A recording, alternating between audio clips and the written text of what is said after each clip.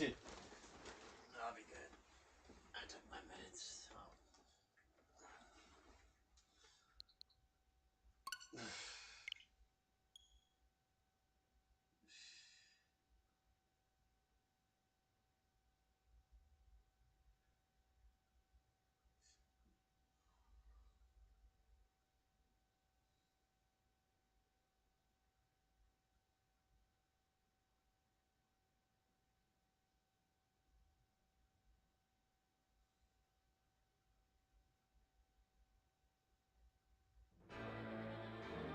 Colors weave into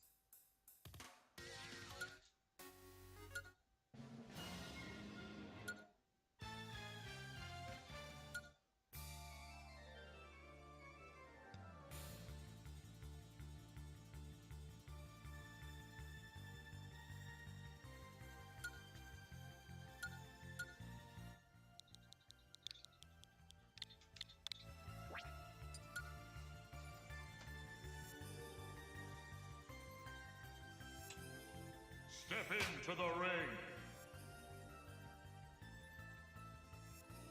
I don't know, Dante, boy.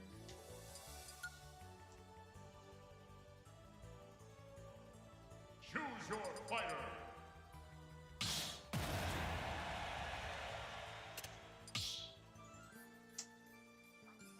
Ready?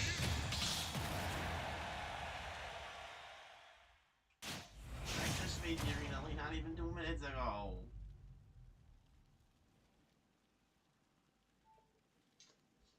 Three, two, one, go!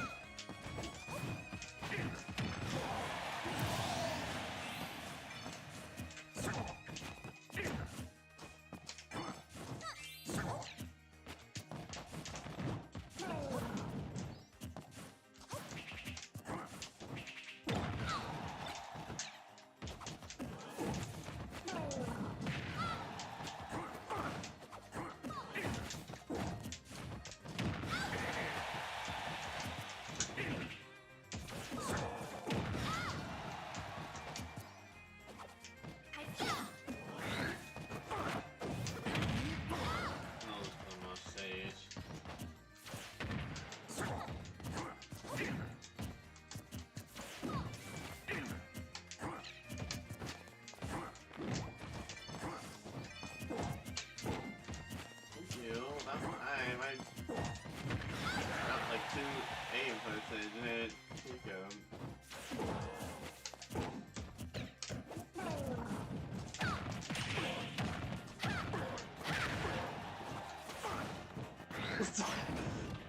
All that just to not even take my shot.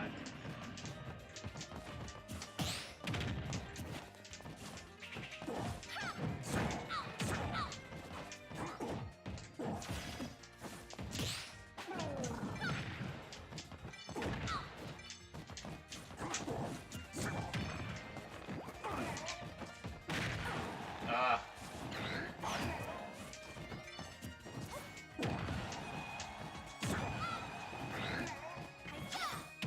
Bye bye. All you have is up B.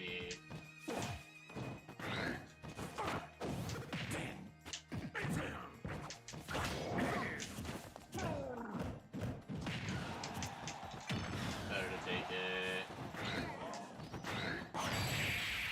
Shield poke. That's why I got you. You got shield poke. Win!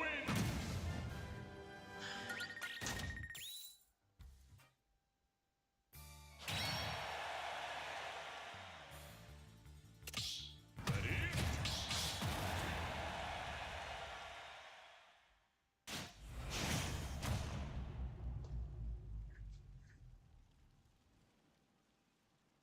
Vivid. 3, 2, 1, Yo. go!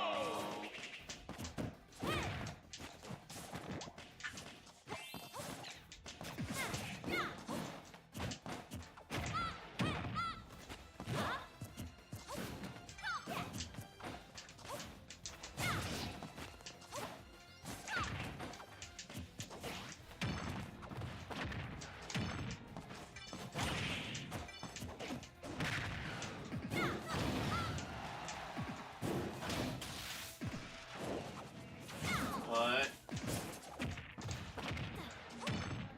Yeah. Yes, I think yes. Yep. Oh. Alright. Yeah. I am sure.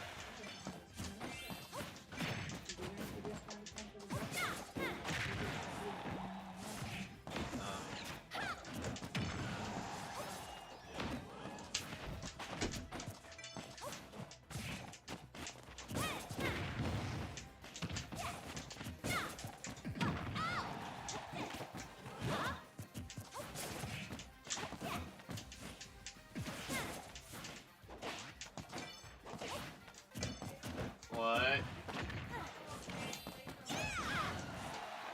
Alright.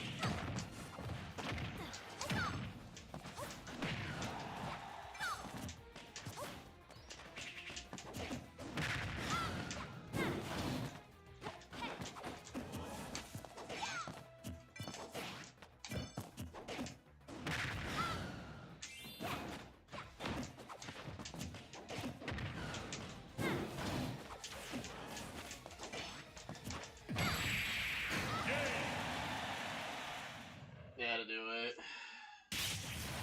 Min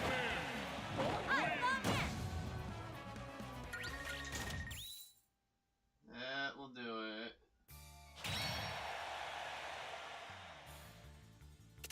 Ready?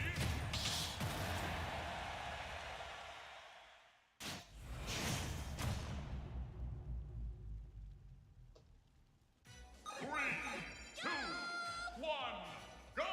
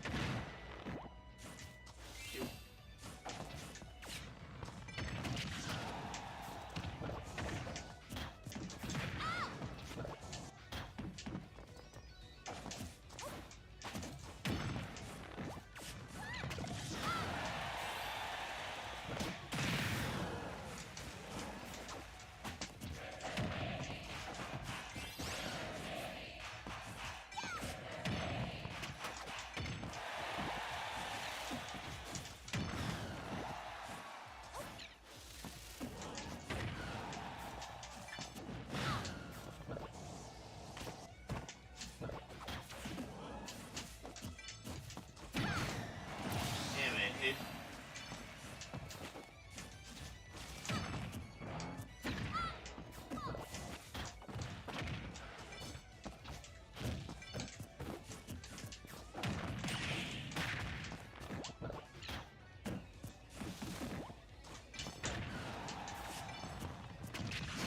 May as well take it, because if I hit you with that, your shield is just broken.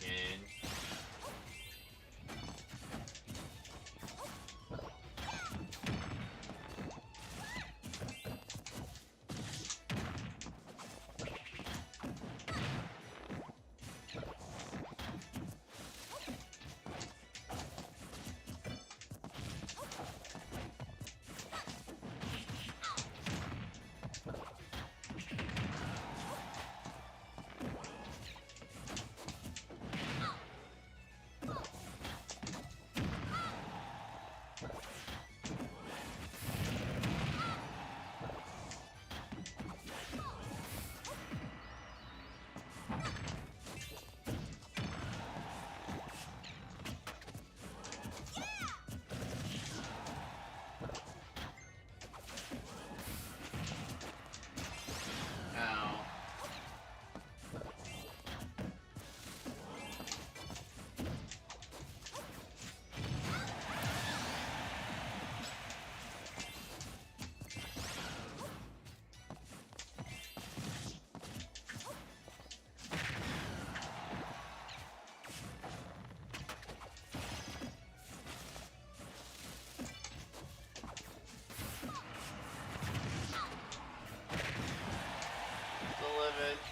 Barely.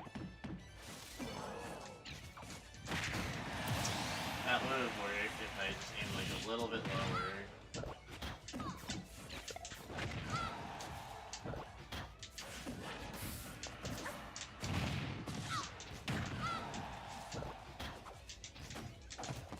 Force a jump. Okay. Am I just gonna die because I couldn't get my inputs again?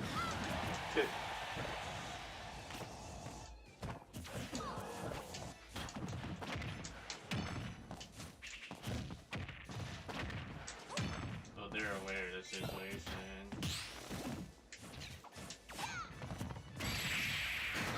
That'll do it.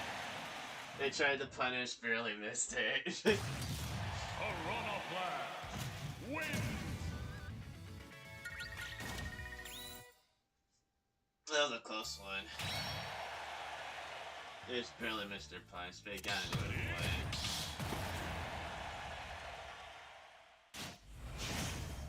I have been since like last August.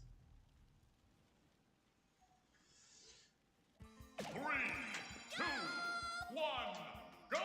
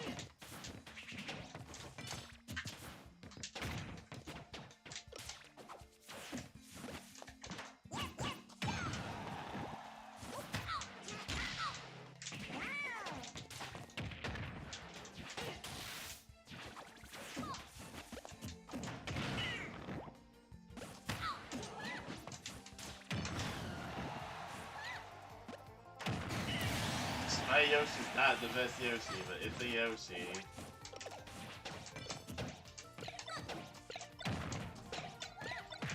Uh-oh.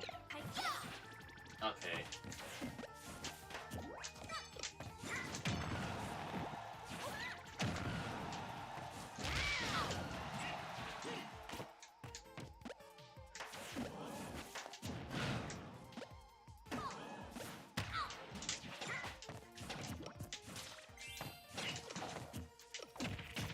Can I please just down smash out of shield?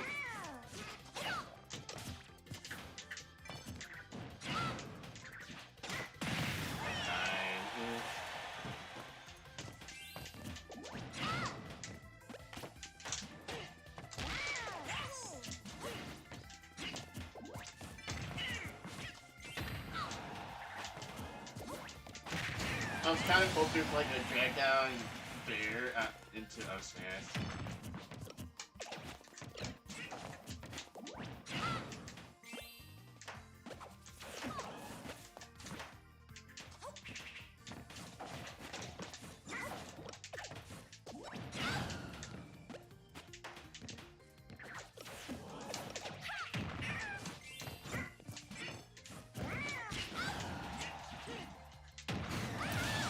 Give me something. I'm pulled down by a lot.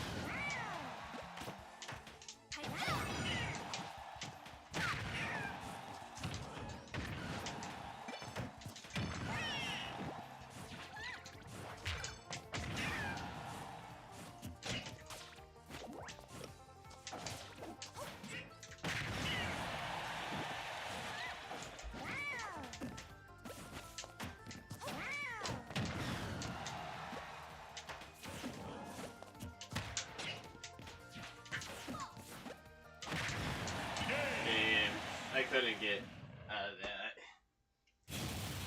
Easy wins.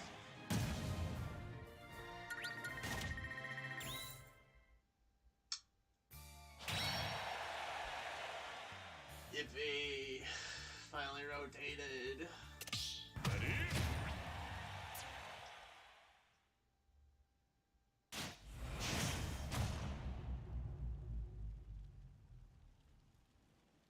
Three, two, one, go!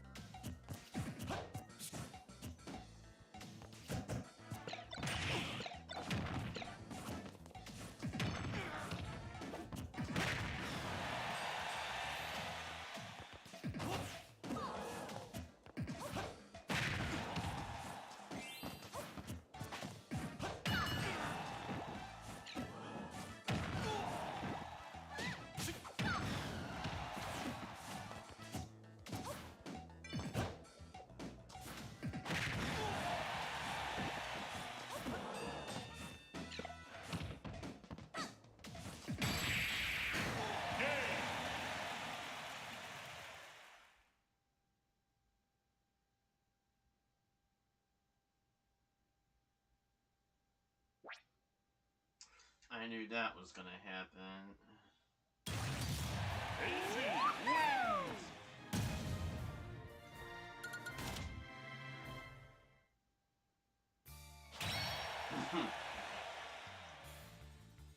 There's blood, but it's in an arena, so what impact is that gonna have?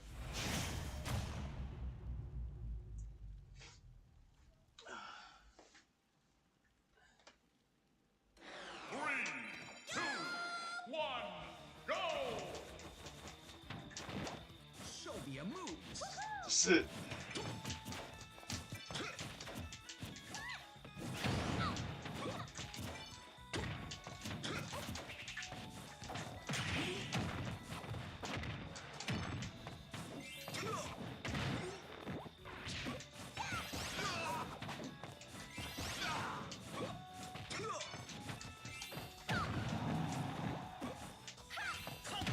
Falcon kick. When in doubt, just Falcon kick to get in.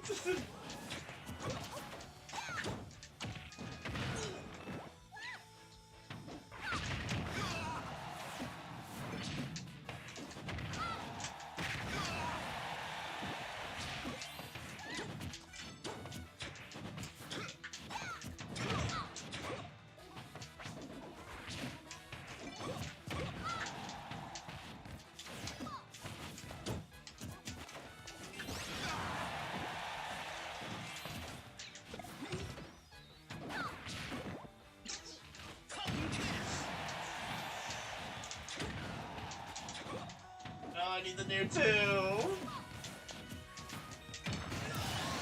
I needed that near two.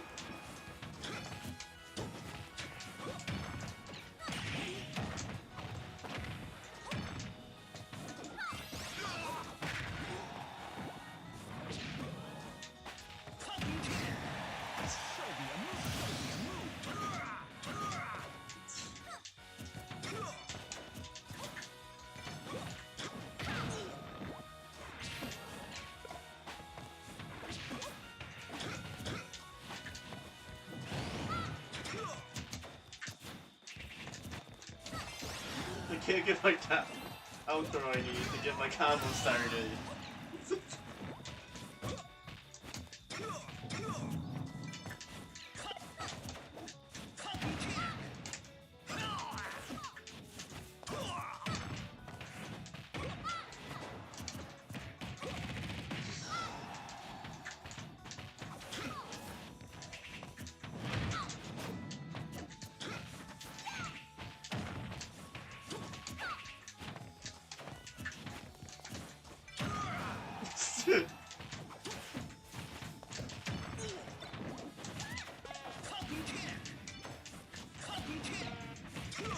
No, what's it? You suck. I want my near two.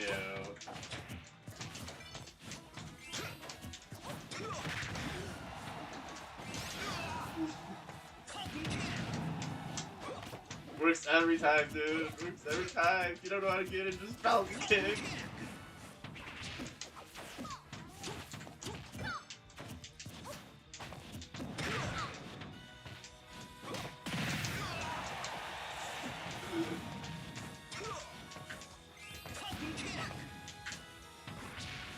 I'm dead.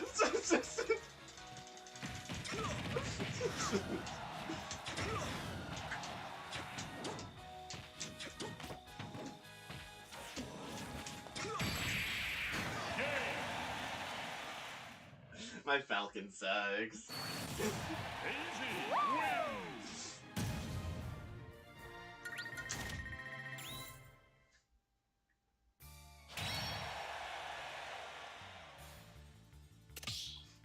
Ready?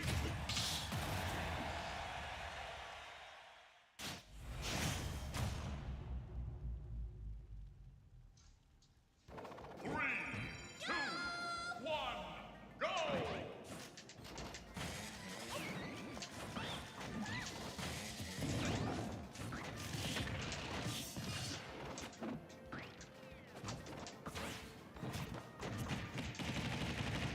Right back off stage for a second.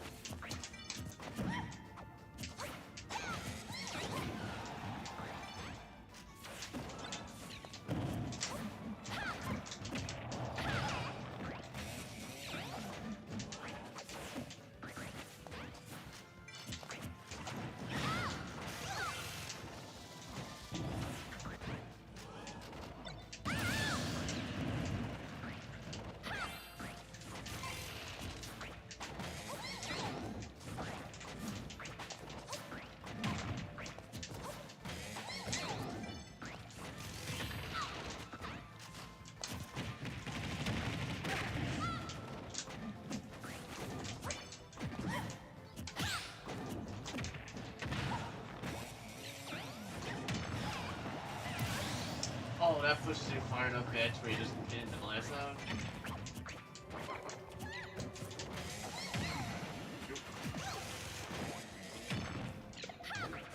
Push me soon enough.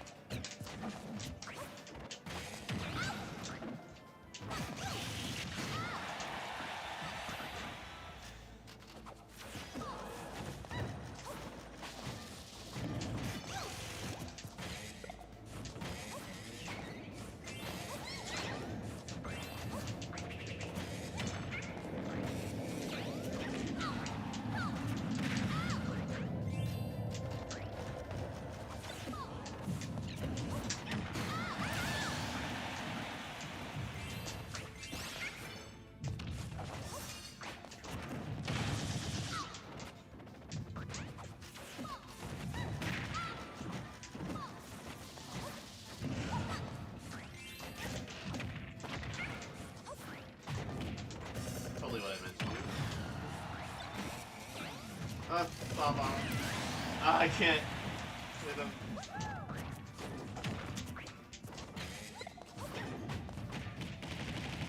It didn't like that or I'll just die.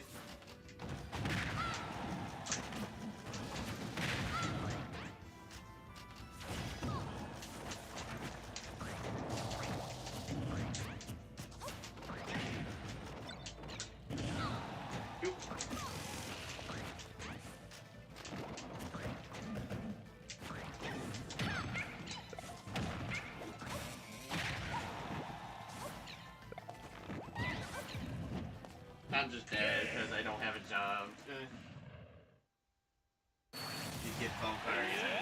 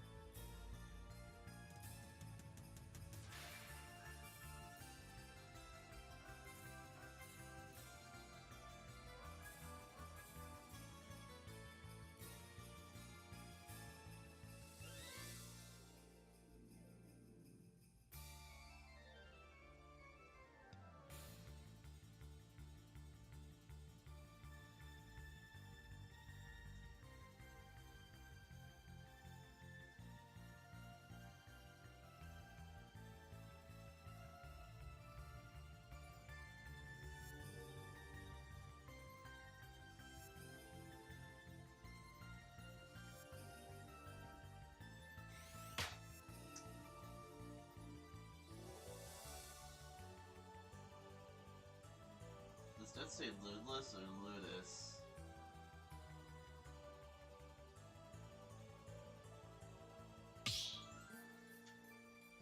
I think it says Ludless. Ready?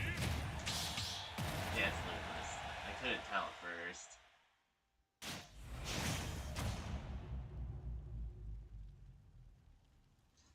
Three, two, one, go!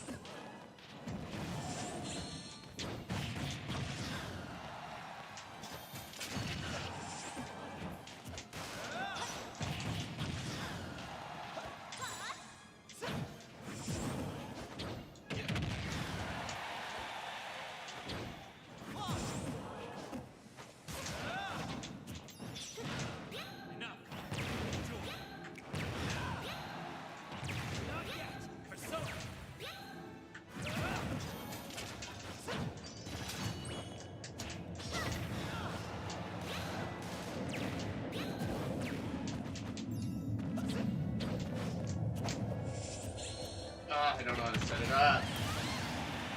I'm bad. Ouch.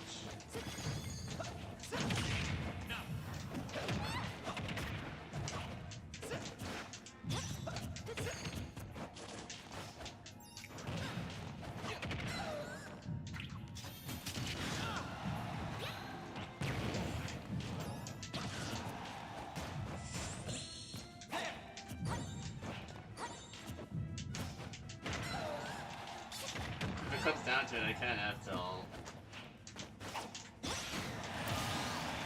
just have to have something to get the stock.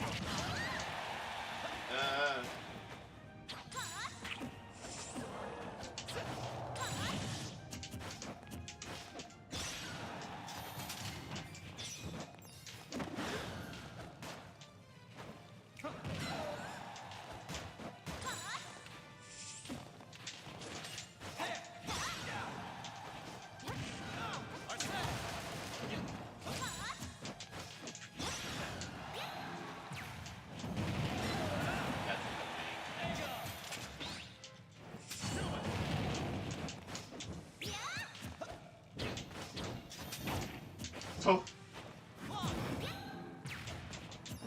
That's so funny when it works.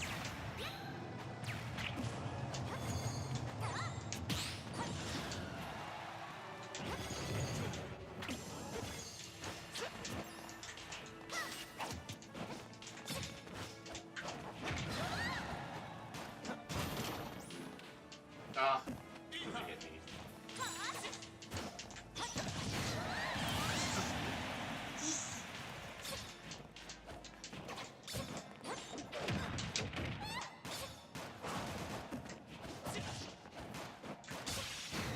There we go. Come on.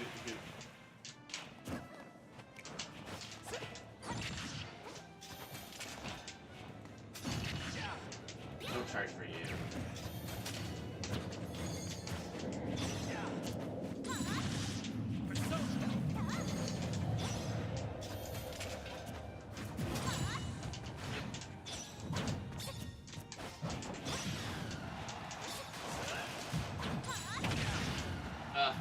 Best trade.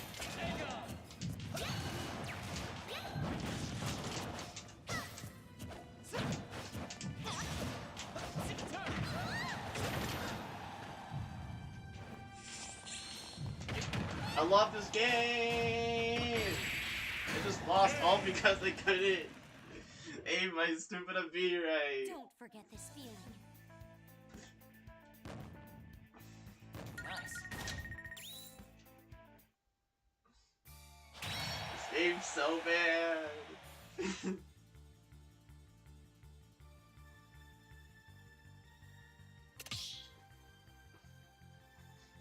I was just trying to go like straight right, but of course it didn't let me do it.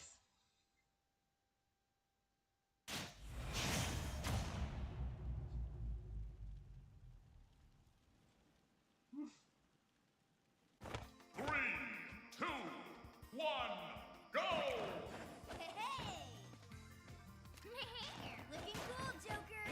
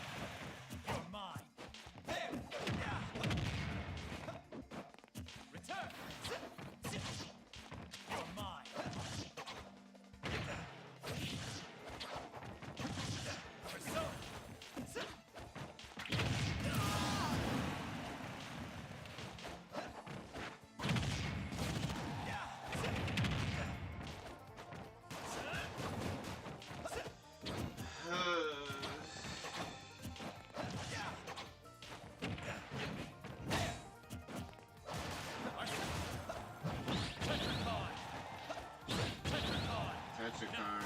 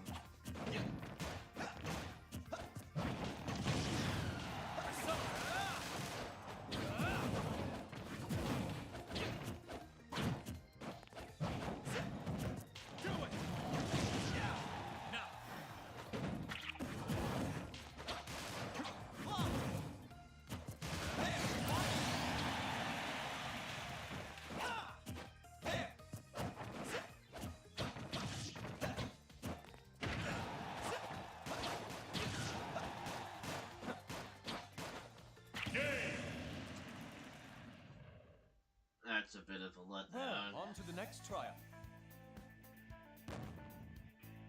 Begone.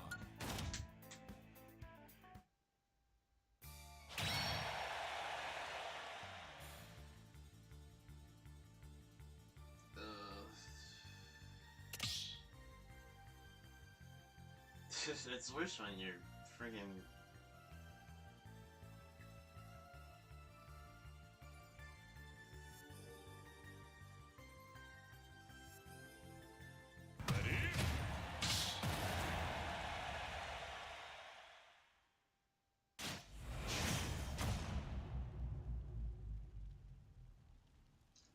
it's worse when your thoughts turn out to be true. 2, 1, go! Away! Away! Goodbye! I don't know how to play this character. All I know is jab jab power dive.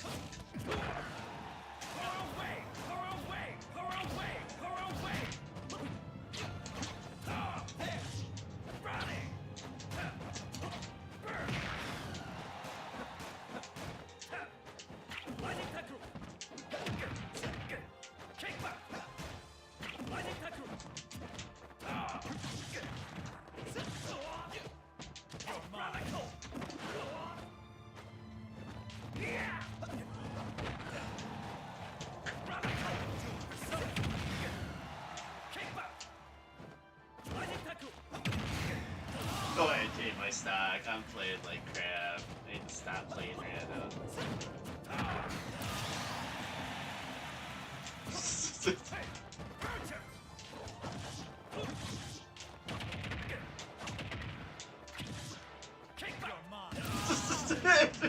Okay. Okay.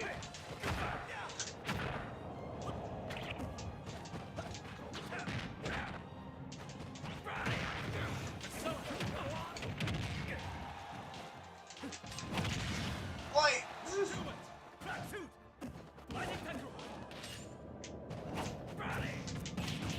I had to try it at least once.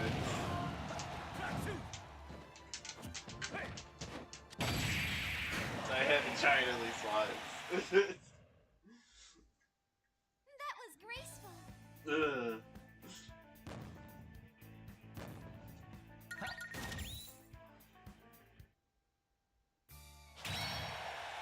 Mm.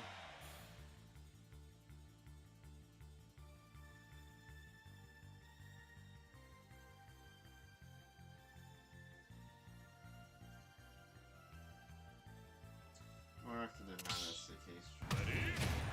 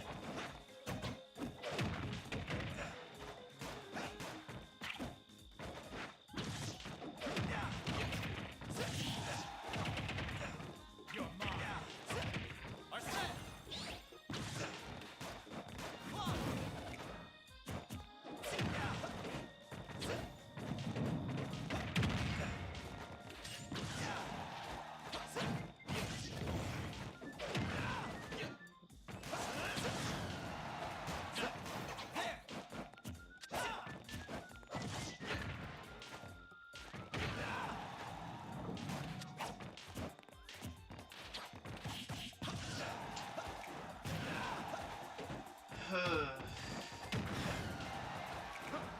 set.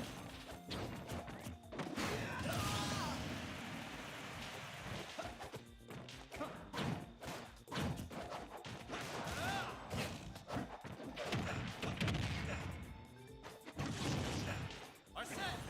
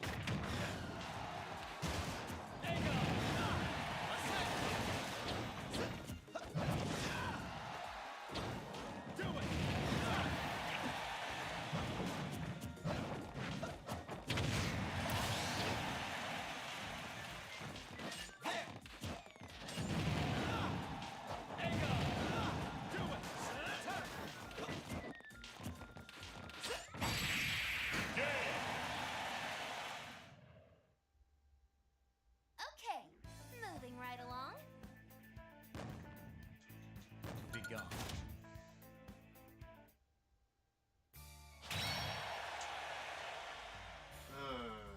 I hate myself today.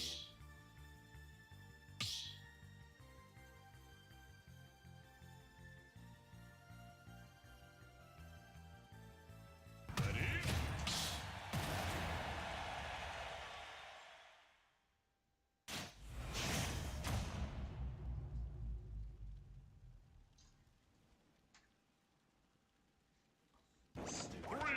3, 2, 1, I might leave after. go!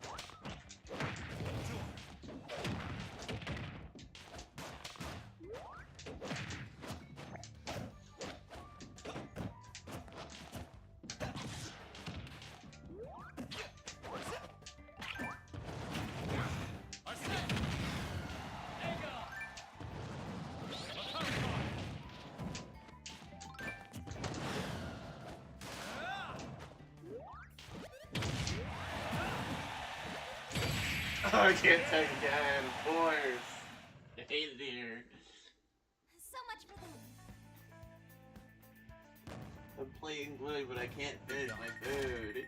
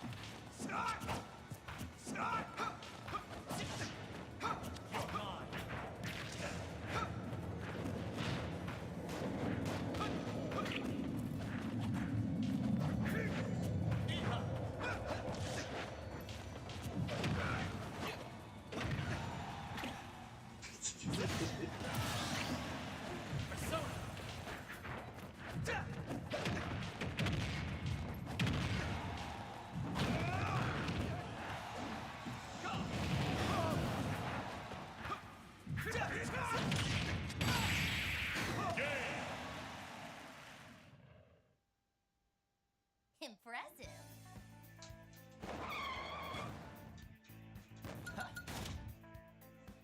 Get in the campfire.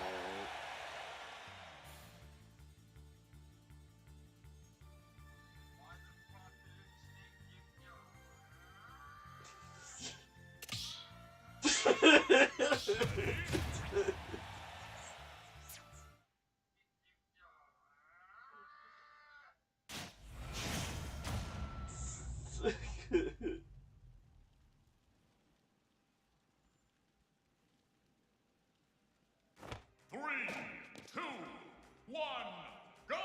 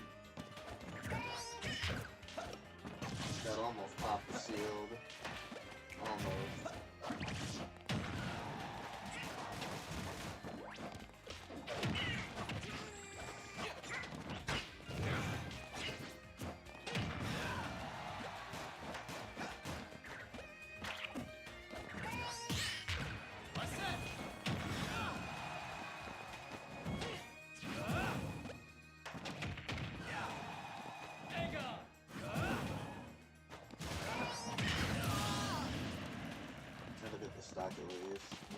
But Mo is down like almost 80%. Not looking too great for Mo unless they can make a good comeback.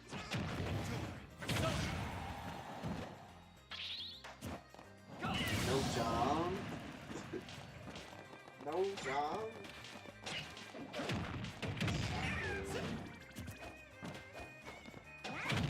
No jump.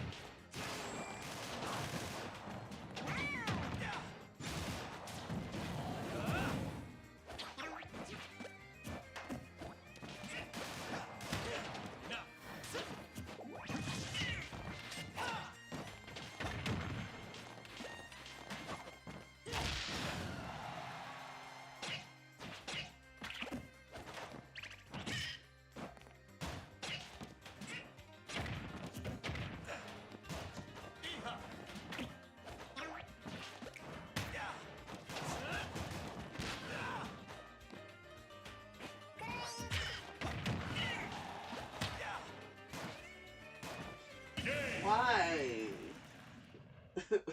Why? Feels great, huh? What was your thought process with doing air dodge that low to recover? Like, why? What was your thought process with that?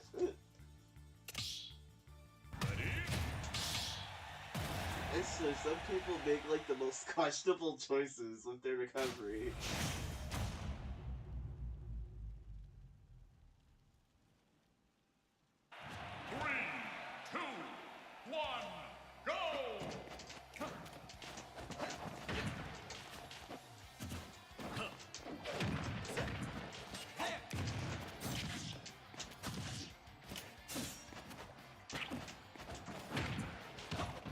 Dang, I didn't think that's it. I'm putting enough range up.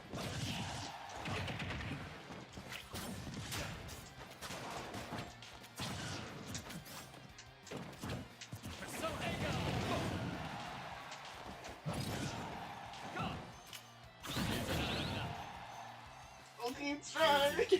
No! I had a wing, I should've just jumped.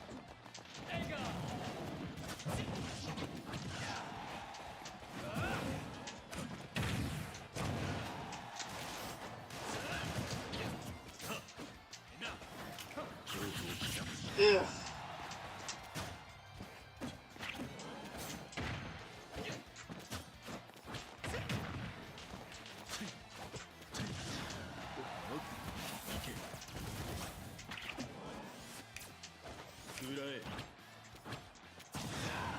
That won't kill, unfortunately.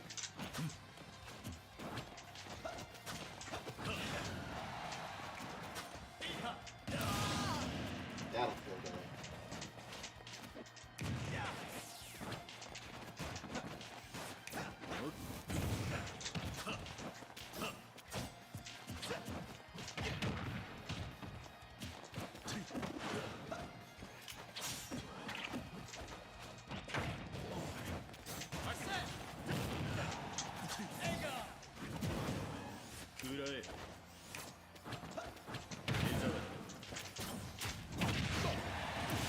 Guess everyone just died here because he's so light.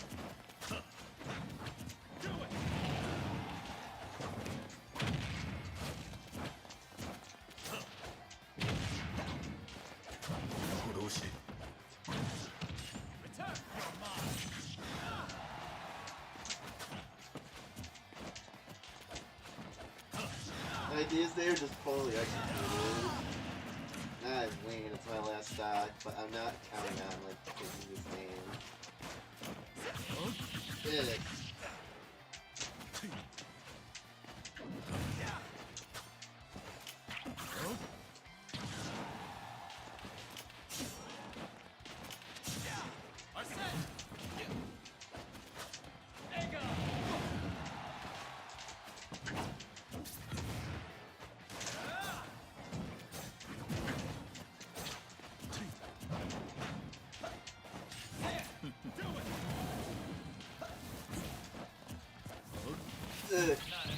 No!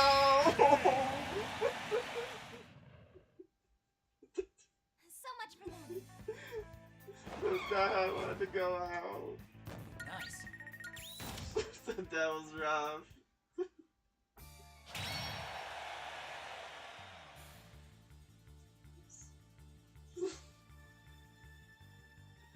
And the right idea, just poorly executed. I don't know how to combo with half these characters ever gonna get random.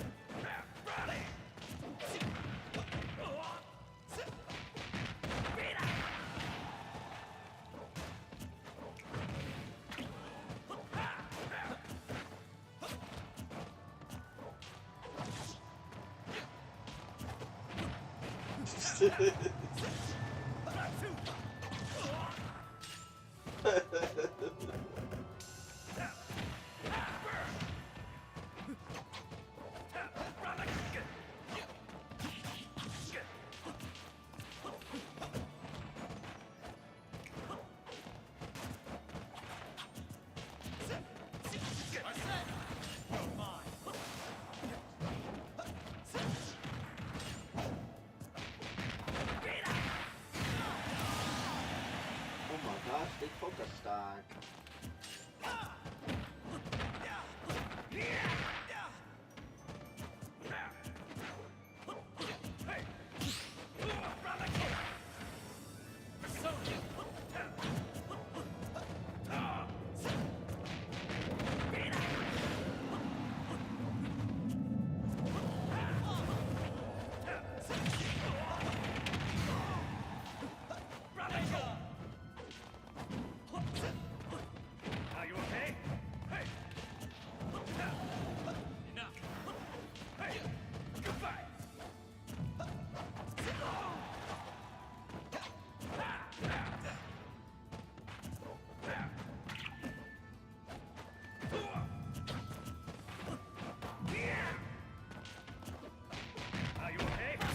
There it is.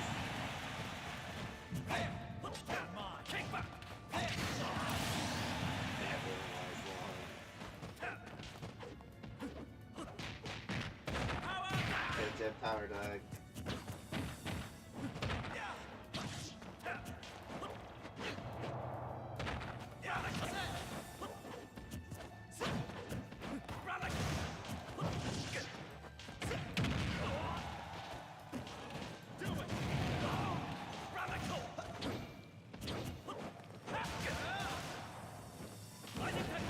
Don't choke for recovery. Oh, it's over. It was so close. The Terry was playing so good. Be gone. The Terry was playing so good.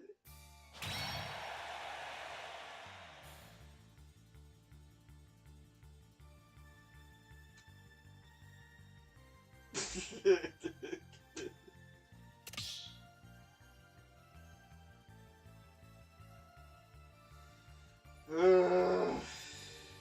even have the energy.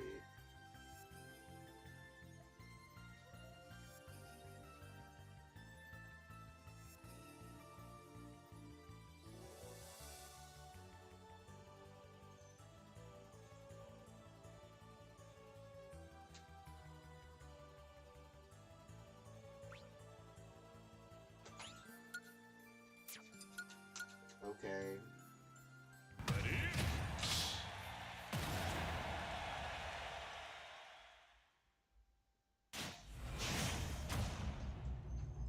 Bullets. Bullets. 3, 2, 1, go! Take this! Yeah! Go! Yeah!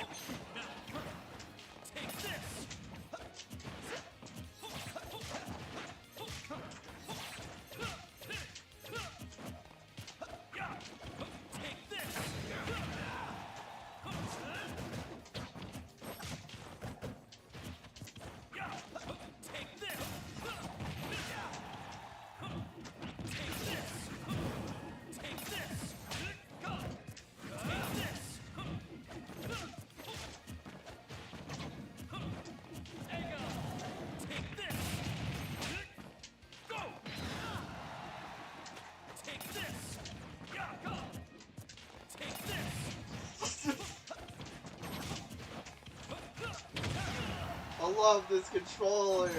I just lost my stock all because of not being able to do tilted over here. So dumb.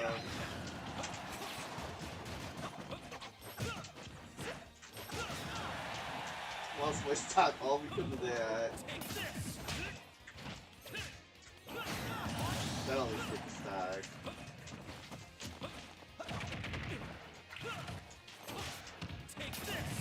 Don't roll in. Free hit.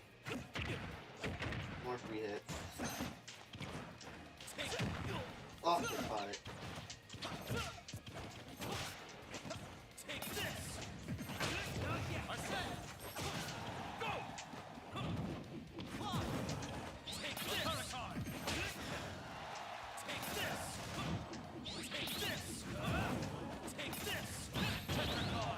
Bullshit. That's fast.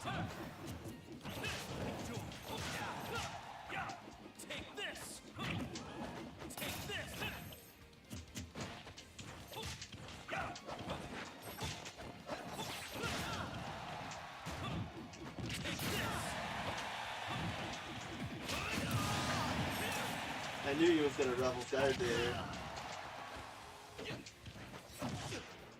Oh, you little sick! I had it!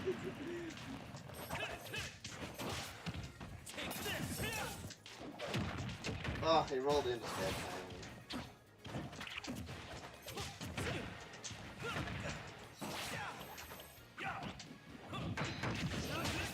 No.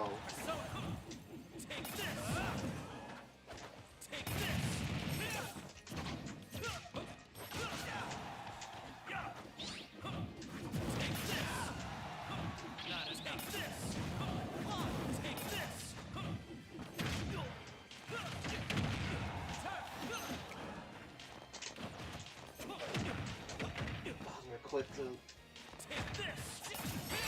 that'll do it. Oh, that was so close. You don't belong in this world! That was really close. Ugh.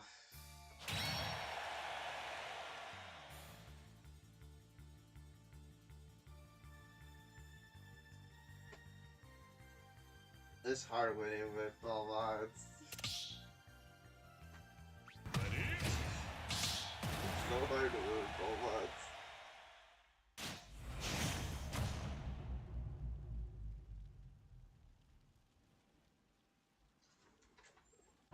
Three, Oh, two, they're playing one, too. I'm playing him. go!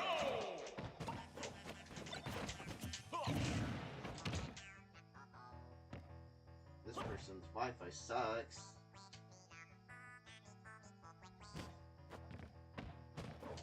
Respect. Respect. Okay.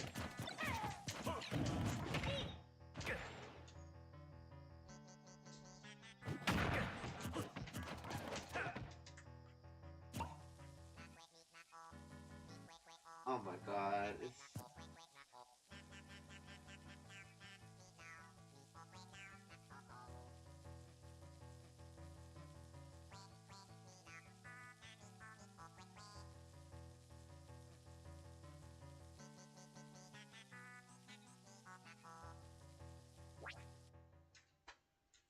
Yeah, that's their internet. No contest.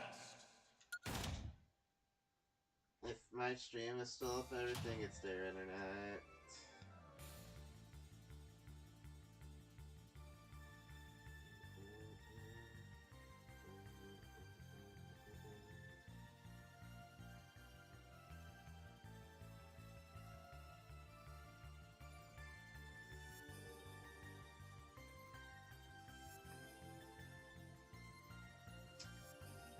I knew I was forgetting something.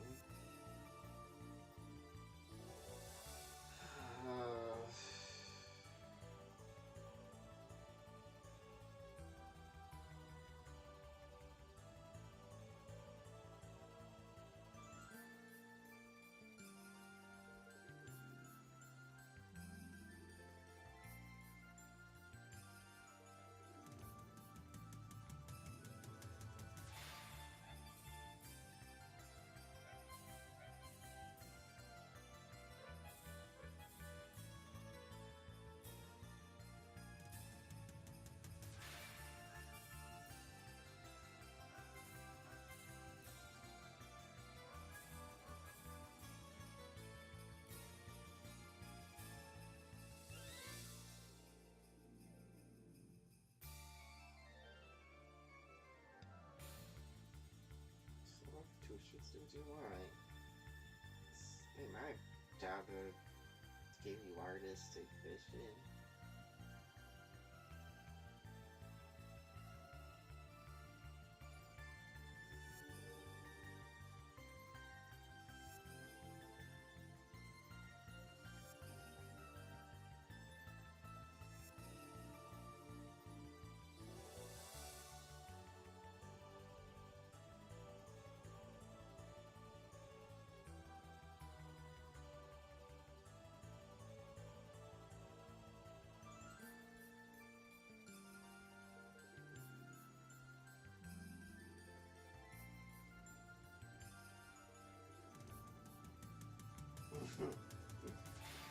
That's a good picture.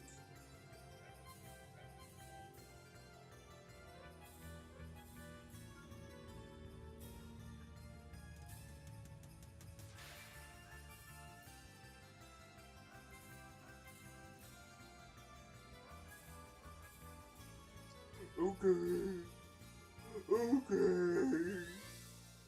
Okay. Okay.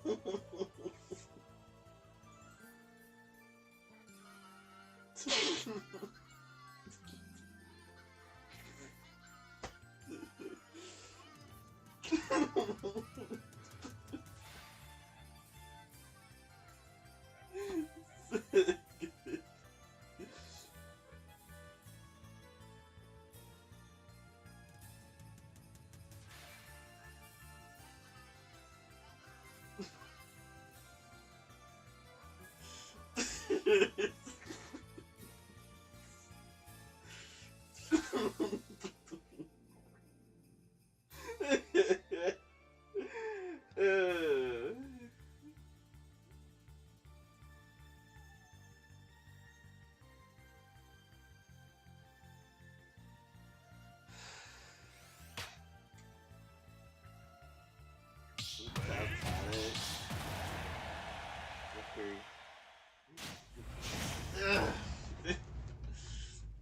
now I get Simon.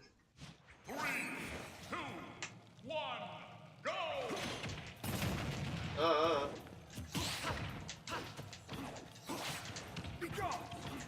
I'm gonna sit up and play.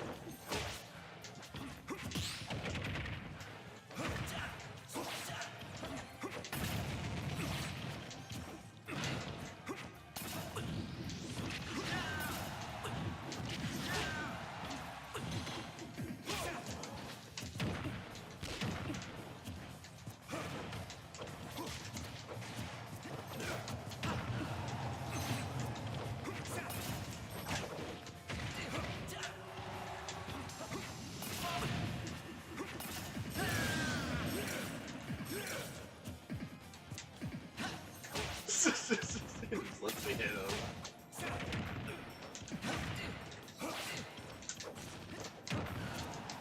Where is my job?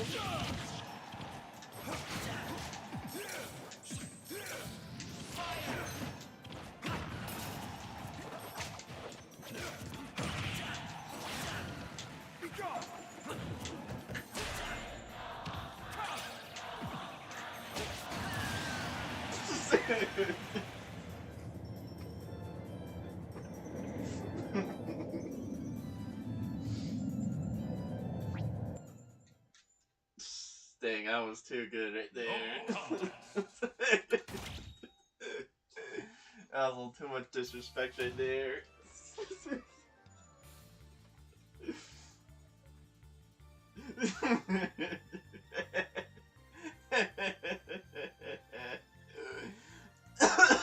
Shit. Ugh. Ugh,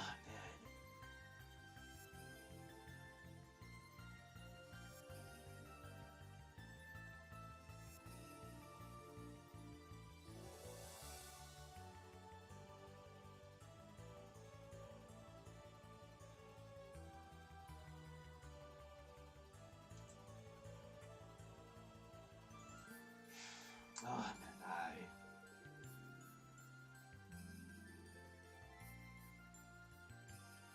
No, I'm not.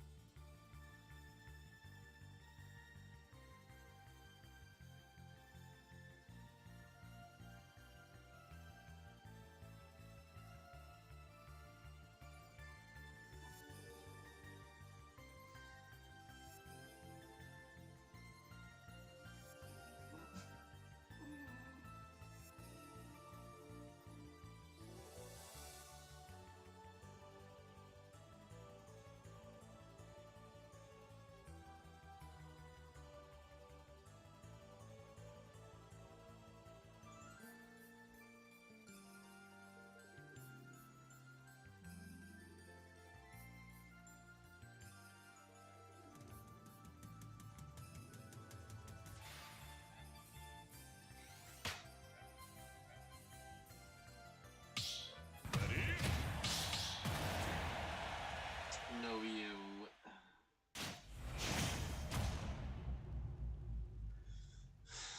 King K. Rool.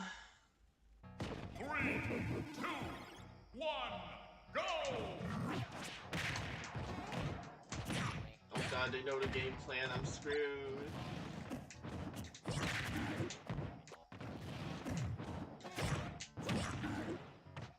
moves are too slow. I'm just gonna die. There's nothing I can do.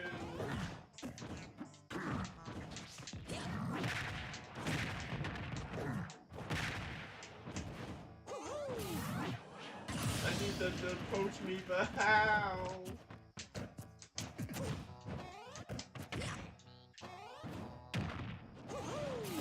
Not dead.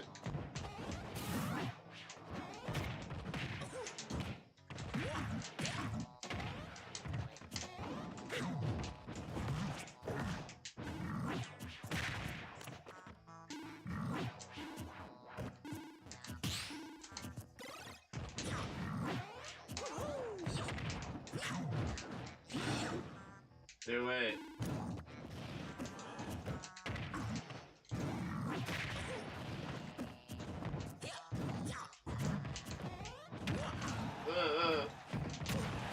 Ah.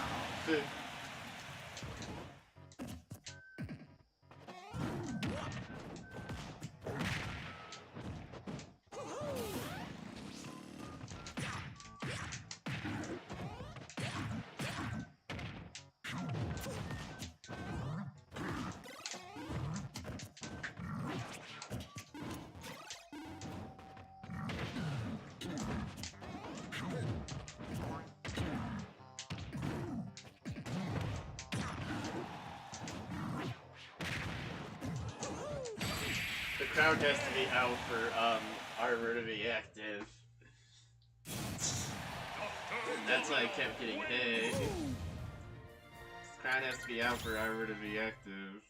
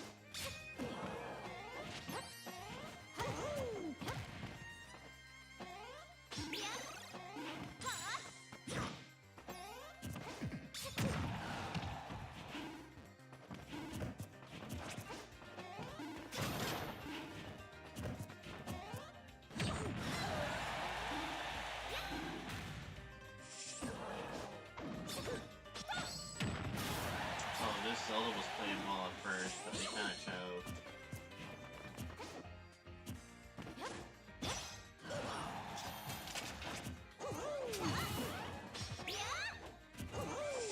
Have a bit of trouble finishing their food.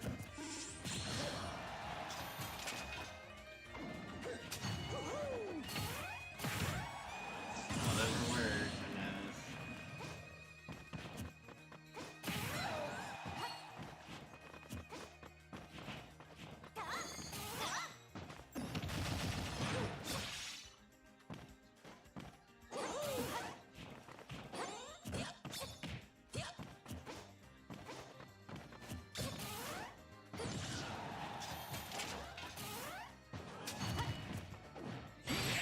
That's it. Game. Dr. Mario wins. Person playing like yep. Oh, they took one game off of her. I ain't feeling too hopeful though about this set.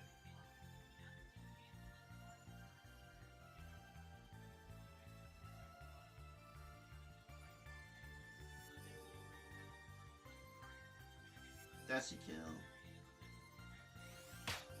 Hurt is C to 4th? Hurt is C to 4th. This is gonna be a mountain to climb for R&B. That could have been it. 3, 2, 1, go! Let's play this game.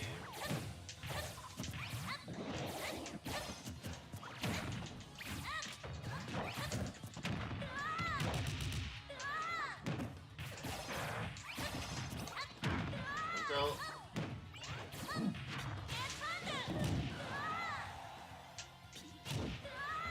good. Let me try.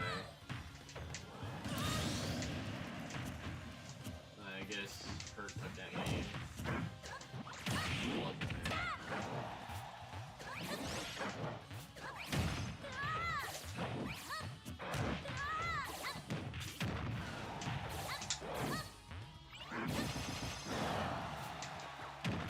Save me, Gordo! Boom.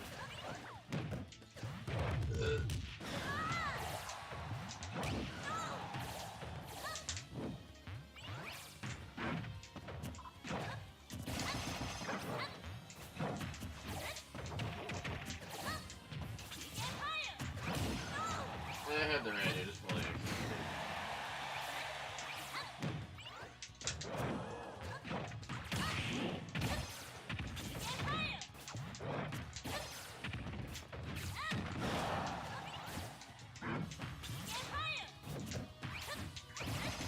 I haven't been playing nearly as well as I'd like to.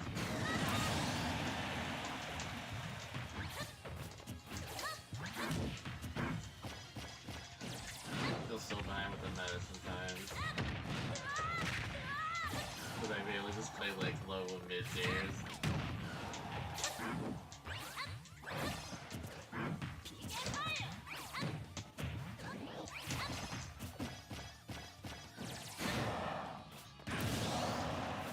I thought I could make it back. There you go, hold. That's good. You have to hold to see if they're kind of low, and that's just another option. Wins. This does have full recovery, and you don't have many ways to mix it up, so best they could, then they're just trying to jack me and try to take me out with them. Ready?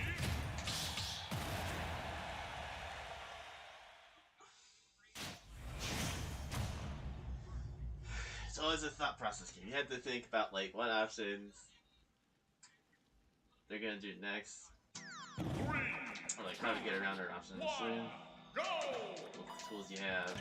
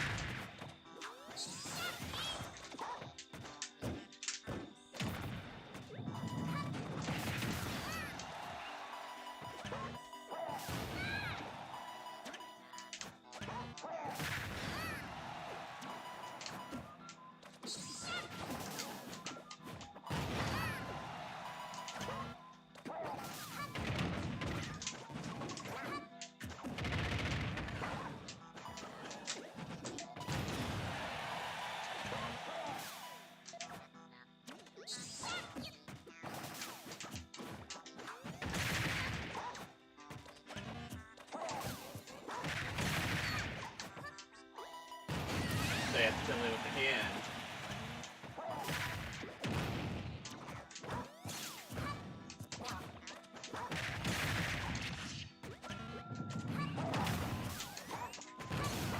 Kirby could probably just low profile that.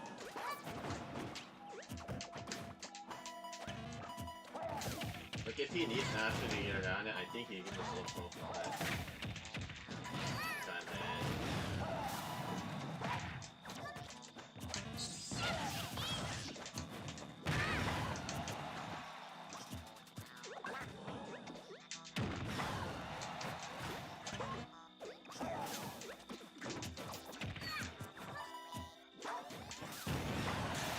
He can just stop dodge, he can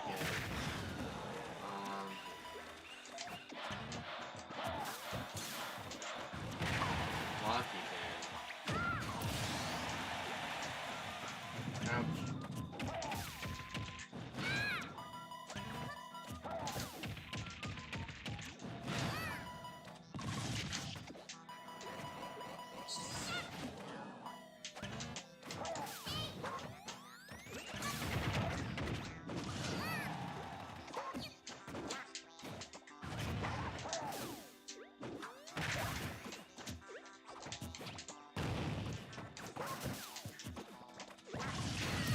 I didn't take my stock.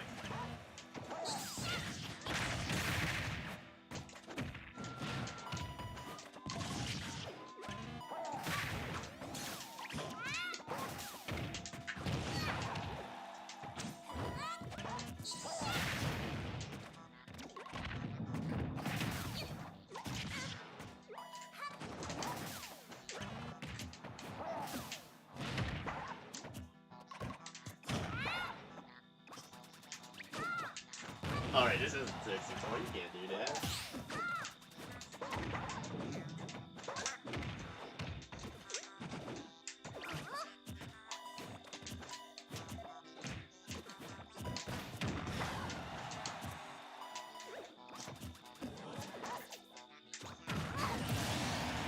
Be patient, do that.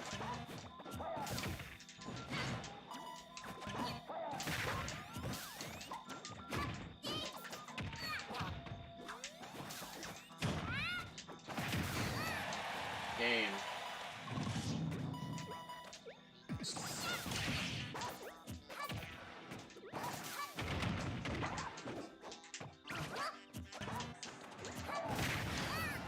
Wish that would work.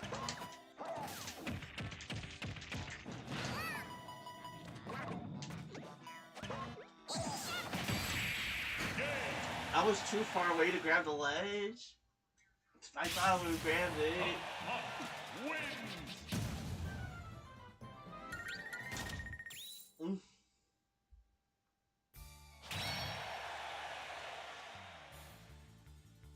I thought for sure I would have like just grabbed the ledge there and I would have just been able to get an attack.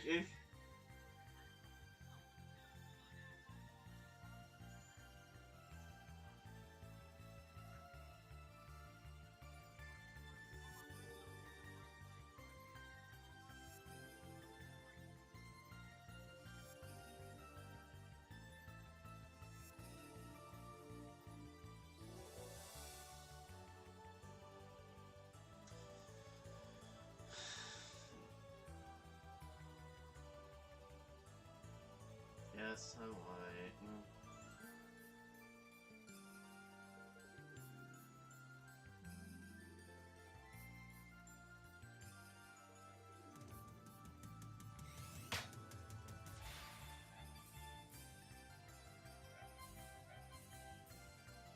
You are a bit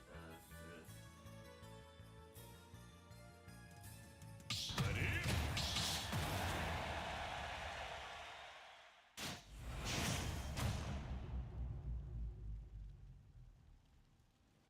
3, 2, 1, go!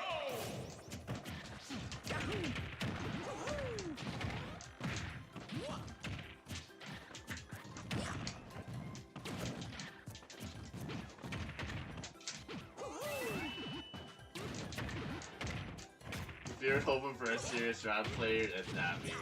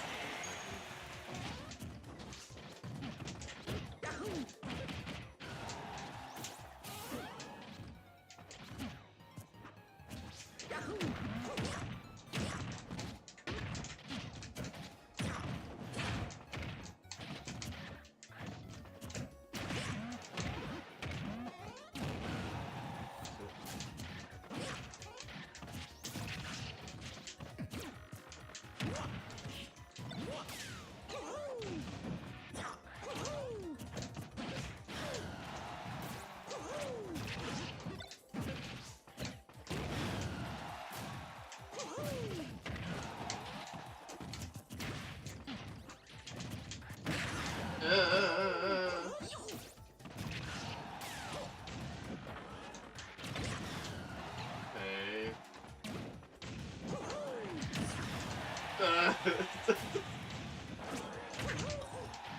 Okay. That ain't the first time that's happened. Sometimes I just get like a...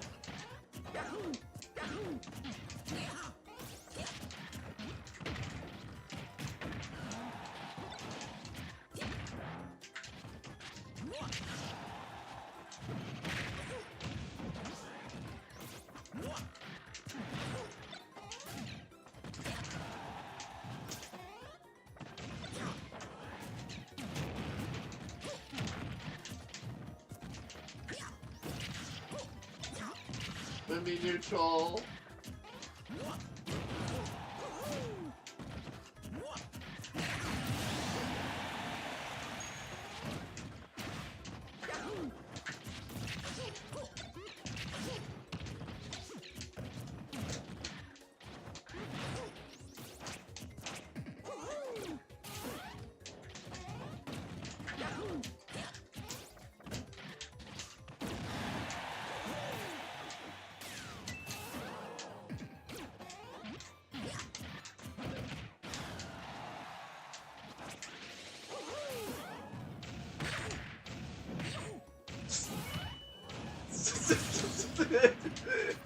You just want me dead.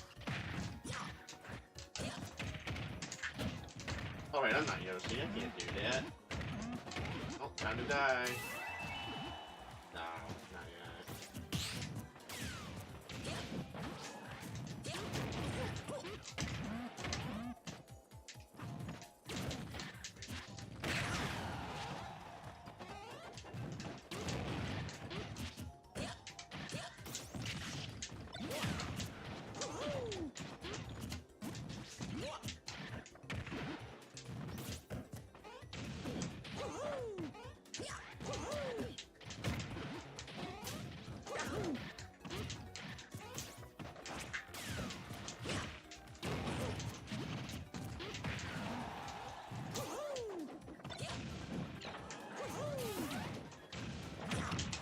I'm so dumb. I was trying to get back on stage. Wario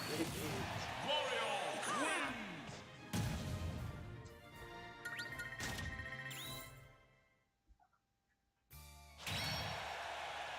I'm so dumb.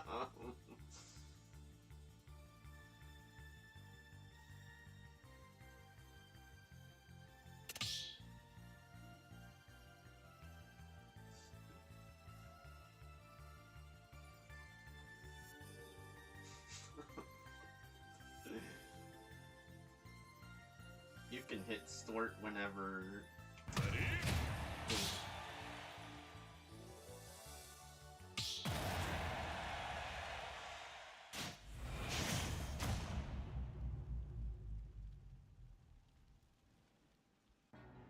Three, two, one, go!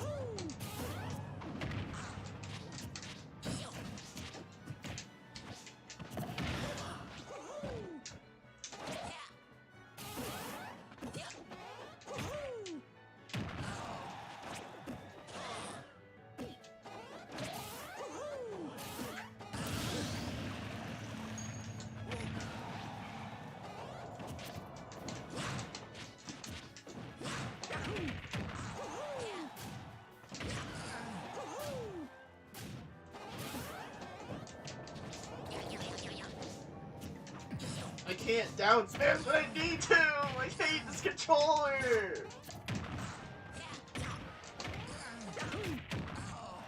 I'm have to just switch controllers when I get a second. That won't kill.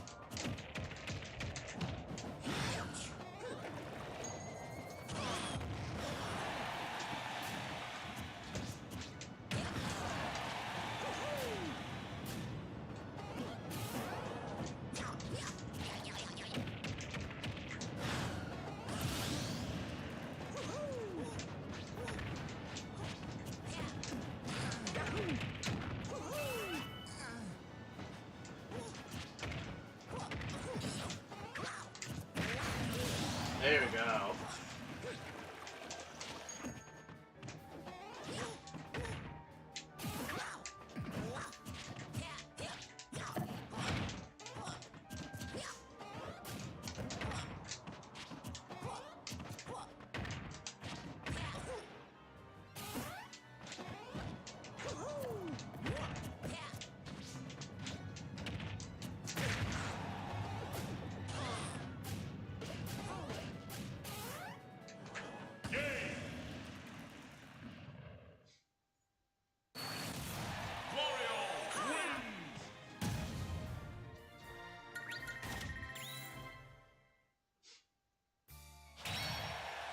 I might have like one thing I could do. I could probably just change it to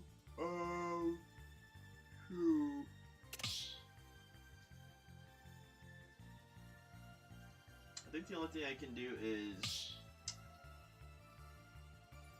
change my sensitivity up. It's the only thing I can really do. It's silly.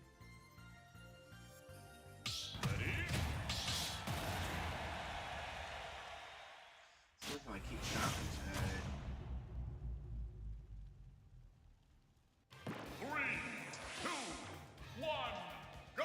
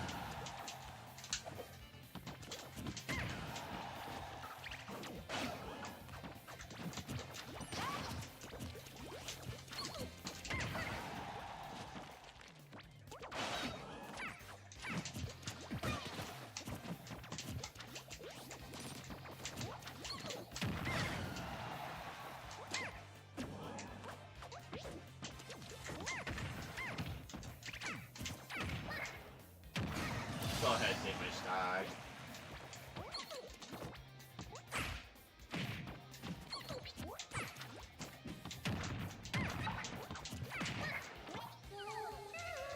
Go ahead and take my stag.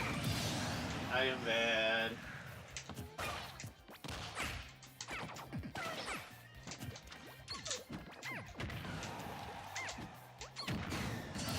Thank you.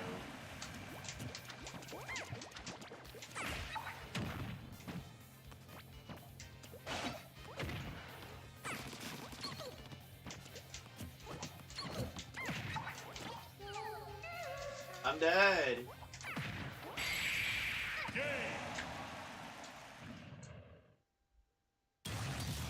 Jigglypuff wins!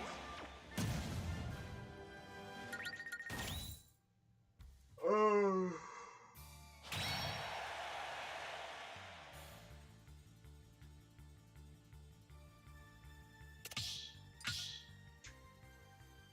Let me stop playing random. I'm not having Choose your fun. fighter.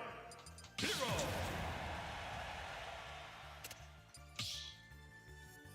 I'm just not having fun playing random. Ugh. Ready?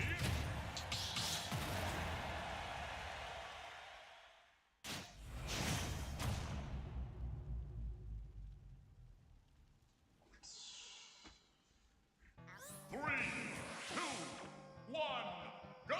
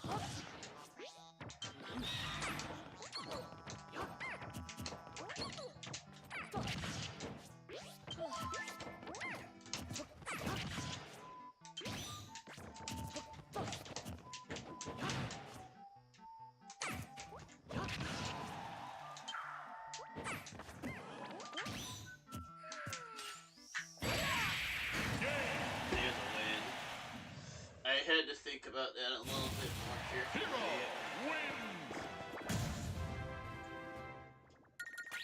I had to bait the air game out. Get a lot better. Ugh, I was getting frustrated, but I had to make a comeback somehow.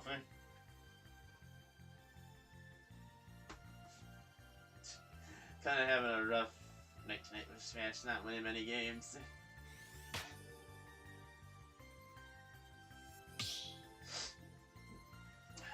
Probably just because I've been playing random.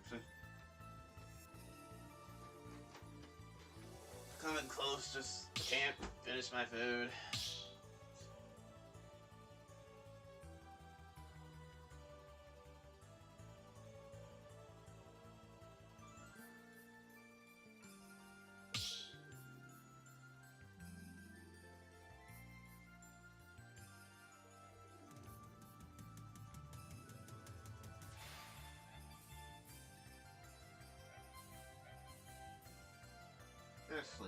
Shit.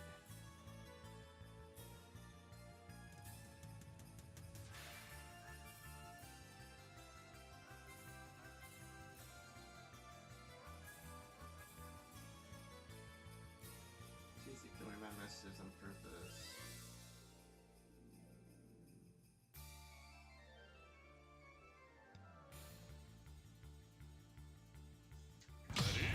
Oh. No problem, I thought he was ready. Ready?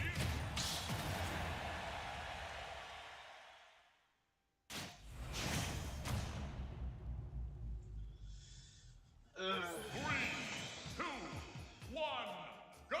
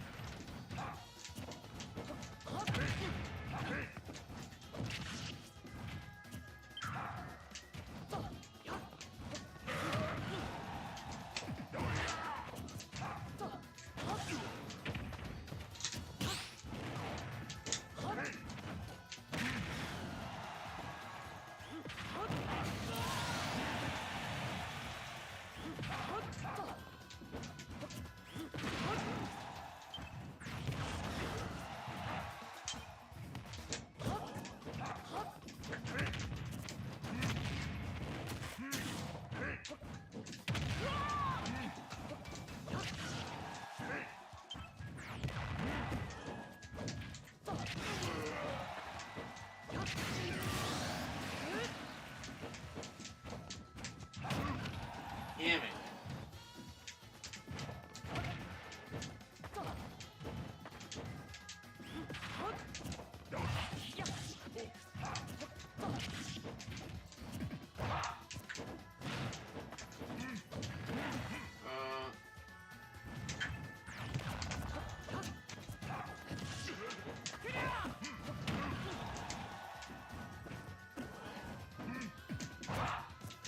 That could have traveled.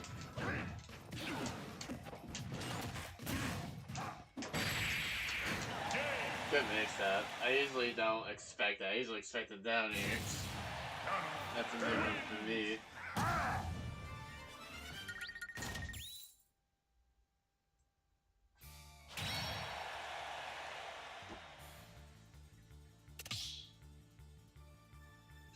I'll give you a clap for that one. Because that was a really good mix up.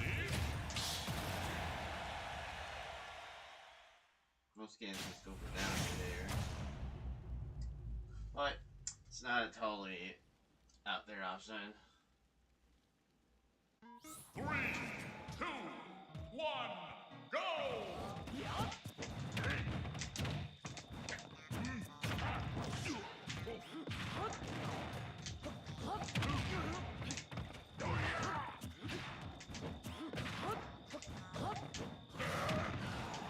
Okay.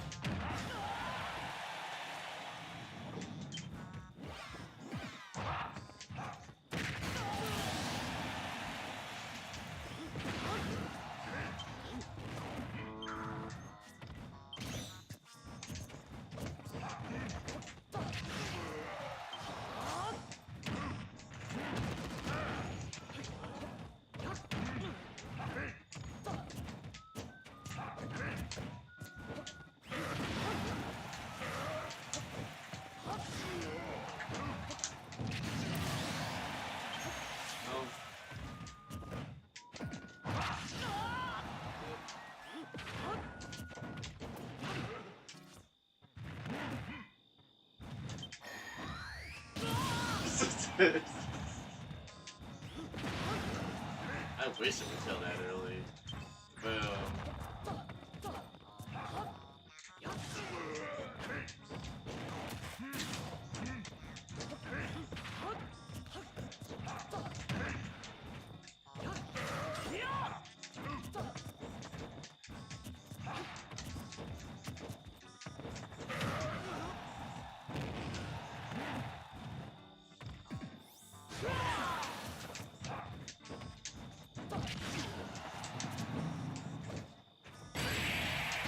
I'm so dumb.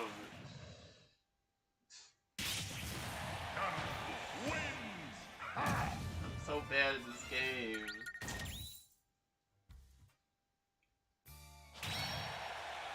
So frustrating that I keep losing.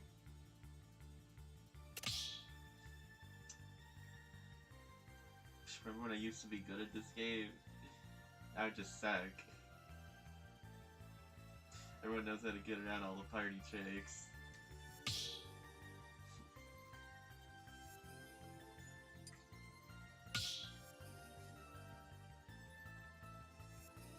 Choose your fighter.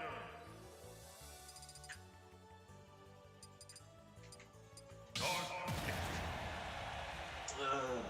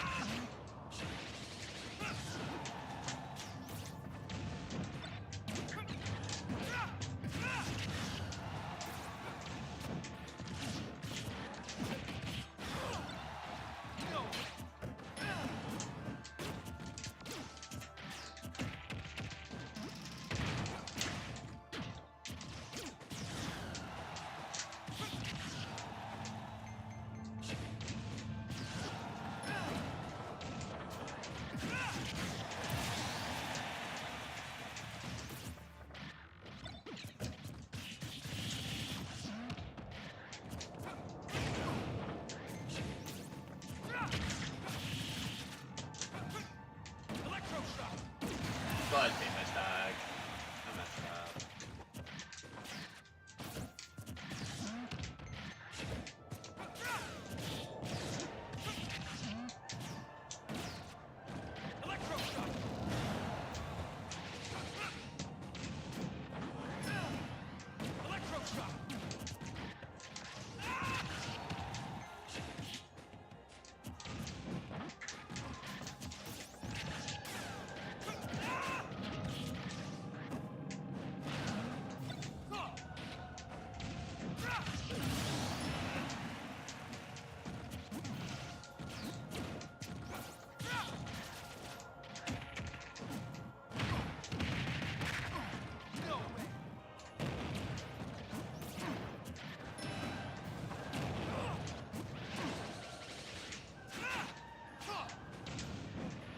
Ralph is something back.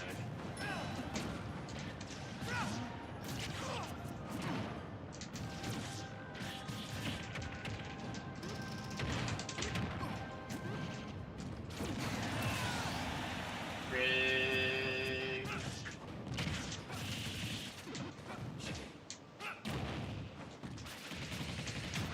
This is a rig stack.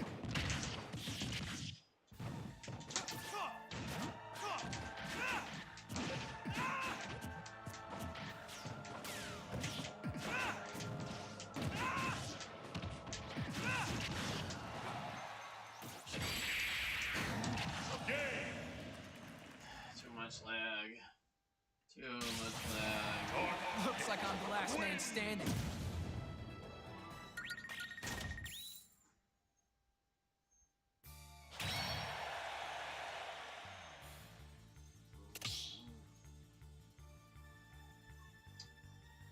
Some bad last shot there.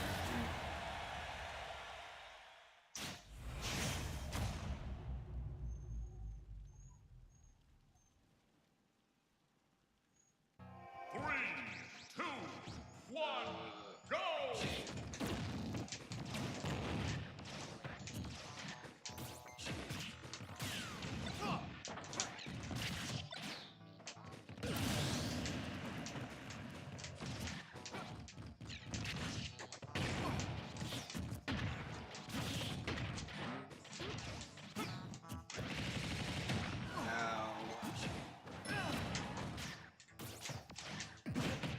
Damn it, too.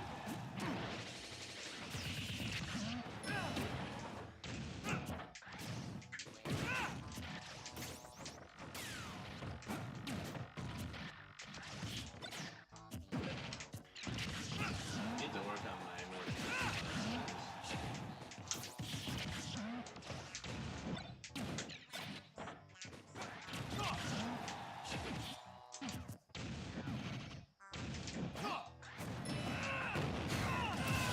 That was my fault. I'm stupid. Oh.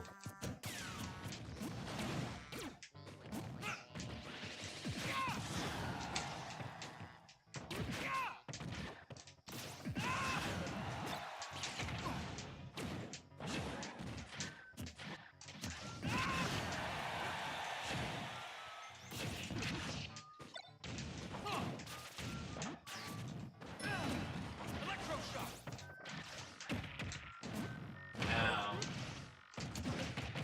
Ow.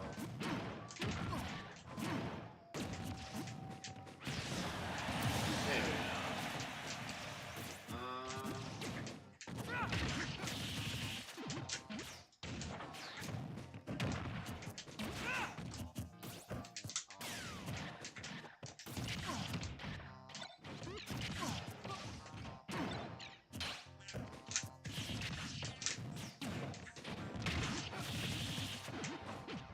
Hold. Oh, that's just free.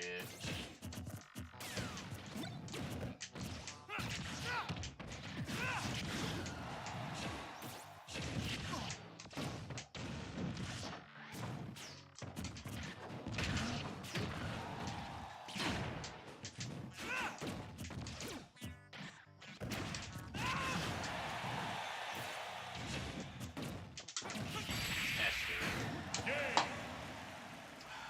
Wait a little bit. Looks like I'm the last man standing.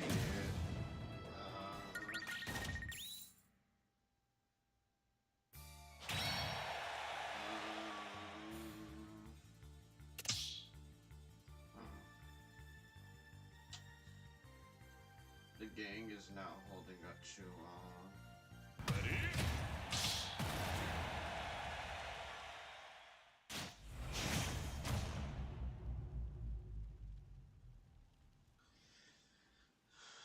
I'm sleepy.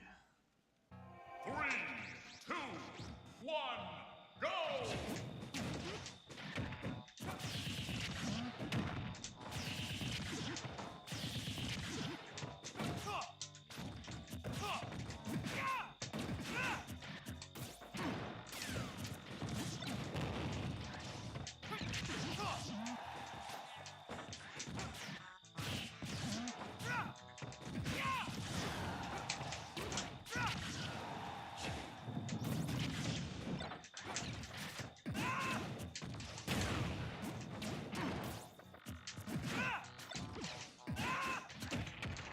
You wish Gyro would win you the neutral, it doesn't win you the neutral every time.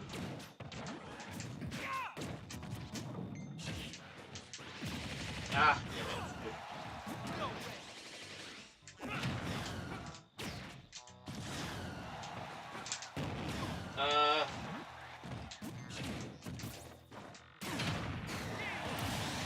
Already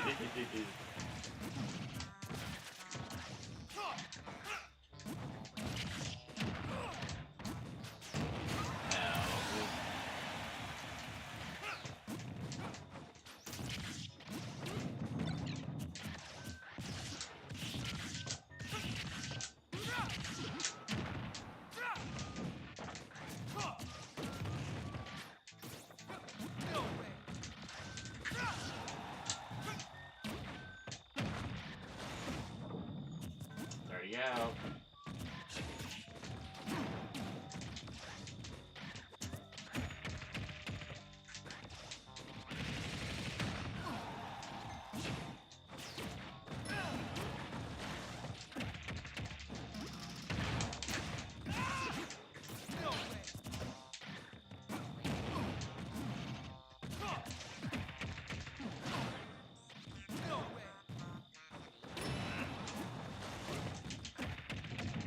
Keep trying.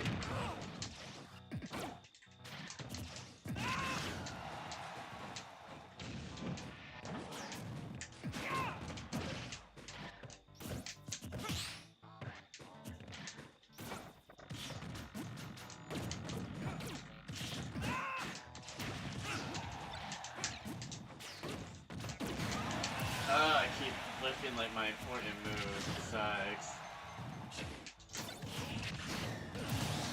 Every important move I need to throw, it keeps hitting lift. Trying to save me.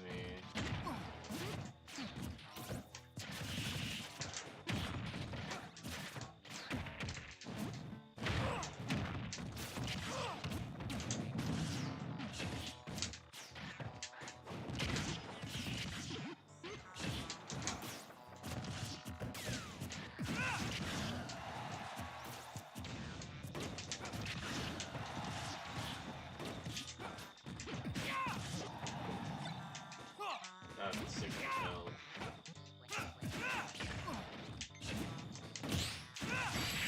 There we go.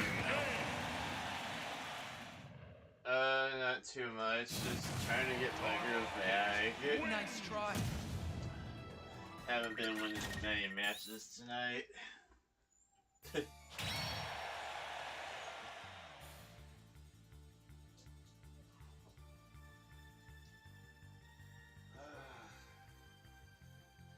I've been playing like hot doo-doo butter.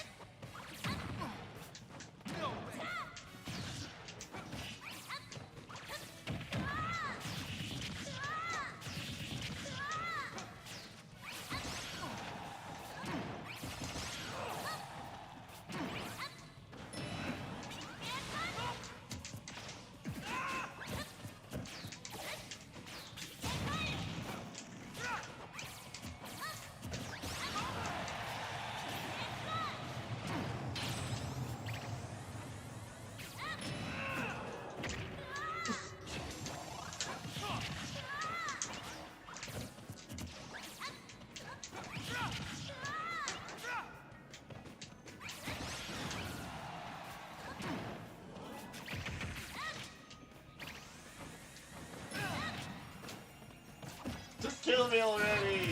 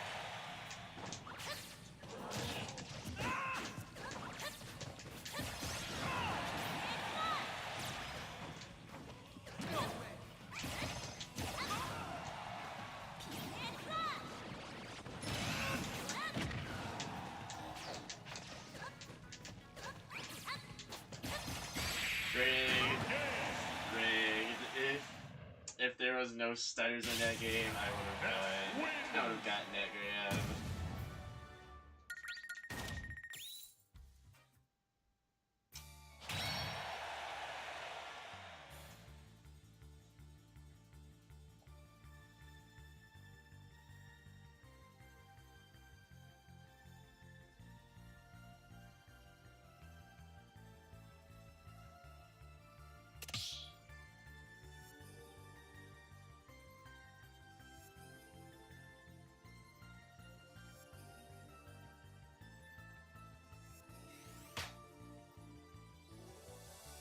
That was a horrible game.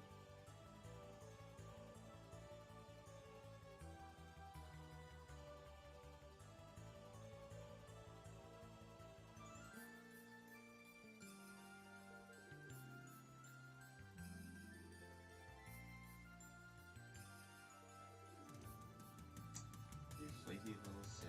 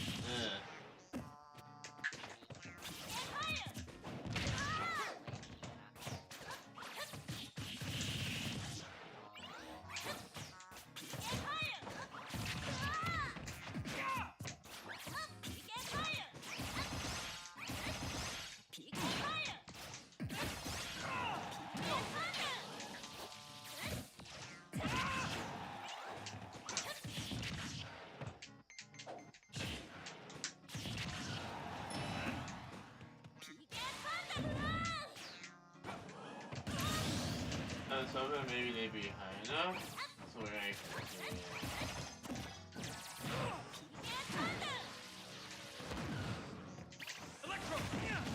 yeah.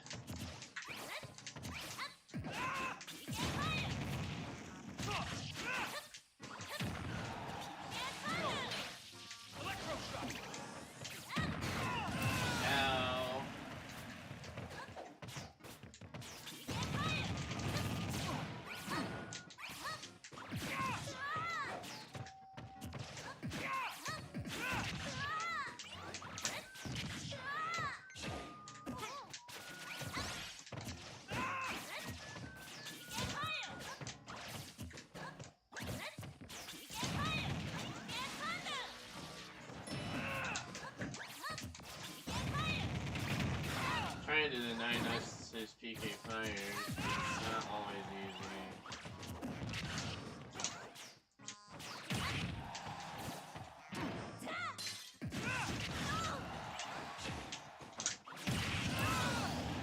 That was a horrible trade. I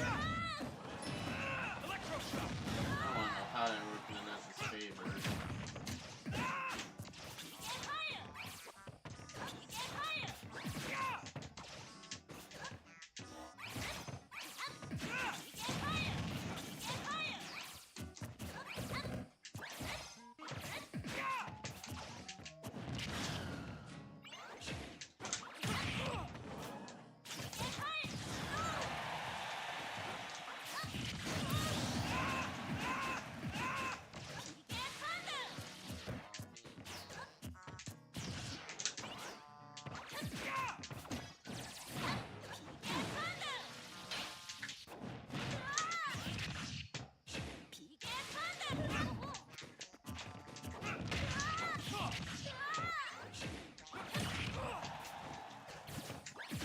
Does that outrange my up air, or is he just doing it like slightly before my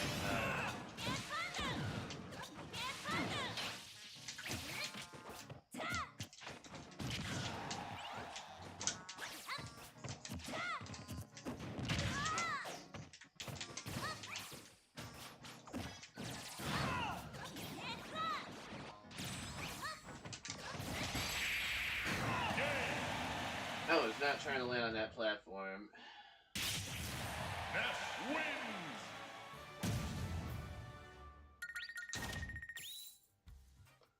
I was like stupid.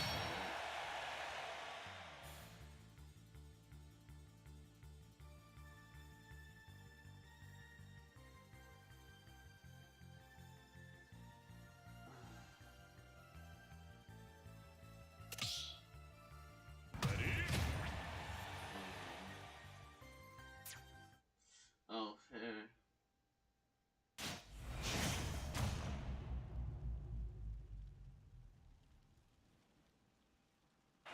Three, two, one, go!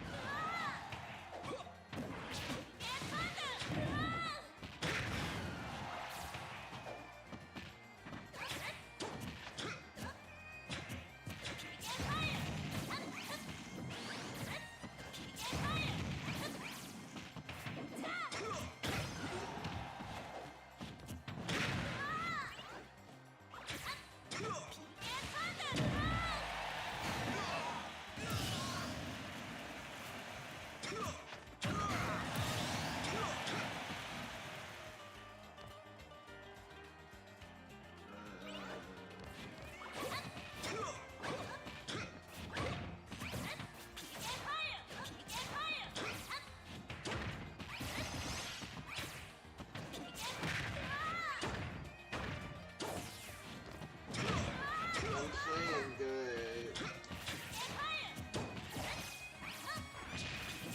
I just can't finish my food.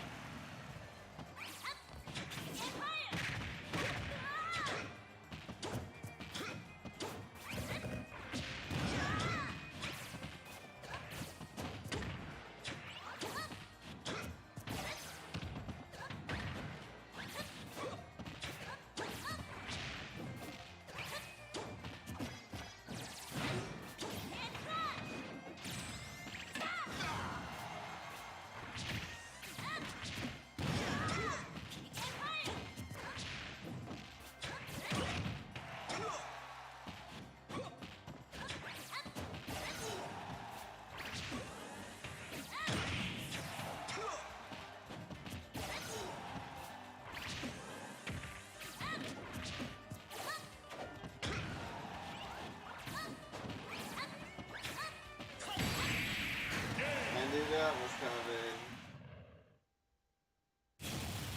Captain Falcon wins.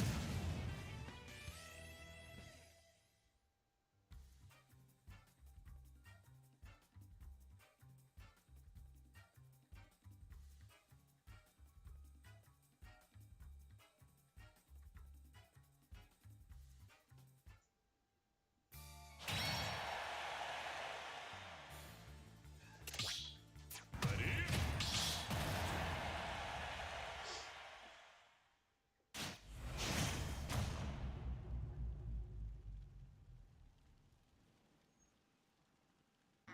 Three, two, one, go!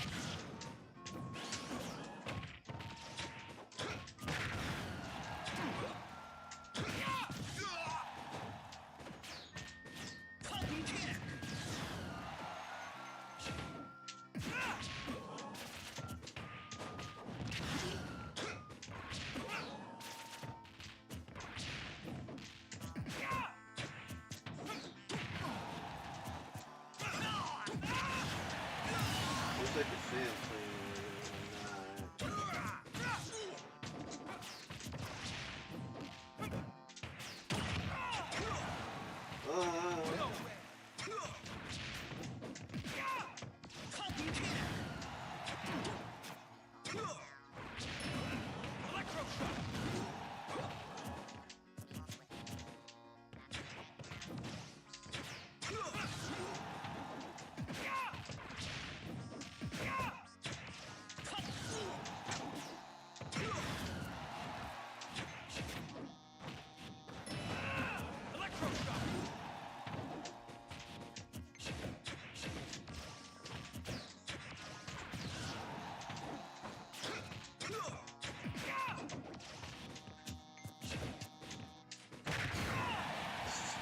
I'm shocked they did a kill.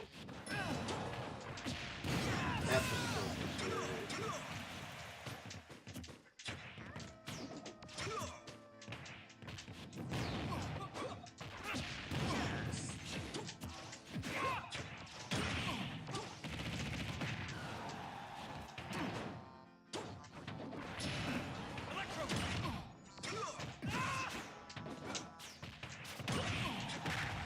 Oh my god.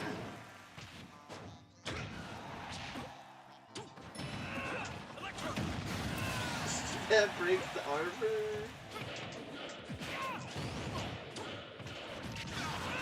It's the heavy armor, I guess. It's really good.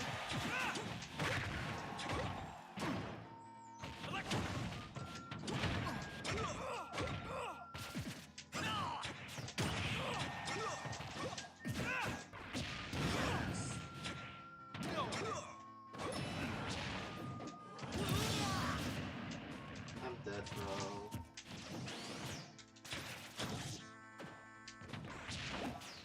That would have been sad. If that jab killed, that would have been sad.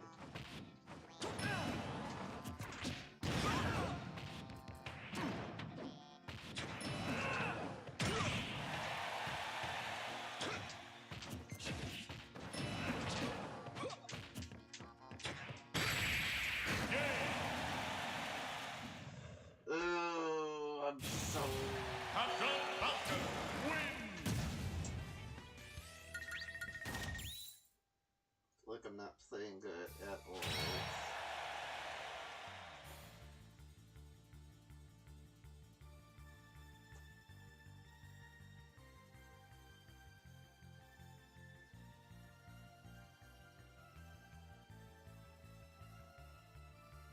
Ready?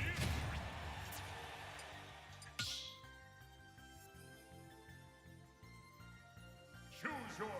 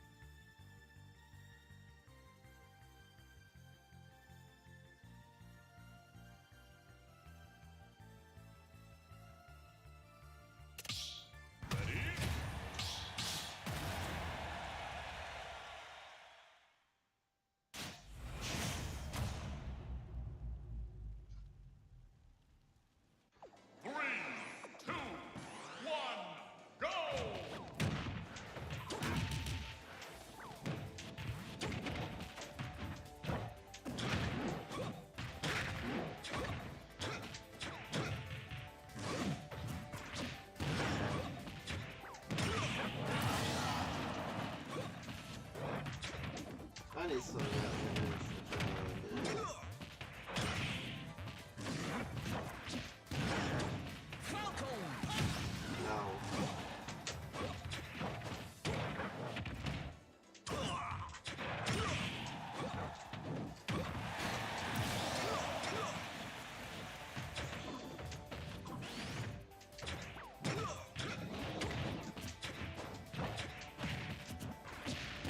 I'm about to go on break.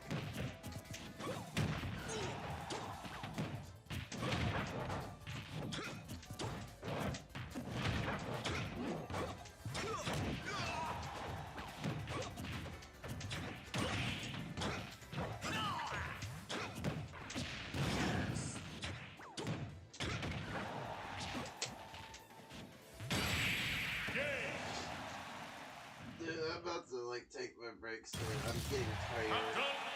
Tired of losing, just tired in general. I don't got the adrenaline. I like the energy to play neutral.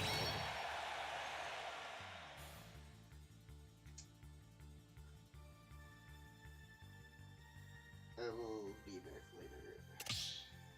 Ready?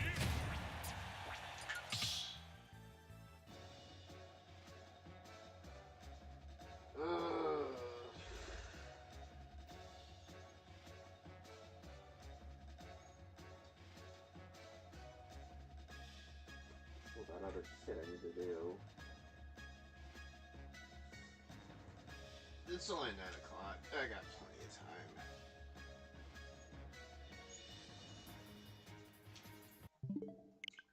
Oh, it's actually almost 10 o'clock, so it would be more like 11.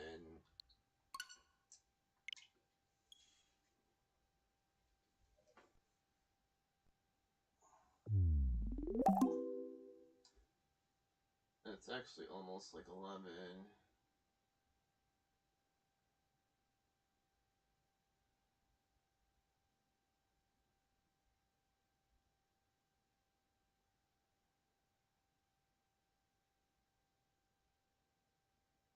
No boy.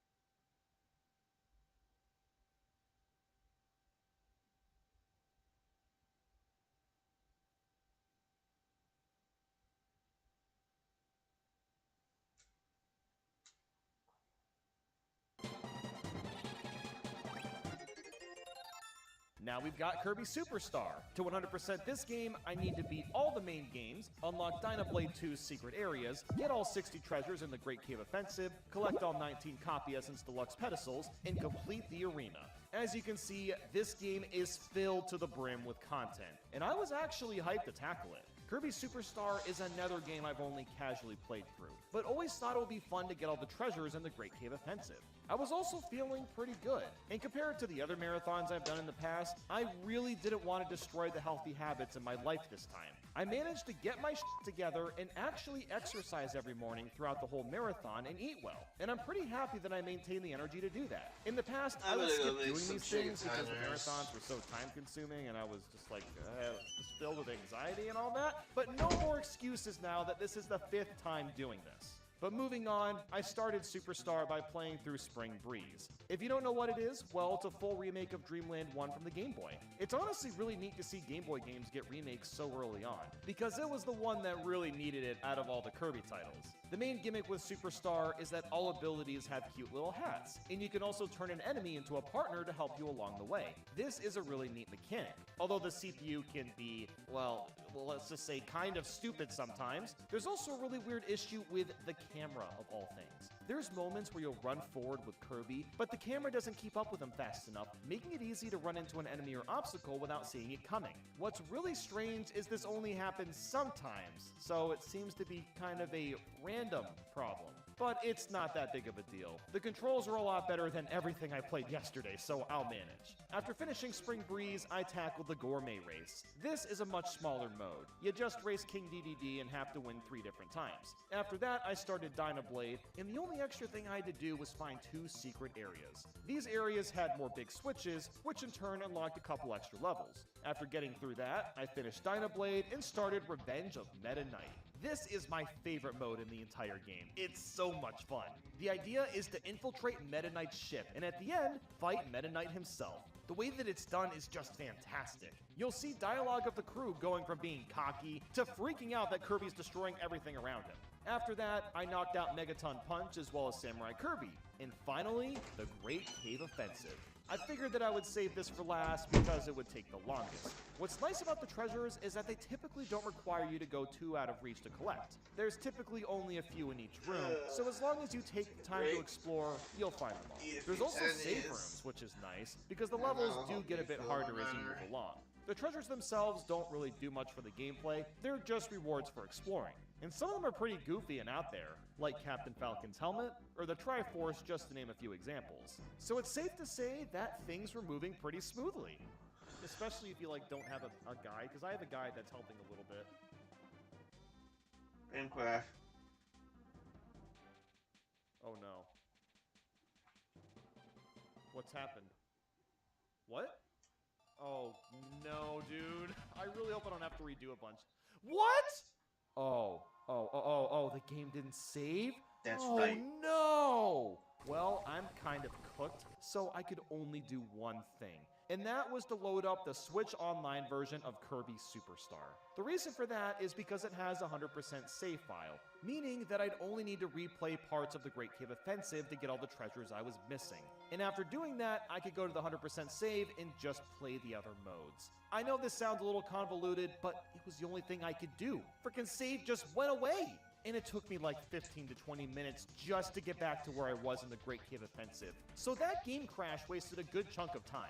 Thankfully, it didn't take that much longer to finish, but I forgot how confusing the last areas can be. There's this entire cloud level with a bunch of different doors, and getting into some of the doors requires you to randomly move across the wall and ceilings and feel your way around. But even still, it wasn't that hard to finish. Next, I decided to tackle the arena, and good lord, I was not expecting this to be as hard as it was. The arena famously in every Kirby game is the hardest part, and Superstar is no exception. The general premise is that it's a boss rush where you're not allowed to die even once, and you're only given a tiny bit of health in between fights. You truly need to have memorized the boss's patterns, and you're going to lose and have to restart over and over. The Maxim tomatoes in between rounds do help, but a lot of this just seemed to come down to ability luck. If the game doesn't offer you decent abilities for the bosses, then best of luck beating them. And I know that the hammer is usually the best option, but I can only hold on to it for so long before losing it. I ended up getting the marks a couple different times, and died to him because I didn't know his patterns. And that was just devastating to say the least.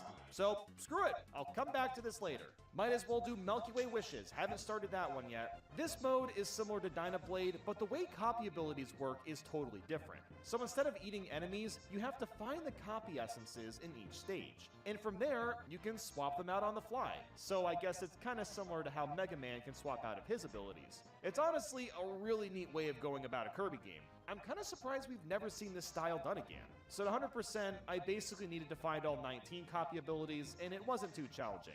I just made sure to explore every nook and cranny, which allowed me to find all the abilities. And that's the last thing I can do. I have to finish the arena now, once and for all. It's all that's left. I was slowly learning the boss patterns, and after much frustration and much patience, I eventually cleared it. Man, you know, the people that say that Kirby games are too easy have clearly never tried these other modes out, because this was rough. In fact, Kirby Superstar took me a total of 8 hours and 59 minutes to beat, which was definitely longer than I was hoping it'd take. But boy oh boy, it's time for another video game today! Next up is Kirby's Dream Land 3. To 100% it, I need to beat the main game, find all 36 heart stars, complete all 3 sub-games, complete the jumping game, and beat the boss rush. Dream Land 3 is one of my favorite Kirby titles. I was really excited to tackle this one. What makes this game so unique is the art style, of course, but also the way it handles collectibles. Each heart star requires you to complete a different task, and every level has something unique, whether that be avoiding the tulips, or making a random green spring guy happy, or saving some random creature. This makes all the levels quite refreshing to play, although that trippy maze level, yeah, that one can go to hell. If you know, you know. The last thing I want to mention for this day was that a lot of people in chat were asking if I was okay. In fact, some people popped in just to ask for a mental health check. That is genuinely very sweet of you, but I do want to ensure that I'm choosing to do these masochistic marathons on my own behalf. I really don't have much prerogative to make these, outside of the fact that I think these videos should exist in the ether because they're just fun concepts. So I was watching a J-Rose video recently, and the reason I even bring that up is because people ask him similar questions, as he's on a journey to beat Pokemon Red and Blue with all 151 Pokemon. And basically what he said in response is that any challenge that's worth doing is supposed to be hard and have tedium. And I genuinely couldn't agree more with this. I've been doing these dumb challenges for half a decade at this point. What's different about these marathons is that I'm being more open about my feelings, and I'm doing that to be able to create a more compelling story. So I promise you, if these marathons ever actually get to be too much, I'll just stop making them. But that day is not today.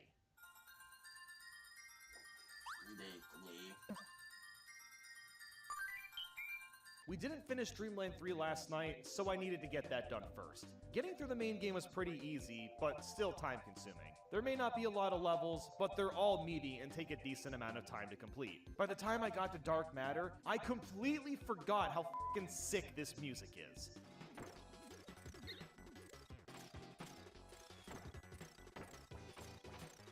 Oh, its energy is just so perfect. It's chaotic, mysterious, and catchy all at the same time. After a couple tries against the boss, I took out both forms and was done with the game. Well, almost. I still needed to beat all 3 sub-games, which was pretty simple since I had already played them in the main game, and then I thought that was it. Except that it wasn't it. I had 98% on the save file, and I saw a big J and B in the options. I somehow missed noting down that I had to beat these 2 other modes as well. So first I played this jumping game, and oh my god.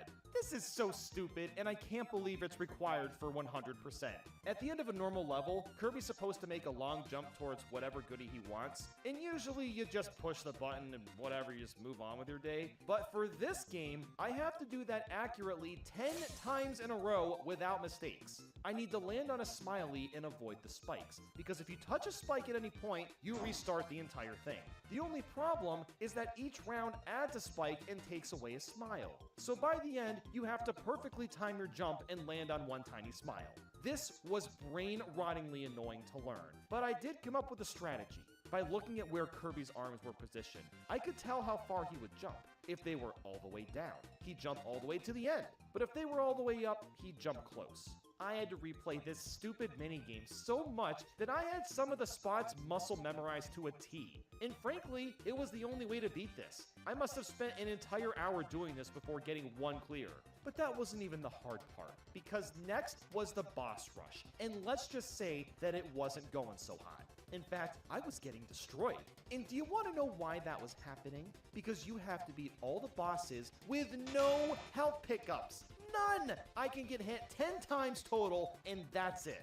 I can't begin to describe how stress-inducing it was. The bosses don't even get hard until DDD, but the paranoia of getting hit before reaching them is anxiety-driving. And look, I haven't even really talked about DDD much in this video because his fights are usually just like whatever, but this particular fight takes so long to get through. If you're not patient and don't wait for openings, you will get hit and will probably lose the entire thing. You have no copy abilities either, and if you die once, you go all the way back. every time I would get to Dark Matter, my heart rate would start accelerating. I could feel it beating through my chest. It was grasping for relief. Because if you die here, you go back and have to fight several bosses all over again. So after an endless amount of attempts, almost 3 hours, I beat the damn boss rush and was done. The entire game took me 7 hours and 39 minutes to 100%. Now, don't get me wrong, I freaking love this game still, but I will never, ever try to 100% it again. But of course, I wasn't done yet, because now is the time for Kirby 64. To 100% this game, I need to beat the main game and collect all 74 crystal shards. I should bring up that you can also collect these things called enemy info cards. They don't add to the save file, so I won't be collecting them, but basically, they're just cards of the characters and enemies in the game that you can get when you're at the end of a level. I also don't need to play the sub-games, but I played them anyway because they're kind of epic. Especially Checkerboard Chase. This one has always been my favorite Kirby sub-game. But onto the game itself. It's like any other Kirby game. The big key difference here is that it's in 2.5D, and you can combine any abilities that you want. This is super cool because, well, the concept itself is just fun, and because you'll never predict what the combinations will give you. Would you believe me if I told you that the fridge is the most broken ability because you can pull out health as much as you wanted? Exactly! This game is filled to the brim with creativity and charm. The only real issue with it is, once again, the pacing. This particular game runs very slow, and you really feel it drag the deeper in you get. The crystal shards are just your typical collectible, and most of them aren't that hard to get. But there's a small handful of them that force you to get a specific ability from some other level, and then you gotta bring it to that level just to get the shard. That wouldn't really be that big of a deal if the game moved faster, but instead it feels like a massive slog. Not every crystal shard is like this, of course, but the ones that are can be particularly peeving. But even so, this isn't a very long game to get through. After destroying the mid-bosses in literally 3 seconds, which is always funny, and taking out Dark Matter once again, I managed to 100% Kirby 64 in 5 hours and 23 minutes. This was a fun game to revisit, as it's another one I grew up with, but the pacing has aged poorly. But fear not. Next up is Kirby and the Amazing Mirror. To 100% this one, I need to explore all 272 rooms in all 10 areas, press all 15 big switches, find all 80 treasure chests, and pull all 4 levers. The sub-games are, again, not required, but I'll play those anyway for fun. Now, this game. Oh man, this game. I still remember my dad getting this for me at the store when I was like 12 years old, and I was beyond hooked. Amazing Mirror is unlike every other Kirby title, since it's a Metroidvania where you have to find a bunch of different secrets in a massive interconnected world. I've always wanted to 100% this game, and it's exciting to finally have the opportunity to do so. Before diving into the main title, I tried out the sub-games first, and they're just alright. I've always liked Kirby Wave Ride, but there isn't much to write home about. Now, the biggest change I've noticed immediately was the movement.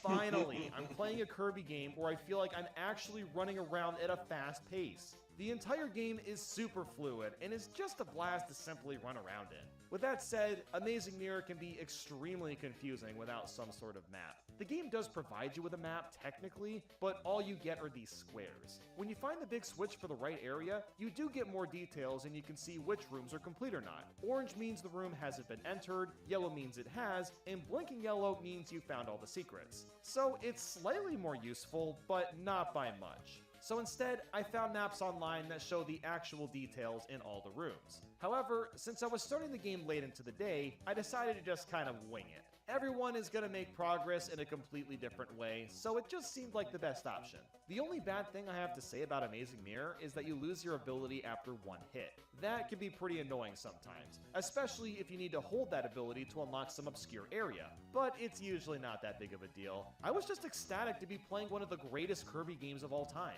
And let's not forget the smash abilities in this game, and you have to eat Master Hand to get it. I mean, come on, how can you not love Amazing Mirror? I played for about an hour and then took a rest. I was really pumped for the next day since I could finally fulfill a long-lost childhood dream.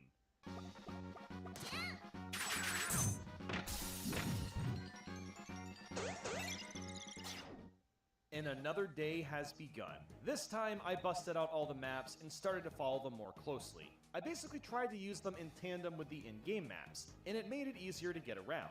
although there were times where I still got pretty lost. There's some areas in the game that have no real entrance, but still have doors to get in and out. I know that doesn't really make sense, so I'll try to show you what I mean. Here we have 2 different rooms that I need to get to still, but look at the entrances. It just says to Rainbow Road, but with no indication on how to actually reach these areas. And then the in-game map sure as hell isn't helping either. So what I've got to do in this circumstance is pull up the in-game map, look for text that says the area I'm looking for, so in this case, Area 2, and then just take one of those doors randomly and hope it leads me to the right way. That is the only way to get here, which is kinda dumb. Thankfully, most of the game isn't handled like this, so it was kind of a fun puzzle to figure out. It's also nice that you can push a button to just warp back to the hub world, so at least you can get around the game fairly easily if you take the wrong path by accident. A lot of people also complain about Peppermint Palace, and it's an icy area, so I get it. Playing through the game is fairly manageable, but getting the collectibles is another story.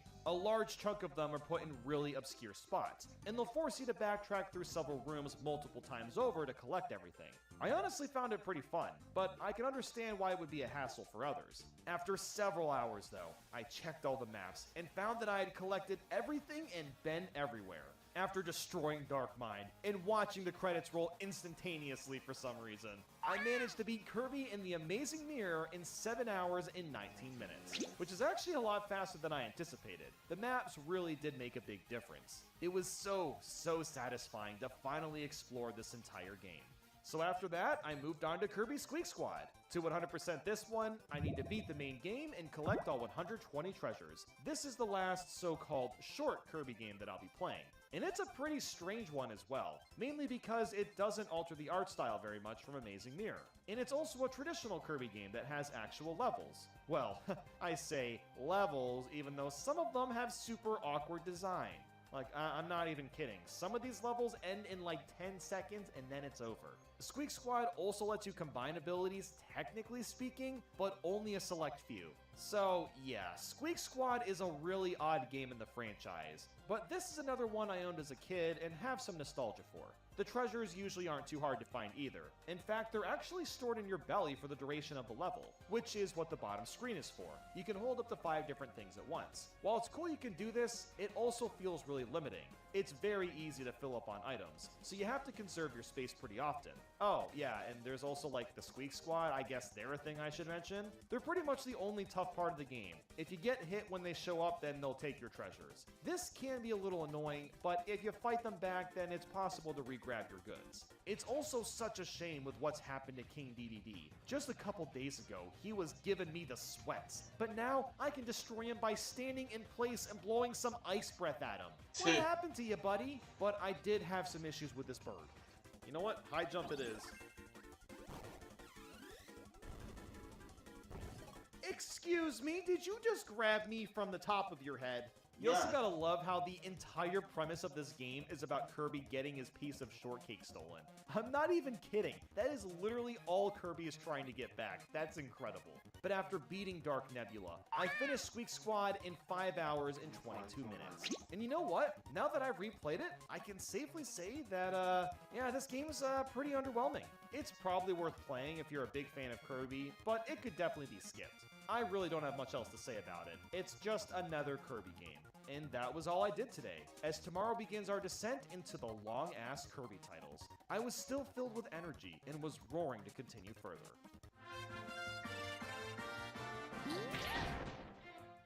We're starting things today with Kirby's Return to Dreamland.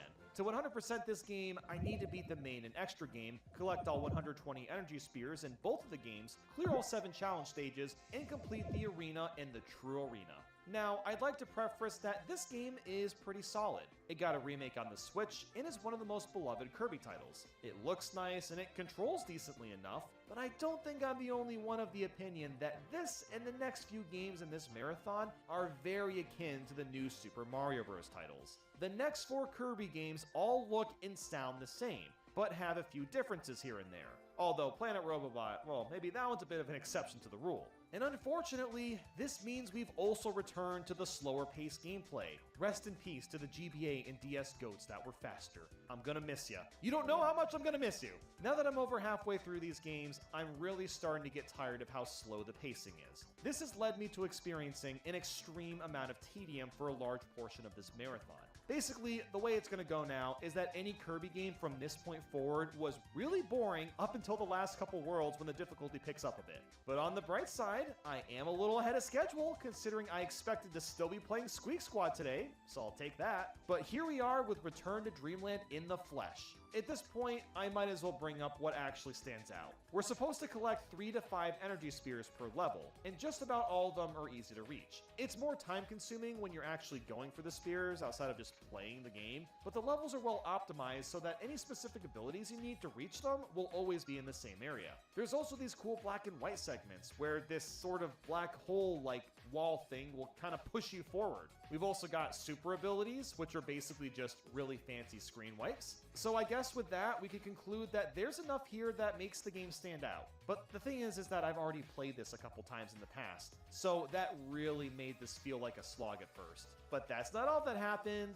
Today was the first day that OBS started to crash over and over again, so that's fun. I locally record this footage while streaming it, but for whatever reason, today was the day that OBS decided it should start randomly freezing and corrupting all my footage. I tried fixing it and tweaking the settings, but nothing was working, and it became a prevalent issue for several days. And you just gotta love how this was happening when I started Return to Dreamland 2, just so I could spend a little extra time playing this. But anyway, I was chugging through the main game and made my way to the final boss. I honestly forgot half the things that happened during it. You fight an entire ship, and then Magolor pops the hell off. I mean, good lord, look at these crazy attacks he's doing. This man clearly wants me dead, yet is a playable character 3 games later. Wow, that makes no sense. But hey, I managed to beat him, and yippee yahoo, I get to do that again! And I mean literally all of it again. Extra game is the same thing, but now I have less health, and I still have to collect the energy spheres despite getting them already. But come on. But before doing that, I decided to play through the challenge stages since they don't take very long. There's only 7 of them, and thankfully, I only need to clear them to get a 100% save file. Getting gold medals would take a long time since these stages are tough to beat fast, but they're pretty fun. I really love the idea of having ability-specific stages. I really wish Kirby games would do this more often because it allows them to build a deeper level around said ability and force a player to stretch the limits with that ability. Next, I decided to tackle the arena. Now, I've previously struggled with this mode, as we all know, but that is no longer an issue. And that's in all due part to the tornado. If you spam this attack over and over again, you will almost never get hit by anything. There's a very brief moment when you're vulnerable, but for the most part, you're completely invincible to all attacks. That means I was able to breeze through the arena in the cheesiest way possible, and it was pretty goofy to watch. There's a reason why this item wasn't included in the 3DS titles, because it's just way too overpowered. But after that, I finally started the extra game, and it's virtually the same experience. Yep. Was it a little bit harder because I had less health? I mean, yeah, sure, I guess I had to be a little more careful of how I was playing, but because it's still easy to rack up lives, it felt like I was just playing the exact same game over again.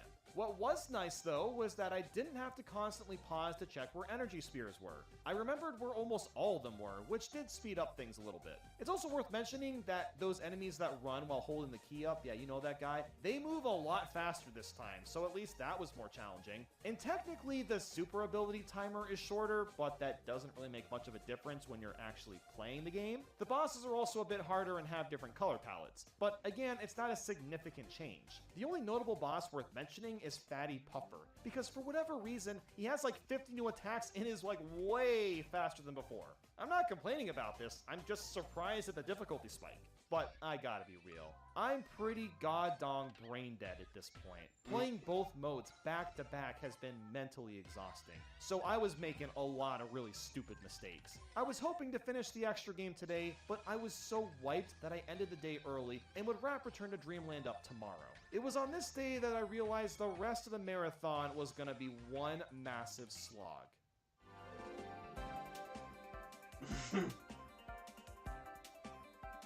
Oh no. Much better. I feel refreshed and ready to go. First things first, it was time to wrap up the extra game since there wasn't that much left to do. The only thing really worth mentioning is there's another phase in the final boss, and this time it's Magolor's soul. The Kirby franchise really likes souls, by the way. This won't be the last time we fight a soul, so you better get used to that. Some of these attacks, too, are just absurd. There are so many different patterns that you have to learn in order to survive, and I'm a huge fan of that. It's just strange that Kirby games feel the need to offer a challenge at the bitter end exclusively. Magolor's Soul was a fun boss to beat, so all I had left to do was play the challenge stages again and take on the true arena. The main difference with the true arena is you fight all the harder versions of the bosses, but once again, it doesn't matter. I have the tornado, so I just win. And with that, Return to Dreamland is finally over and was completed in 14 hours and 38 minutes. I'm pretty glad to be done with this if I'm being honest, because I have fond memories with Triple Deluxe. And speak of the devil, that's the next game. Whoa! To 100% this one, I need to beat the main game, collect all 100 Sunstones, 256 keychains, clear DDD Tour, DDD's Drum Dash, the Arena, and the True Arena. And I also need to beat Kirby Fighters with all 10 copy abilities. Now, you may have noticed that the requirements are pretty similar to Return in Dreamland. In fact, the game itself looks pretty similar. The art style hasn't really changed, the overall pace is the same, there's really not many differences. This is what I'm talking about when I say that these 4 Kirby games have the same energy as the new Super Mario Bros. Series. Now, obviously, each Kirby game has more changes, this one being Kirby's Hypernova ability. What this gives us is a Rainbow Kirby with an even more powerful suck. He can eat entire trees now, and random parts of a stage like it's nothing. This mechanic is also used for a few different puzzles. So, yeah, there you go. That's the big crazy new feature. But thankfully, there's a lot less collectibles to find in each stage. We've got significantly less Sunstones to grab compared to the Energy Spheres, and only 1 rare keychain per stage. We'll go over the keychains in more detail later, but for now, I need to make some good headway in Triple Deluxe. And just like last time, the first 70 to 80% of the campaign was a snooze fest because it was so easy. But at least there were a decent amount of changes. Like the puzzles, as I mentioned earlier. A lot of them also use motion controls, and they don't feel tacked on. Oh, and I should also mention that I had even more stream crashes today, which is just so amazing and fantastic. In fact, the crashes got so bad that by day 8, I just stopped streaming entirely. I feel bad that I couldn't stream the entire thing, but the amount of crashes that were happening felt unacceptable, and I didn't have time at that moment to really break down what the problem was, so I do apologize to those of you that were watching the streams. Thanks again. Next time, I'll have a setup that should prevent crashes from happening to begin with. Because of the crashes and monotony of the game, I had to take a brief break and play something else. Oh, no, not playing another game entirely. Oh, hell no, I don't got time for that. I meant one of the sub-games. I decided to switch to DDD's Drum Dash. I need to clear all 4 stages, and it's this neat little rhythm game where you have to time button presses to the beat of DDD jumping off these drums. It sounds simple, but the way it works isn't how you'd expect. On top of timing button presses, you'll get different amounts of height depending on how many consecutive presses you get, and you also need to move DDD forward. I actually had a bit of trouble with the last stage, seeing I need to have super specific jumps to get around the Gordos and other enemies without getting hit. And the timing itself just doesn't feel that accurate either. And this is coming from a guy that spent thousands of hours playing Guitar Hero, so I'm super familiar with rhythm games. It's kind of neat that Triple Deluxe has more in-depth sub-games, but this one is just okay. I'd rather play something like Rayman Legends if I really want rhythm-based platforming. After beating that, I went back to the main game and man, these levels get so long. If you thought they were long in Return to Dreamland, dude, the ones in Triple Deluxe can take up to 10 to 15 minutes apiece. What is this, Sonic Unleashed? I must have suppressed the length of these levels from when I played this originally a decade ago, because my god, do they take a while to get through. And then there's Pyribbit. Oh my god, this stupid frog spends 90% of the time in the background trying to attack me. Like, bro, come on, be a man and attack me head on. What is this, a Sonic Superstars boss fight? Yes. Alright, I'd like to apologize to the Sonic fans out there. I'll stop dissing him because I do like Sonic, okay? I'm sorry. Anyway, eventually, I got to the final parts of the game, and this is where things get cool. You eat Wispy Woods and strip steel off a tank. You fight Masked DDD, and Queen Sigtonia is a pretty badass final boss. I mean, look at this. Kirby over here just eating the laser and then spits it back at her. Bro, Kirby has no chill. No chill. And wow, there we go. That's the end of the main game. but I'm definitely not done yet. Yeah. There's still a lot of extra things to work on. I needed a few extra sunstones, so I grabbed those real quick, and that was it. Well, that was it for today. I spent so long playing this that I wasn't actually able to finish it, and I need to continue tomorrow. So while my day was over, the night had just begun. Yeah. Keychains. Let's talk about getting all 256 of these things. I currently have 128, and there's two ways to get them. I could replay levels over and over, joy, or I can use Street Pass coins. Street Pass coins, if you don't remember, are coins you earn by walking around with your 3DS, or by shaking it if you're lame, there's also that. Now, this is really, really good news. I can save time by spending my Street Pass coins on these keychains so I don't have to replay levels. The only problem is I have a grand total of 0 coins, which left me with no choice but to hustle. Say you can't.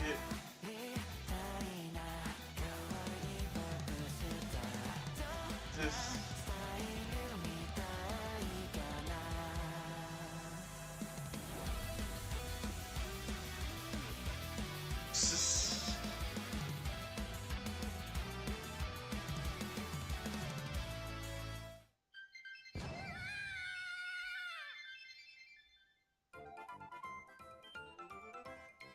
Wow, I sure am tired today. Woo, all that running around, maxing out my Street Pass coins. Woo, that sure was exhausting. But look at that, we've got 300 now. It was time to start grinding my Street Pass coins and nabbing keychains faster than you can say.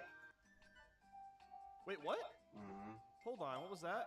You can get 5 keychains at a time, complete a stage What? if I want to get more. Are you kidding me? Complete the stage if you want to get more. Oh, weird. Okay, so I can use Street Pass coins 5 times in a row, then I have to play a level again before using the Street Pass coins again. Well, I guess this is still faster than grinding out levels, but it's pretty dumb that I'm forced to do this. So let's hold off on the keychains for now. I decided to tackle DDD's tour first. This is kind of like the extra game in Return to Dreamland, except that you play as DDD the whole time, and each world has its levels connected together in little chunks. Thankfully, I don't need to get sunstones or rare keychains. I was just trying to speedrun through the levels as fast as possible. It can be satisfying to plow through the levels, but I don't know. I think I'd rather do this with Meta Knight or something. Meta Knight at least moves a lot faster, while DDD is a bit of a clunky fella. But hey, we got to fight Shadow DDD, and he's a really cool guy. So when that was over with, I decided to tackle the arena. This wasn't nearly as hard as the older games. I just used hammer and got through it with relative ease. The true arena, on the other hand, is a different tale. Not only is every boss tougher, but they're also longer and we have way less health in between bouts. Unfortunately, I can't be super cheesy and use the tornado because it's not in this game, but don't you worry, if there's a will to cheese, then there's a way. I was informed by the chat that ducking as the archer makes you completely invincible. And when I say completely, I mean that to the fullest extent. It's not like guarding where you take tiny morsels of damage. No, you literally take 0 damage. So what this means is that I was able to duck for every single boss and do pop shots along the way. As you can imagine, this took a pretty long time, but it got me through the true arena and prevented me from spending a few extra hours trying to beat it normally. It was honestly really funny by the time we got to the end. Queen Sectonia had this new phase I'd never seen before, and she had almost no openings, so I had to do so much waiting in between hits. This really wasn't a battle of will, it was a battle of sheer patience. I mean, I probably could have just fought her normally at that point, but hey, I had already committed my life to Archer and I wasn't going to give it up that easily. Ow. Also, take notice that she's called the Soul of Sectonia. Yeah. Oh, you thought I was kidding about that soul obsession, huh? We're not over with souls yet. After that, I started Kirby Fighters and needed to play this 10 times in a row. 1 victory for each different copy ability. This is basically like Smash Bros. Classic mode, but a lot more simplified. It was pretty fun the first few times, but by the time I got to the last couple of characters, I was really bored of this mode. Again, I don't know why every copy ability should count towards 100%, but Nintendo got a Nintendo. Speaking of Nintendo, they announced a Direct Partner Showcase today. Woo! Oh, the fans most certainly won't have high expectations. We definitely won't see L or Mid in my chat when it's streamed a couple days from now. But anyway, all that's left is some keychain gaming. Now that I've done all the other modes and got some extra keychains, I really didn't have that many left. So I started the farm. use Street Pass coins 5 times in a row, replay World 1-2, and repeat. Something that's really bizarre about the keychains is that even when I was getting close to collecting them all, I was still getting a lot of new ones fairly frequently. You would think that I would get more duplicates with the more of them that I own, but that just wasn't the case. In fact, it only took me about an hour and a half of grinding before I finally had all 256 keychains. Nice. It's pretty relieving to see Nintendo make the keychain unlock system more forgiving than I perceived it to be. And that was it. Kirby Triple Deluxe took me 17 hours and 39 minutes to complete. This is a game I would have been fine never getting 100% in, but it was kind of neat to see what all the keychains were, so I'll give it that. Since grinding didn't take as long as I thought it would, I was able to start Kirby Planet Robobot. To 100% this one, I need to beat the main game, collect all 100 code cubes, 200 stickers, clear Meta Nightmare Returns, the arena, the True Arena, Kirby 3D Rumble, and Team Kirby Clash. Jesus. Now, you may have noticed that these requirements are almost exactly the same as Triple Deluxe. Instead of sunstones and keychains, we need to get code cubes and stickers. Ooh, different. Yeah, it functions exactly the same as Triple Deluxe, except there's less stickers to get. And the other side modes are similar too, but have also been improved a lot. We'll get to those later on. For today, I just wanted to make a little bit of headway into Planet Robobot. While this game once again looks exactly like Triple Deluxe, its mecha suit mechanic saves it and makes it stand out on its own. Transforming into a mech is not only kind of badass, but you can also use the other abilities with it. So similar to how the Animal Friends function from Dreamland 2 and 3. Turning into a robot is just pure fun at its core, and it made the game a lot more enjoyable. The levels are also better designed, have more diverse locations, and the puzzles are more thoughtful. The level size is also a lot better too. There's no 20-minute gauntlets at the end of the game. Everything is just nicely condensed. As you can tell, I'm a huge fan of this game, but at the same time, it's still really easy. So the Kirby boredom still set in, and I only got through the first world before ending for the day.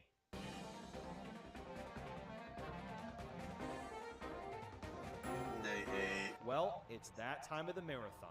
You know what's coming. The exhaustion of this much hardcore gaming is really starting to set in. I'm glad I was on Planet Robobot because it's a unique Kirby title, but I was definitely starting to feel a bit fatigued from this much playing. Something else I realized is that almost every Kirby game I've played has a shooter section in it. So that got me wondering, why on earth hasn't there been a spin-off game that's completely dedicated to being a space shooter? I mean, think about how awesome that could be. Imagine you're going through a bunch of different waves, and instead of shooting enemies, you can scan them and take their abilities. And maybe you could even use their abilities to take alternate paths to add some replay value.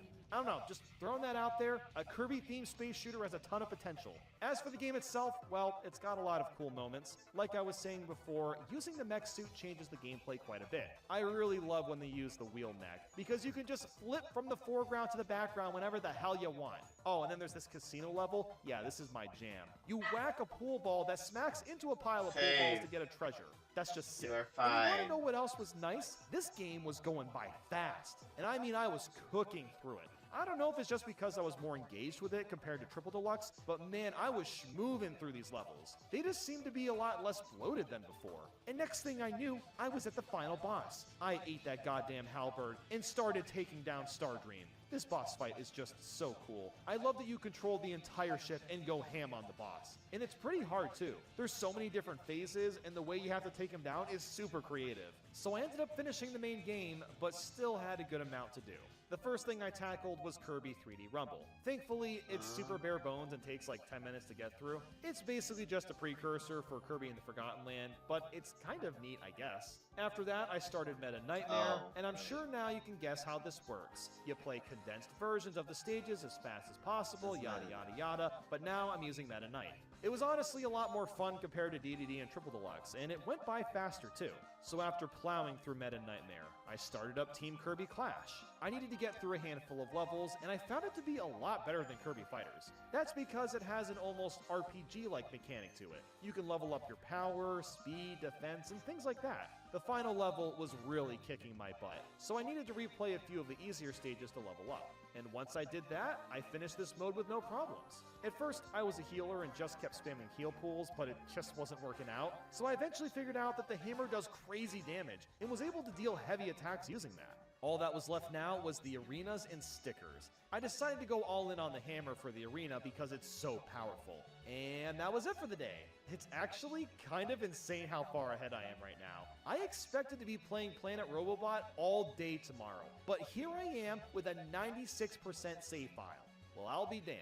All that's left to do is beat the True Arena and get the rest of the stickers, and I decided to save it for tomorrow since I was already pretty tired. It was direct day in the morning, so I was gonna need to watch that as well. Day 9. It's that time of the month again. The Direct Partner Showcase is here. Yay! Ah, man, I was just so excited about it. It was taking place when I would normally wake up, meaning I was sleep deprived today. Ooh, yeah! Anyway, I streamed the Direct since the likelihood of a crash was much smaller without locally recording, and I thought it was alright. A new Monkey Ball game was announced, so that's really all I needed. I think it's pretty obvious that after watching that Direct, that the Switch 2 is coming pretty soon, since Nintendo doesn't seem to have much on their calendar. But anyway, after that, I dove right into finishing Planet Robobot. And it's time to tackle the True Arena. I figured that I could try the hammer first, and if that didn't work, then I could just use cheesy Archer strats like last time. So as you'd expect, the True Arena is hard as hell and I didn't make it that far, so Archer came in clutch, and I slowly but surely got through all the bosses while avoiding almost every attack. What I didn't realize is just how long the final portion of True Arena is. First off, I can't even use Archer here because I'm doing the Space Shooter section, and Stardream, Soul OS, ooh, there it is again, Soul, they take a lot of hits. If you aren't already absorbing his attacks, it's going to take an absurdly long time to get through them. But once you finish them, there's another phase where you have to fight a huge heart. This isn't too bad to get through, but oh man, I gotta talk about the ending. Let's just say that I wasn't aware of what was coming.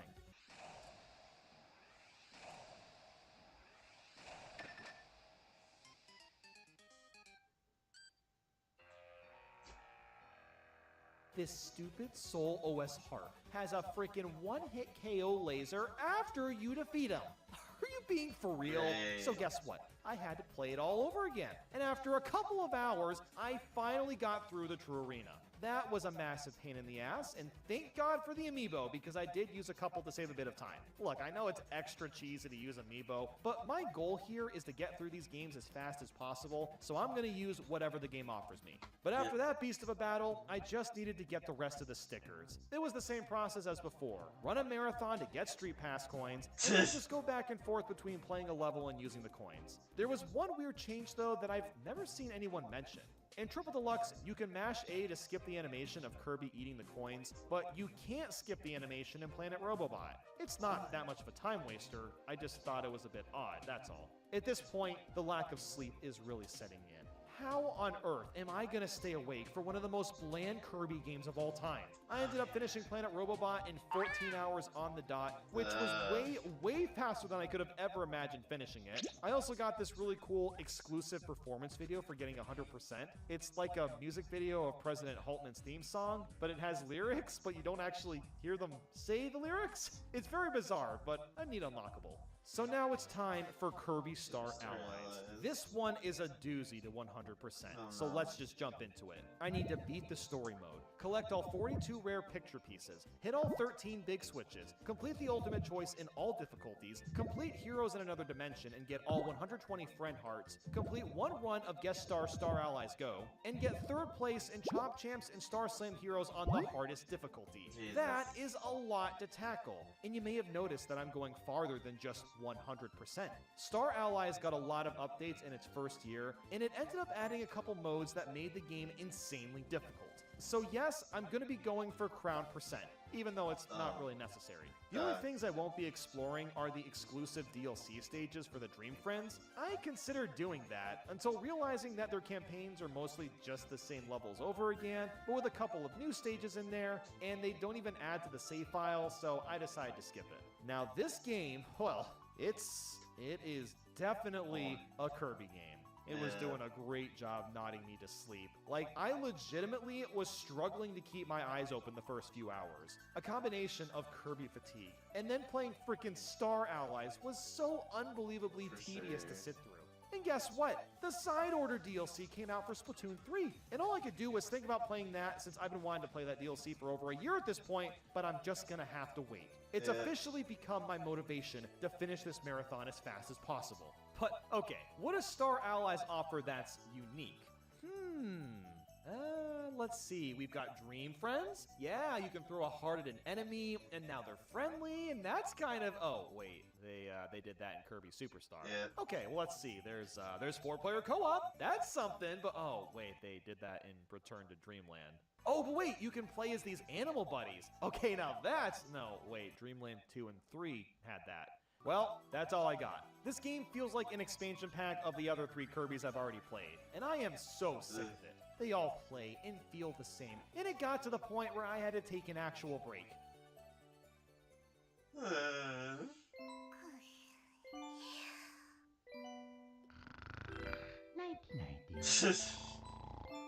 Spaghetti. That nap caught me up on sleep, so now I can continue to tackle Star Allies. Or so I wish. I actually slept for, I don't know, maybe 15 minutes, so I'll just have to suffer and try my best to stay awake. Finding the picture pieces and big switches were simple at least, but it really just felt like I was playing the same goddamn game again. The only difference is that it looks a little bit better. One of the most mind-numbing parts of Star Allies is the frame rate. A lot of these games run in 30 FPS, which is fine for a platformer, but we're teased 60 FPS the whole way through. Everything in this game, except the actual game, runs at 60 FPS, so it just makes playing Star Allies feel that much more slow when we're constantly reminded of a faster frame rate. I should reiterate here that I'm really not much of a stickler for FPS, but it would have been nice if the pacing was at least a little bit faster. Since I was so far ahead of schedule, I actually decided to end the day pretty early so I could actually catch up on more sleep.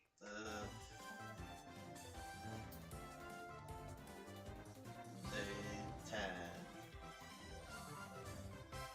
Alright, I'm feeling way better today. No stupid direct ruining my sleep schedule. I was ready to potentially finish Star Allies today, or at the very least make a ton of progress. I got a little over halfway through the main game yesterday, so I still had quite a ways to go. It's so weird how the last world was like half of the game's levels, and the first 3 worlds are tiny. I'm not really sure why it was spaced out like that. Now, I'm gonna come swinging for a second. I hate to be the guy with the hot takes, but this game was mostly praised for how much fan service it has. And while it does include a ton of older and some obscure characters, I honestly think it just hurts Star Allies more, especially when it comes to the bosses. Almost all of them are reused but have a few different types of attacks. Now, I understand that this is a Kirby game. In the Kirby franchise, it makes sense to have recurring bosses. There's nothing really wrong with that, as a lot of Kirby titles get really creative with how they reimagine their characters and bosses, but Star Allies doesn't do nearly enough to stand out. Wispy Woods just jumps in the air a few times, like, okay, who cares? Then Kracko, he splits into 2, and then there's a big version of him. Ooh, how inspiring. And of course, they bring back Pawn and Khan, and the only change here is the harder version has more paths. So while it's really neat to be able to play as Magolor and Taranza and they all have unique attacks, that in turn makes the game even easier.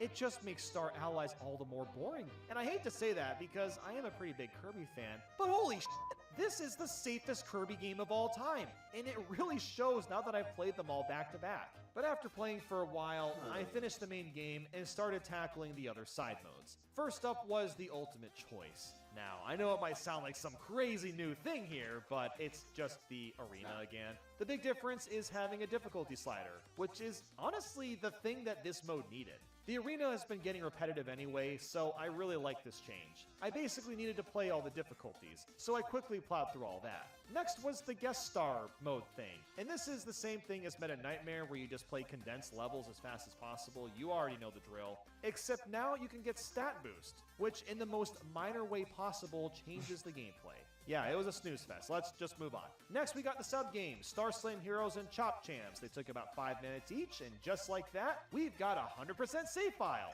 Although we're not done yet. Heroes in Another Dimension was up. And guess what? This is the best part of the entire game. Yeah, these levels are just like the challenge stages in Return to Dreamland, but better fleshed out and way more interesting to tackle. I actually had to replay a handful of stages because I kept missing friend hearts, so it was nice to actually be stimulated by the gameplay. These were really fun, and I Stimulating. have to reiterate again that I wish levels that focused on one ability were integrated with the main story and Kirby titles. That'd be perfect. The extra bosses were also surprisingly hard, and the ending was insane.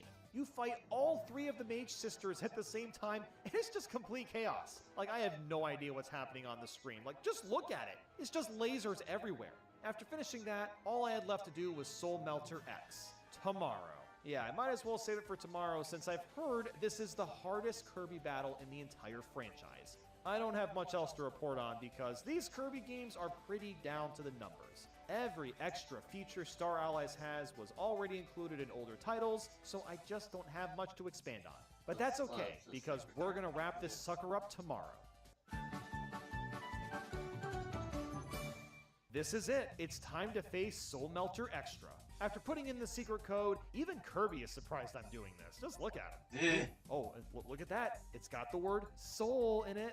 Yeah, that's how we know the game isn't playing around anymore. Got some soul action. As you'd expect, all the hardest bosses are included, and good lord, this actually took me quite a while. Even with a full set of Dream Friends helping, expect to take heaps of damage and then be dry on health before you know it. If Star Allies didn't have Amiibo, I would have spent the entire day just trying to beat Star Melter X. But it does, so I did use a couple of them near the end. But even so, this was still really stressful to play. The only way you can clear this comes down to learning the boss patterns, just like every other arena. And the final battle is also just absurd. Now, I didn't bring up Void Termina previously because it wasn't that interesting, but this extra version really kicks it up a notch. You go back and forth shooting down this boss and fighting the soul inside of him. All the attacks are frantic and hard to avoid, especially in this last phase. I mean, just look at the crap being thrown at me. I completely get why people say Soul Melter X is the hardest of all the Kirby arenas. Just this final battle is 4 phases long,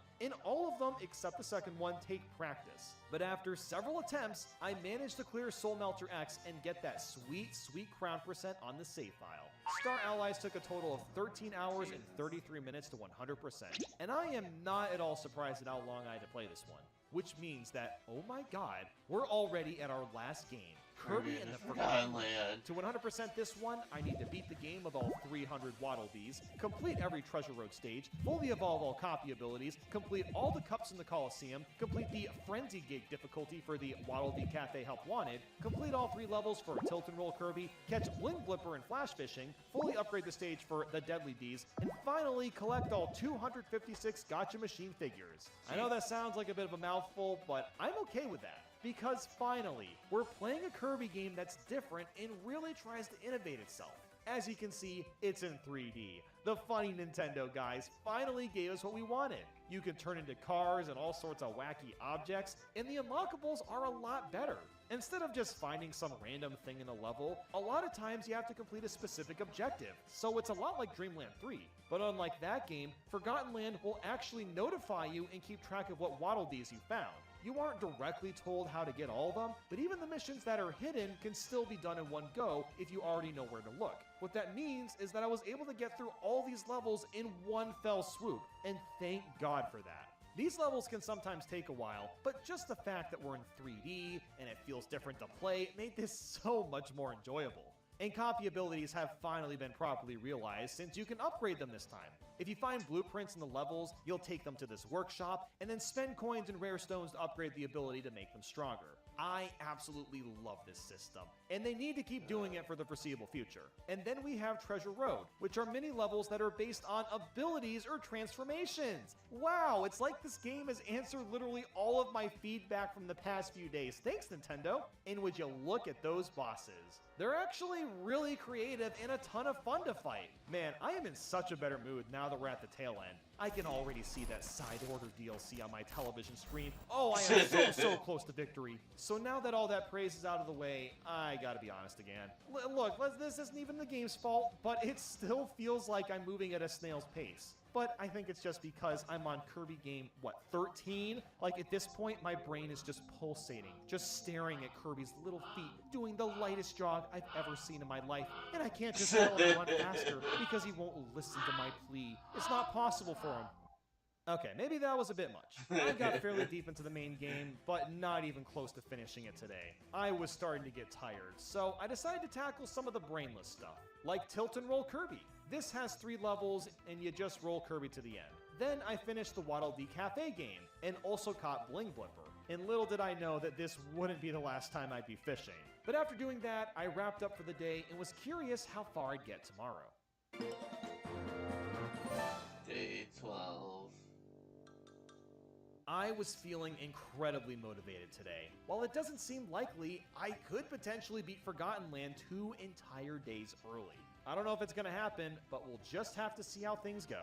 Thankfully, I've already done a large chunk of the main game, so I just kept plowing through that. I started things off by getting a couple of Waddle Dees that I missed, and these came down to the boss fights. Now, I brought up earlier how fun they are in this game, but the harder ones are just a blast. There is nothing more gratifying than doing a roll dodge, watching the game slow down for a moment, and then hitting them after that quick maneuver. Kirby has had roll dodges in the past, but it's so much more dramatic in 3D. Whenever you see an enemy lunge at you, and you go your way around it, oh, it's just the best. That's At this so point, good. I had most of the abilities unlocked too, and some of them are absurdly strong. The Morpho Sword and the final upgrade to the Ranger are fantastic. Especially the Ranger because you can charge up a powerful Aura Blast, and it deals damage whenever something is trapped inside of it. I also love Dragonfire, because you can set anything in flames and it'll do constant damage. After plowing through all the different final bosses, tearing through Fecto Elphalus, and driving a semi-truck up dozens of buildings to have an intense mash-a-thon at the end, I was finally done with the main game. Although I still had a lot left to do, as usual. The next thing that unlocked was Forgo Dreams. As I'm sure you could recite with me by now, this condenses all the levels from a world into one, and it's just fine. The point of doing this is to collect something that Leon needs after you beat him up. And that thing is, Leon Souls. More souls! So yeah, a lot of them are pretty easy to spot. What's really handy about this mode is that you're actually notified once you've collected every soul in a specific area. So you'll never be unsure if you've missed any or not, because you just wouldn't get the notification. And it made it easy to get all 300 souls. The bosses here are also a lot harder, which again is routine. I think we can all expect that. I'm getting pretty bored of Kirby games doing this. Like, I don't know, the idea of an extra game just feels pointless. Why not just have like a difficulty setting from the get-go? Oh, hold on, wait a second. This game does have a difficulty setting, but only for an optional easy mode. This is the last game that needs an easy mode. Oh, Nintendo, you're so silly. An easy mode for Kirby. They actually did that. I mean, that's just funny. Forgo Dreams did take a pretty long time, but at least it was engaging the whole way through. Oh, and also in between that, I started the Coliseum so I could finish upgrading the abilities. Now, the Coliseum, it's this brand new mode where you'll fight a bunch of bosses in a row, and yeah, it's just the arena again, of course it is. And this time, it doesn't have a difficulty slider. There's only 3 different versions. But whatever, I got the Meta Knight ability and was able to get the last couple Waddle Dees I was missing. And just like that, we've got all 300. Nice. Look at that. Now that's epic. I am so thrilled about these statues. Awesome. But I wasn't done with the abilities yet. Talking to King DDD gave us the blueprint for the Masked Hammer. Except that I don't have enough rare stones. Well, I guess I'll get it later. So, yeah, as you can see, I was kind of just flopping around and not playing in much of a coherent order. I kept getting blocked off by not having enough coins or rare stones, probably because you're not meant to play this game in a span of 2 days. But I'm doing that anyway. I finally got to the end of Forgo Dreams and was fighting off Forgo Leon with a tornado.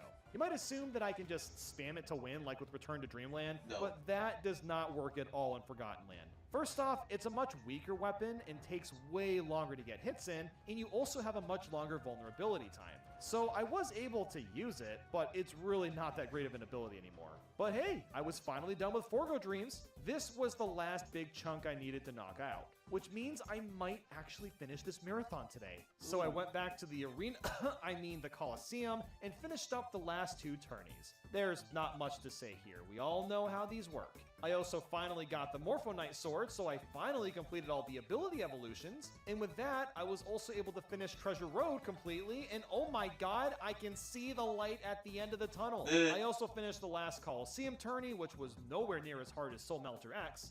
And can I just say, I love the name Chaos Elphalus. Man, I got a kick out of that. It's so edgy. While the secret final phase was hard, I did get it on the first try, thankfully. I also donated all my money to the Deadly D's to fully upgrade their stage, and now all that was left was the Gacha Machine figures. Thankfully, I've been playing for several hours and probably have a bunch.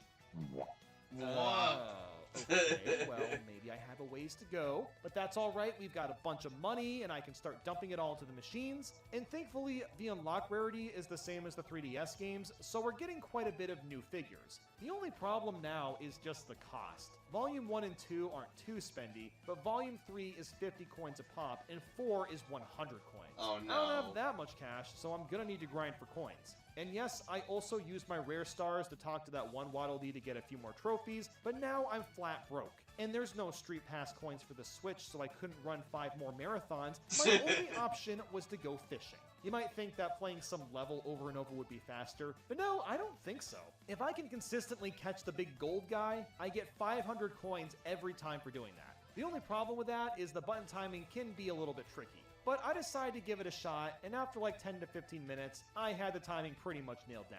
I could always tell when a goldfish was coming up too. The screen slightly zooms in. And the final button press is always X, so I didn't have to guess. So basically, what I was doing was getting about 1 to 2,000 coins, dumping them all into the machines, and then rinse and repeating. I also found a really funny exploit online to get rare stones quickly. By jumping in the air and smashing your hammer into the ground, Kirby can get sent flying into the sky above the boundaries. Then you have to land on this corner, sneak your way inside the building, and voila! Now we're inside the Coliseum from the opposite end. What happens at this point is you do one basic battle, and then it ends with you getting a rare star. This might sound like the best strategy to get the rest of the figures, but I wasn't able to do this exploit that consistently. I might have done it like, I don't know, 5 or 6 times, but outside of that, I was mostly just fishing.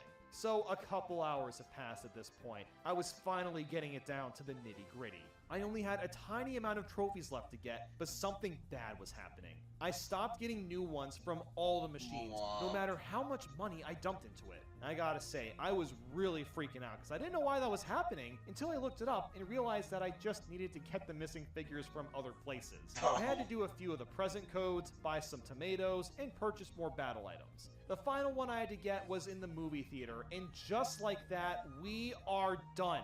The marathon is officially over. Kirby in the Forgotten Land took me 17 hours and 24 minutes to beat. Hell yeah! You know what that means? It's side order time! Yeah, you might think I'm a little crazy to go from playing this for 12 hours to actually playing side order for a little bit on the same day. But that's exactly what I did. I'm not afraid to admit it. At this point, I've played through a bunch of the weapons, and I have some thoughts. Having a roguelike mode for Splatoon makes a lot of sense when it comes to expanding the scope of the game. And what they did here was pretty good. The goal is to climb up 30 floors and survive waves of enemies while destroying their portals, move a turbine tower, control zones, or sink these 8 balls into a station. There's also a few new bosses, and the chip system is a lot of fun to configure, seeing as it can drastically change your stats. Although, if I gotta be real, this is way too easy.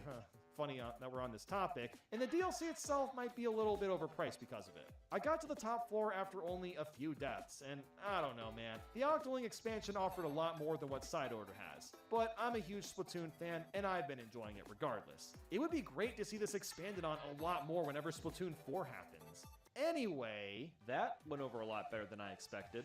I thought that maybe I'd get stuck at the final chunks of these Kirby games, but as we've proven, even when going for full completion, they're still pretty easy. But the next marathon is going to be a different story. And with that, thanks for watching.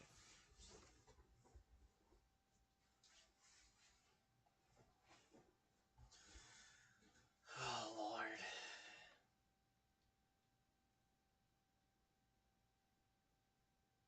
That was a doozy.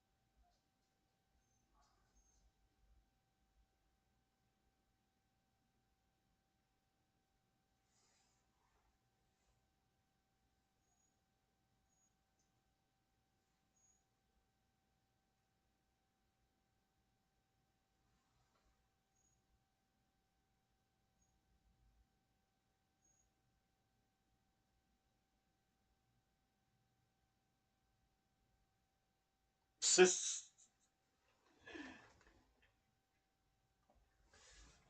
do 1 billion damage with Bramblegast.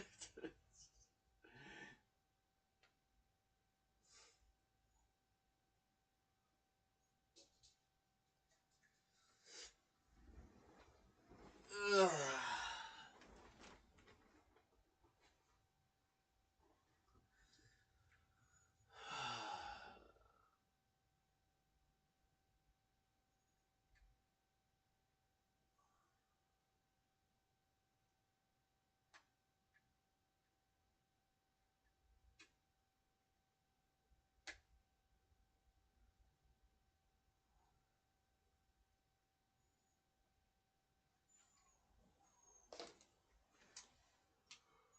I do feel better. A lot better.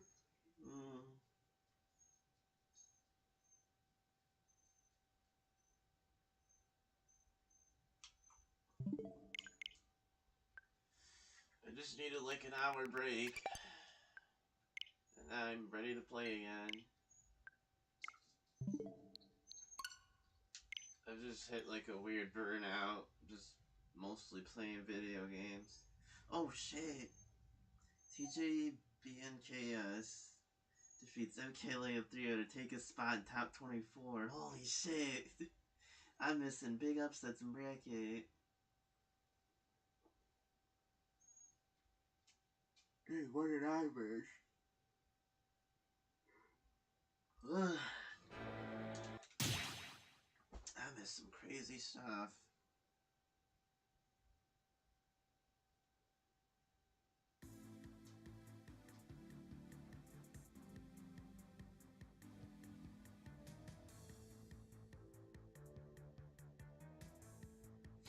I might be doing something offline next.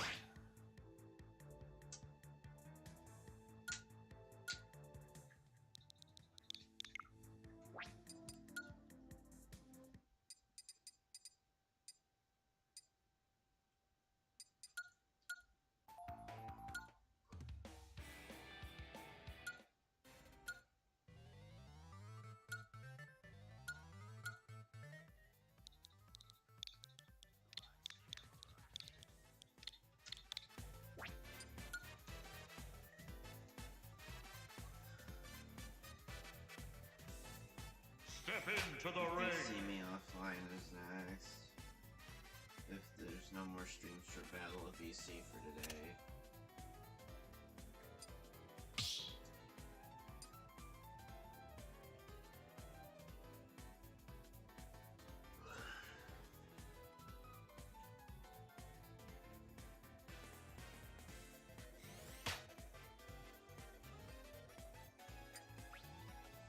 Hello.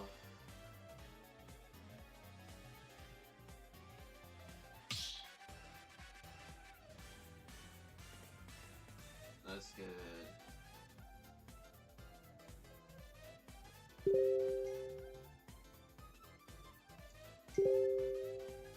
Oh, and Brighton. Okay.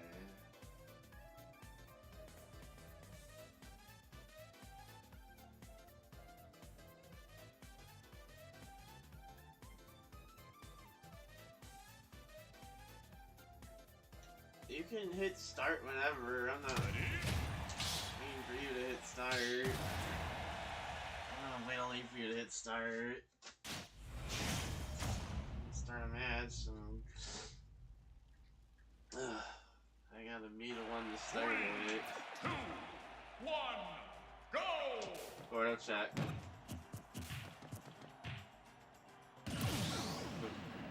I guess they saw the stutters and I don't want to play.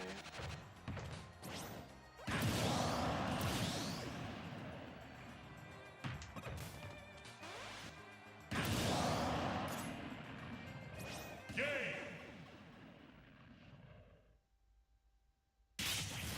King TDD wins!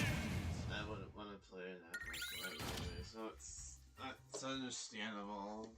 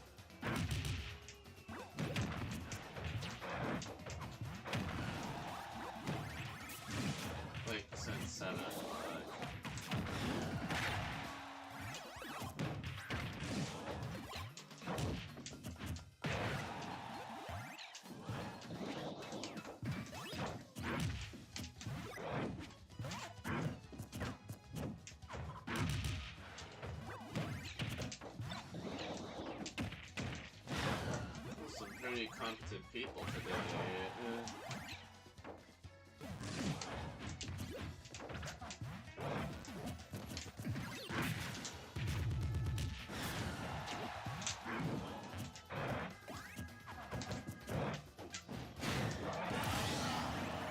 Everyone's been playing like super good today.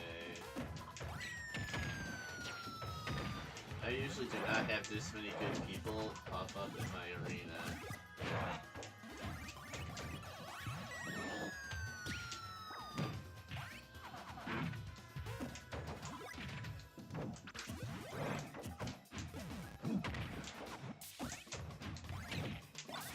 So, now...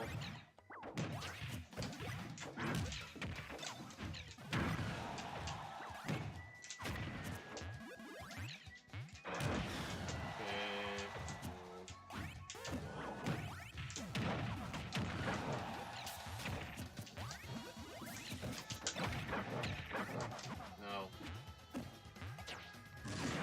I want to live a little bit longer. My character sucks, but I want to live.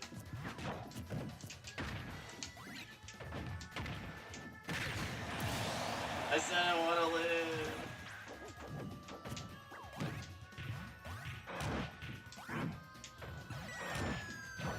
I don't think Yoshi's is legal no more. It's not in Battle of BC's rule set. I think starters are like... Hold on.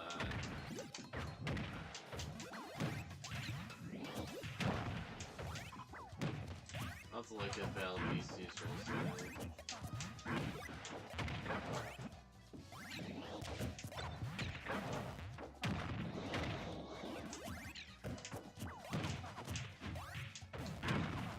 I gotta play more defensively. That's why I keep losing.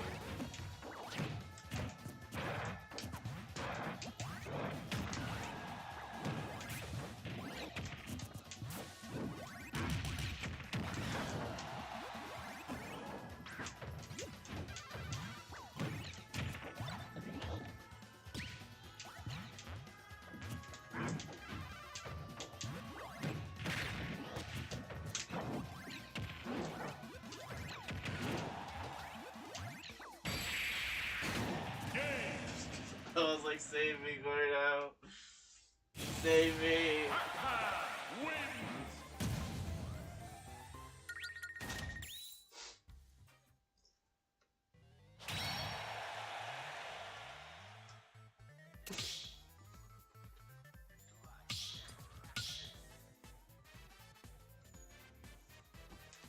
Choose your I could be fighter. suffering from fatigue.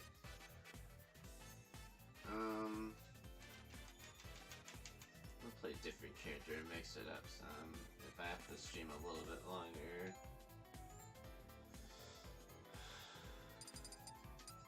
Bowser. Play Bowser. Play some Bowser for a bit. The Bowser's good.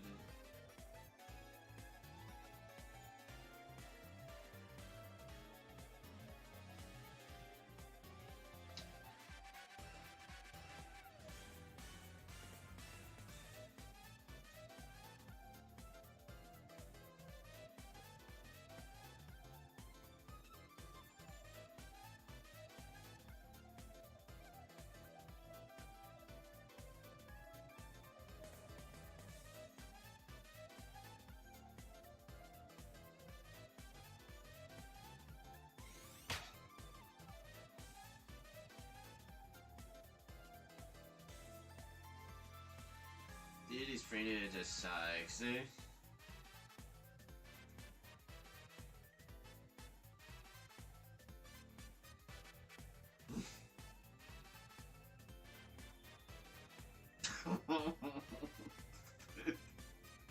That was a funny clip.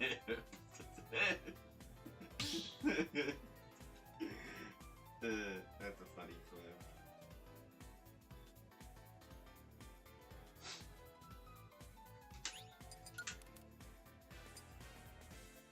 I'll win this time. Hopefully. Ready?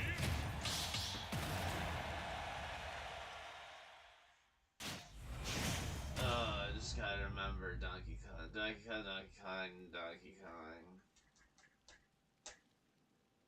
There's a way to beat Donkey Kong. 3, 2, 1, Play 2, go!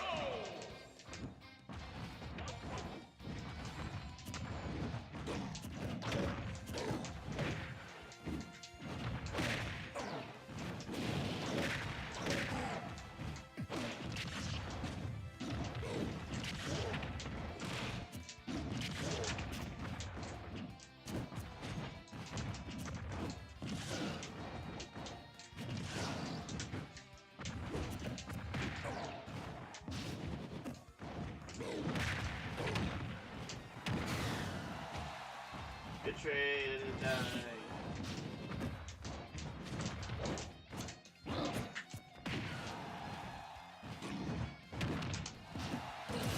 Oh.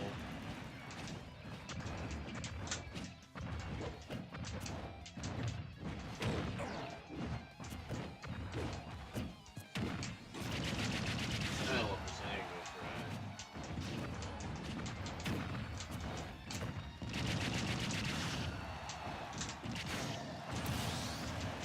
He can jump, but it doesn't get him out of it.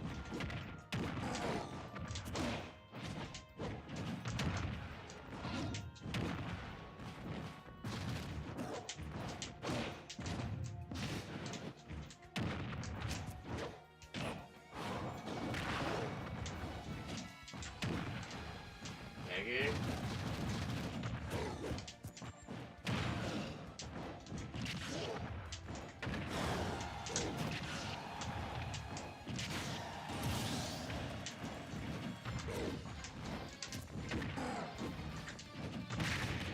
I'll live that for Bowser.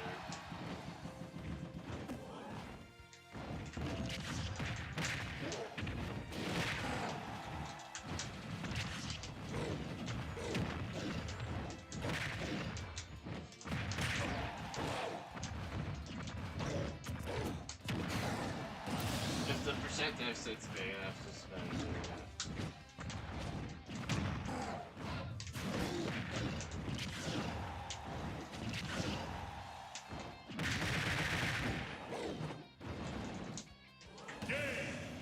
Oh, I should have jumped.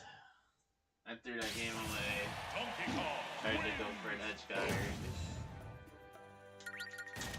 That was can't wall jump. ready?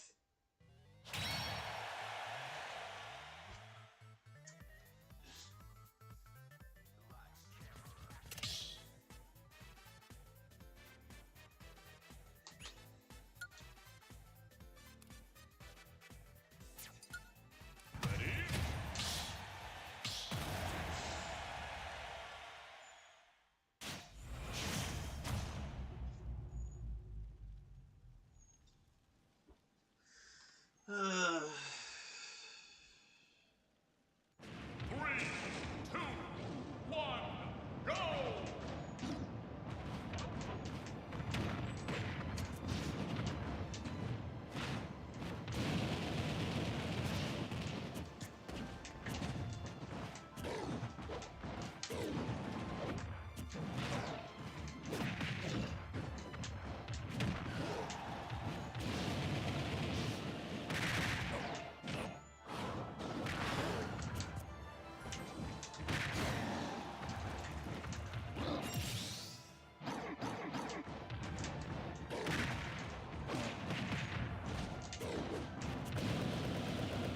Burn that shield.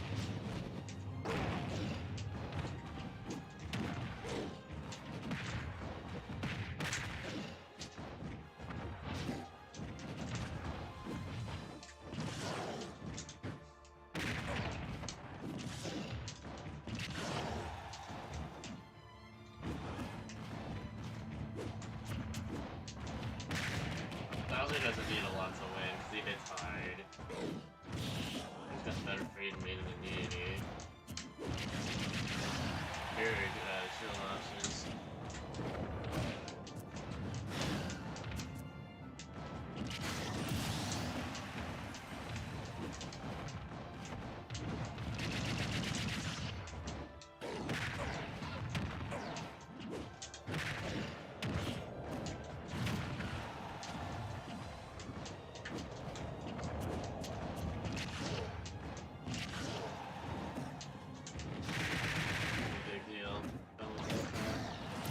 already up 2.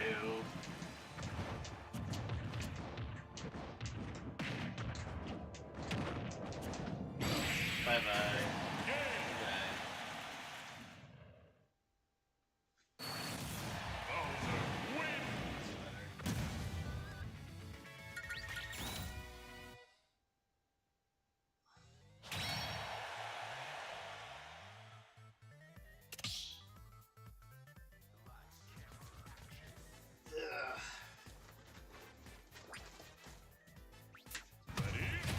Shutting down the arena. Okay.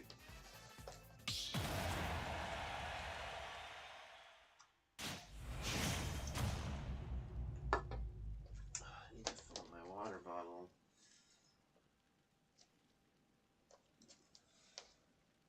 3, 2, 1, go!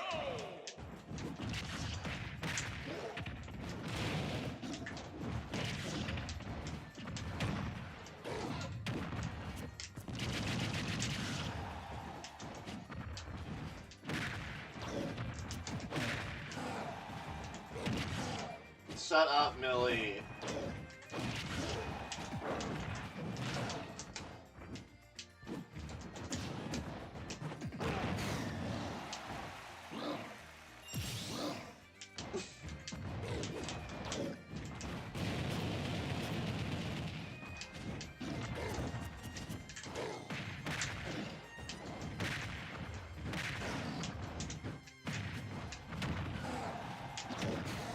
I'll hit you with one more if you're not careful.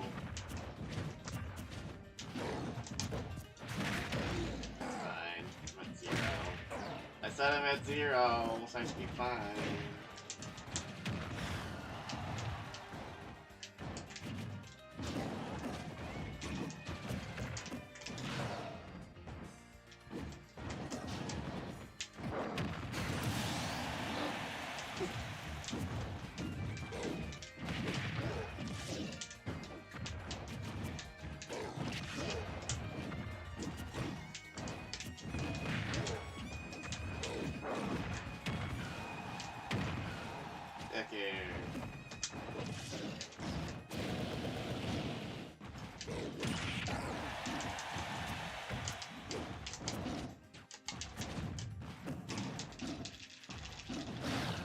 Nope, not gonna kill.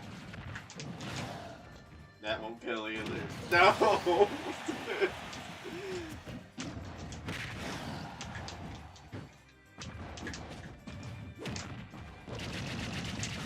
Get out of that.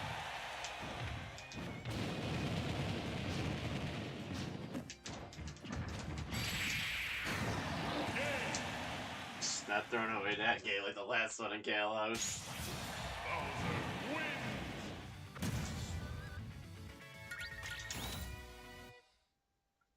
Ugh.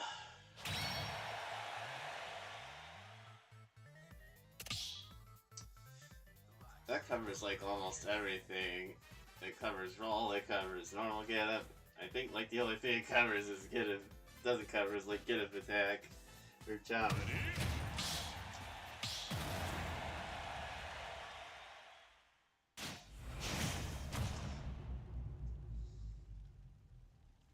It might cover jump, I'm not sure.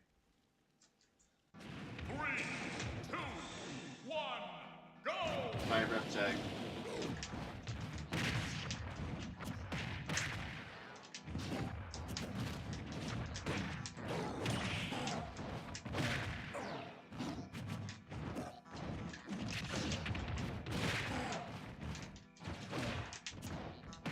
Pop up.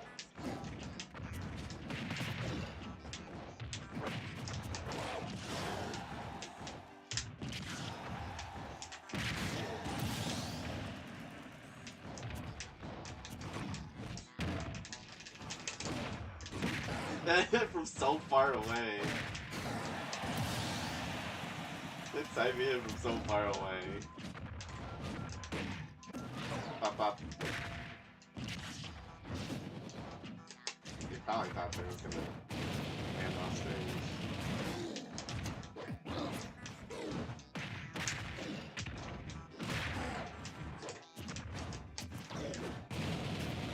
Nope.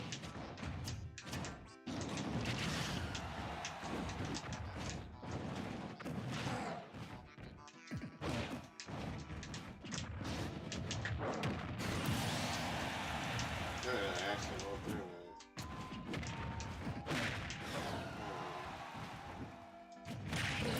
Ah, I can't time that if it stutters.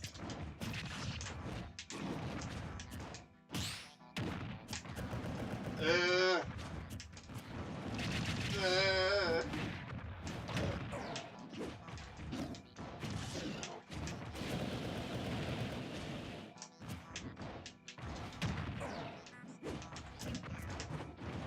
If I lose this, they carry my leg.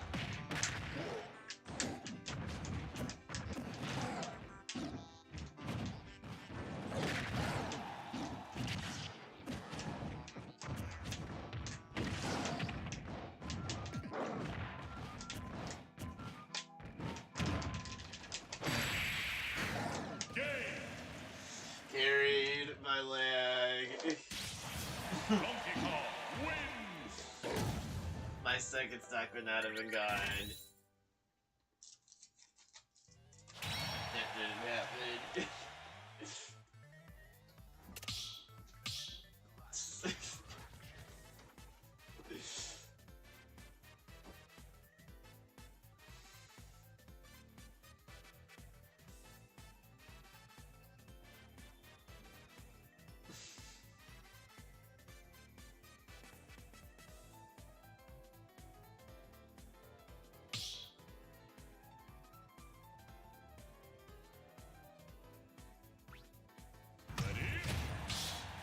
Okay.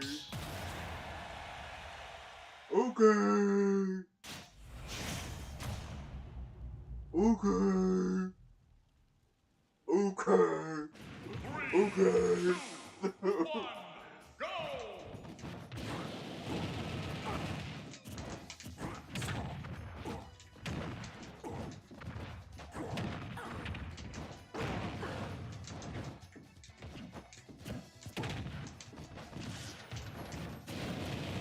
Can't go for side B if I keep doing get up attack.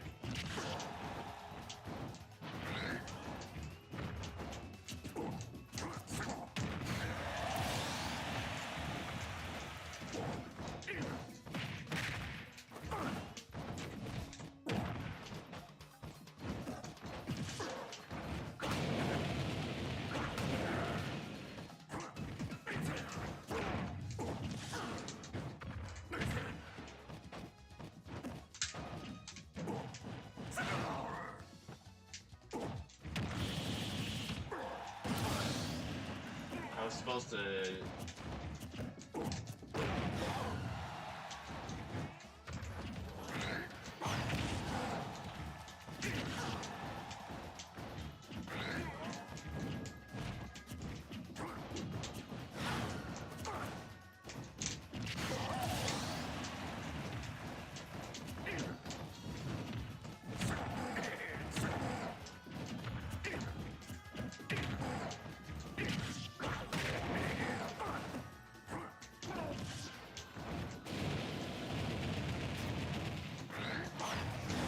Your revenge is gone, so I'm gonna lose that.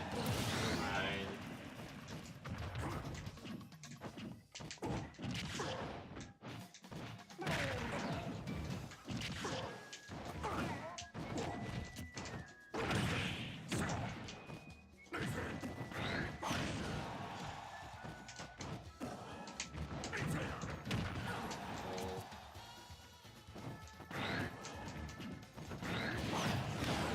Can't really go for that.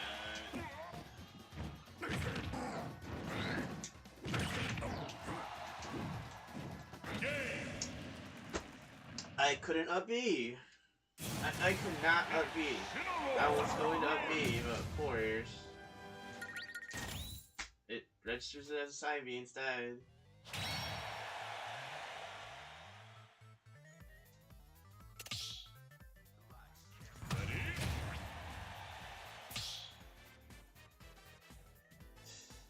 Stupid.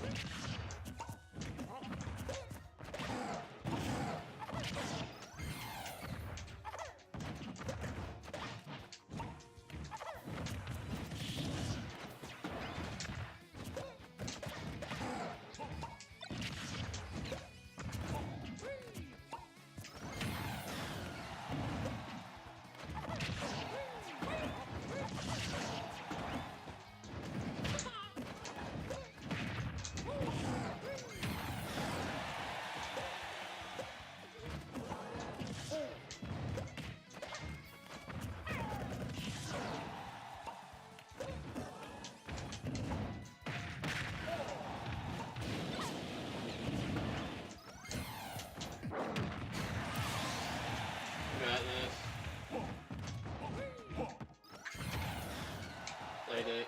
I already have the Eternal Wonder Wing.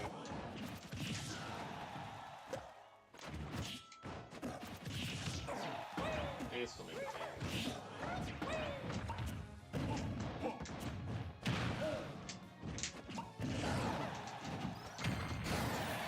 I should have down here.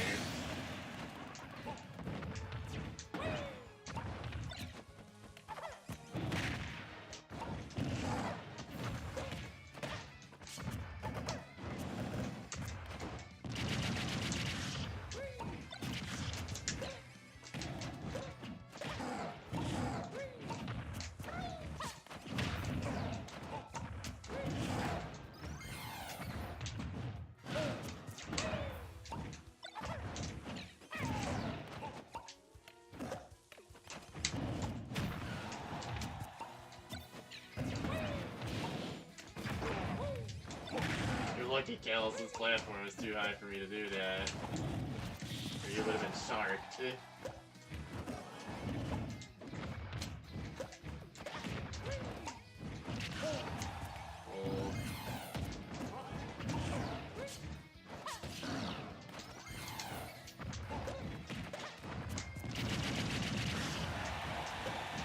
One more Wonder Wing. Just for the stock.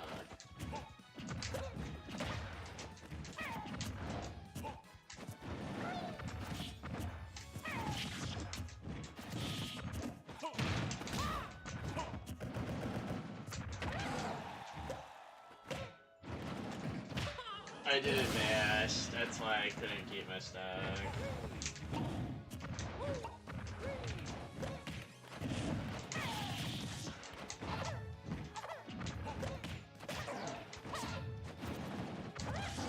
Struggling to get this. There we go. There we go.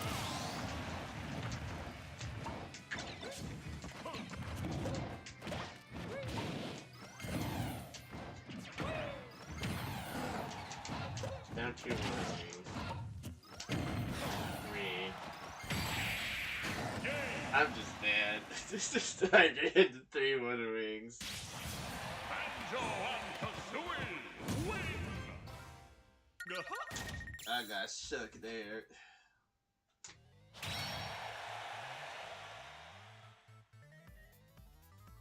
I just got completely shook there.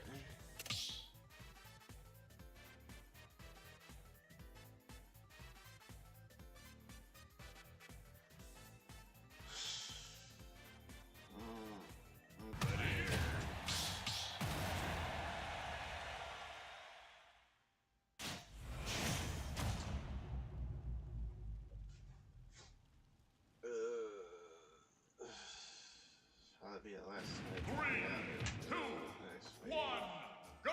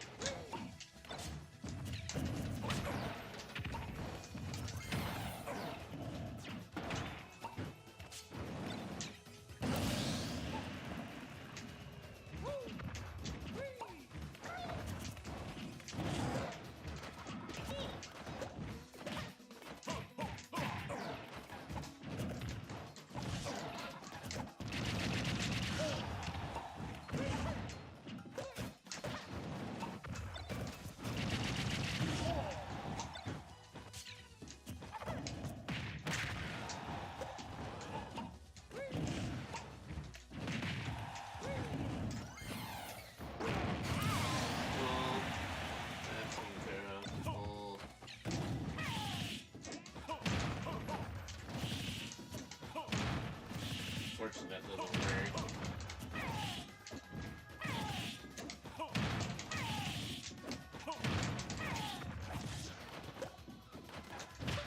Whole time I have an escape out of it, it's not flat. I'm just gonna die.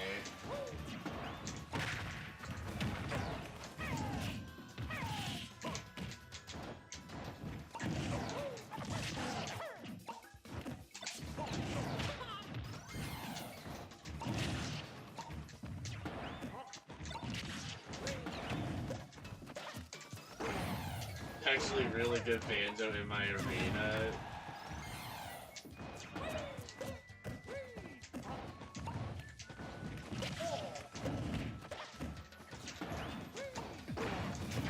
I've had lots of really good people show up in my arena tonight. So I'm not surprised I haven't been doing well.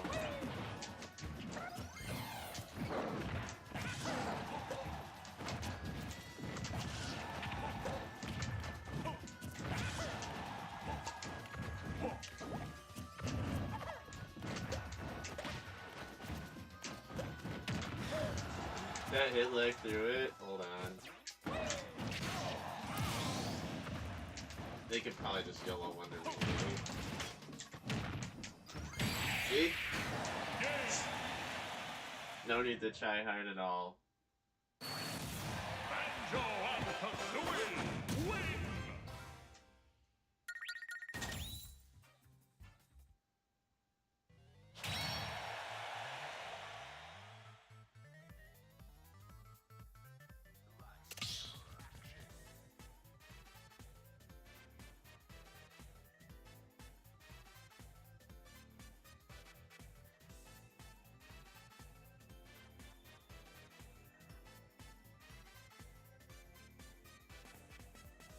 I will...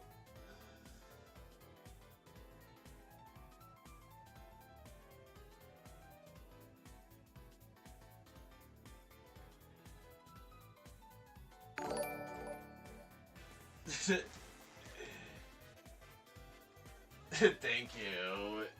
I'm playing like shit today, but thank you.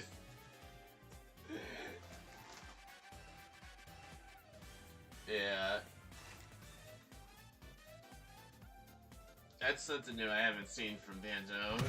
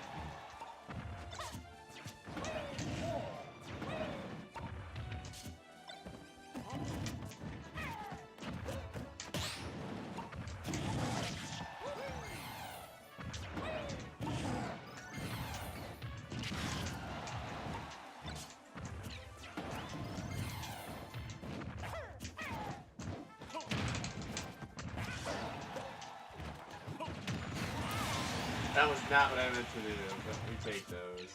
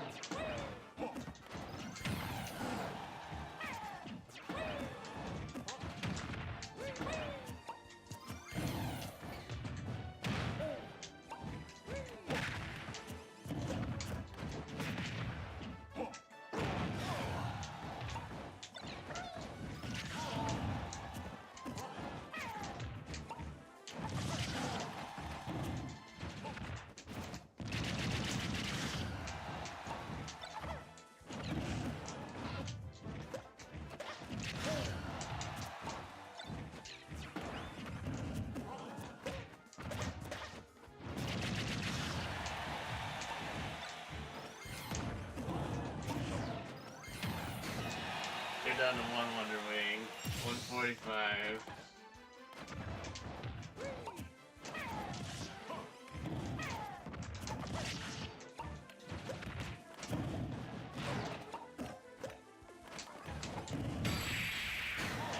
There we go. I didn't accept the ledge there.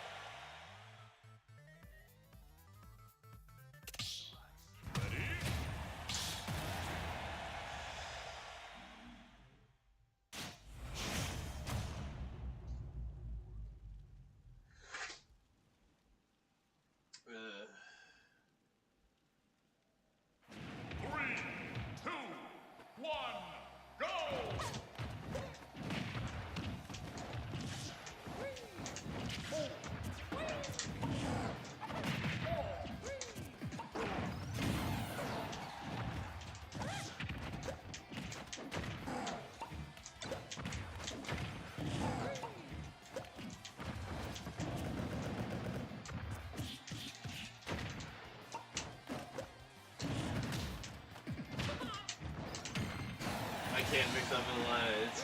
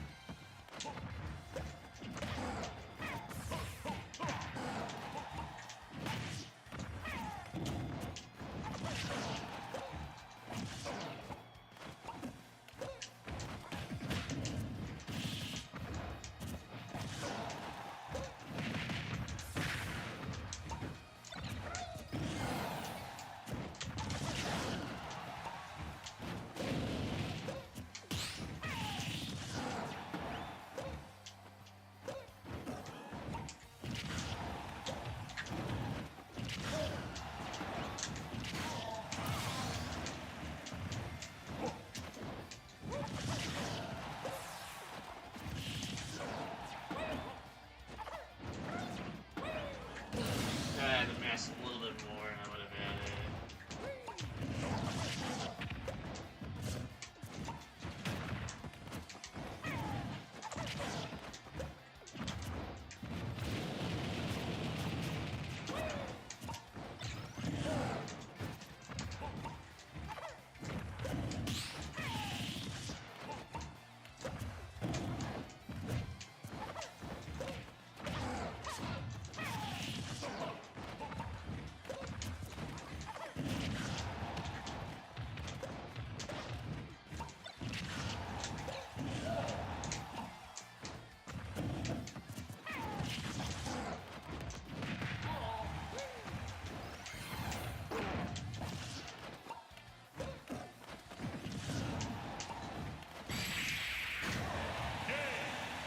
Lucky my get up attack was too big or you would have won.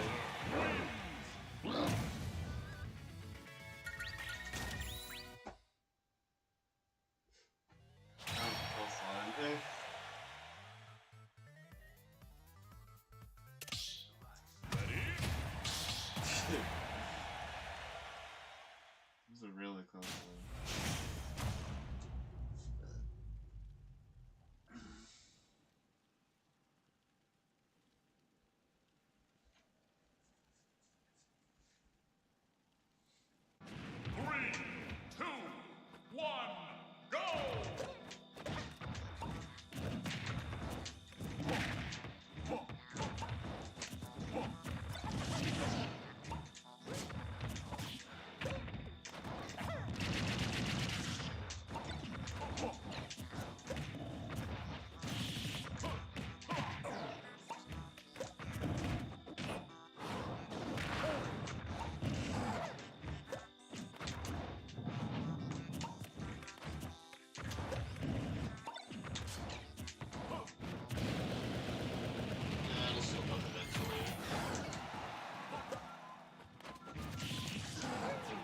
one option to get out of it is like Wonder Wing, so you have to be in stack.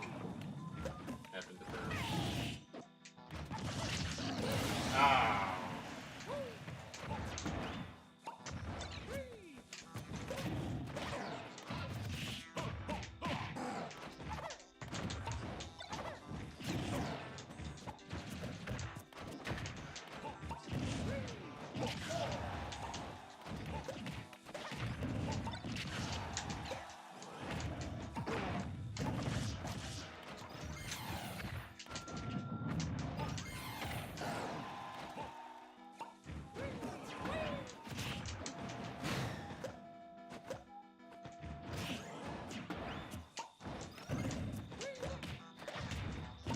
Down to one for me,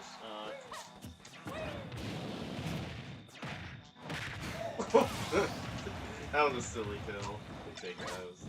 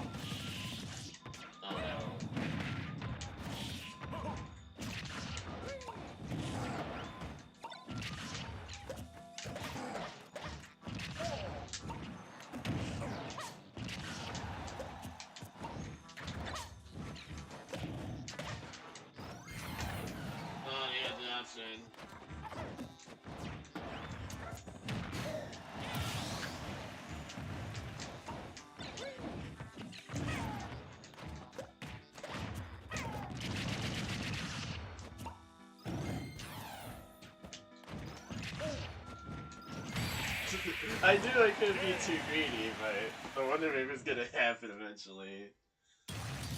Banjo and Kazooie win!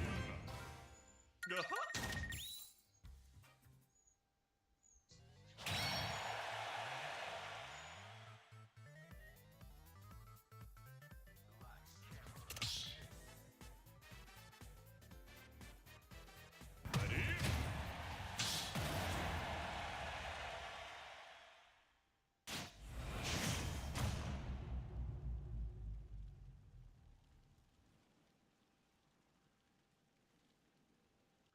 3, 2, 1, go!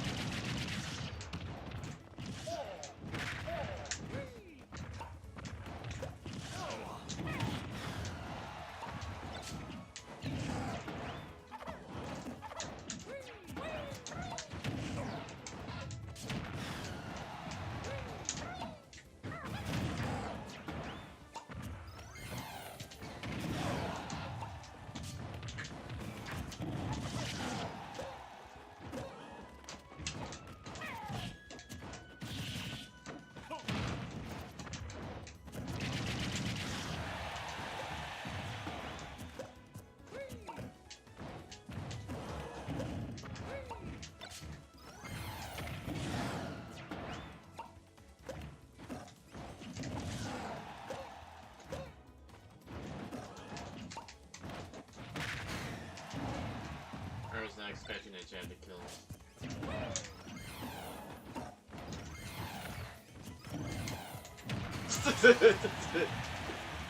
You do what you gotta do.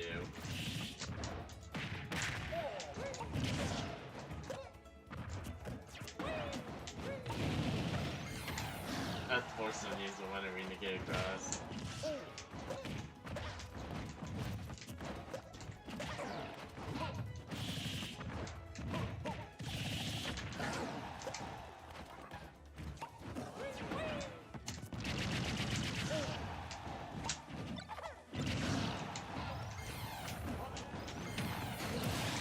They're already down like E-Wonder Wings.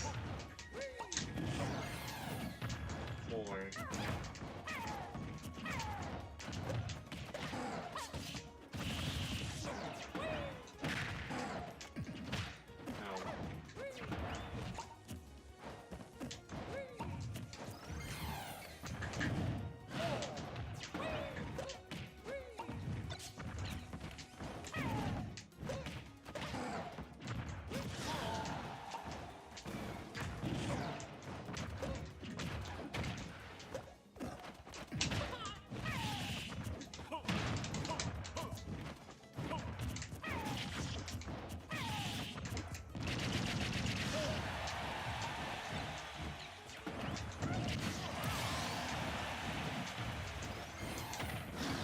Fight it. I'm still living.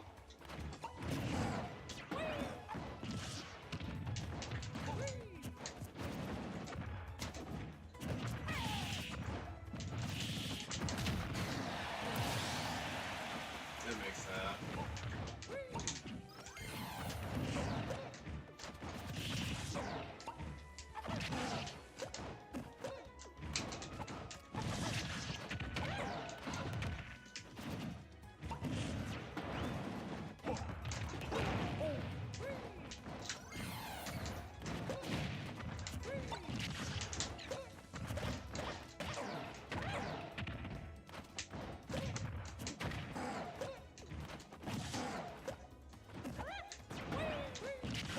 Full range is that short?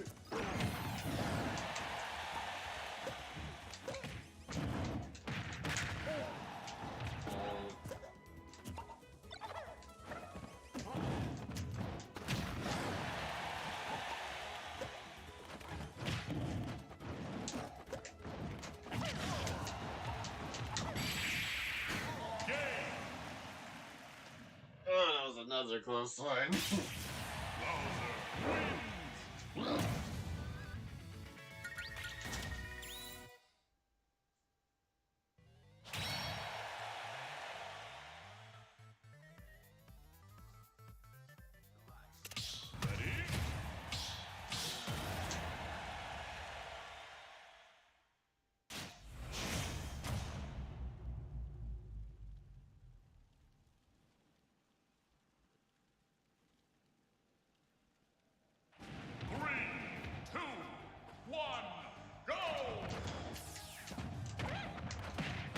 Up, up.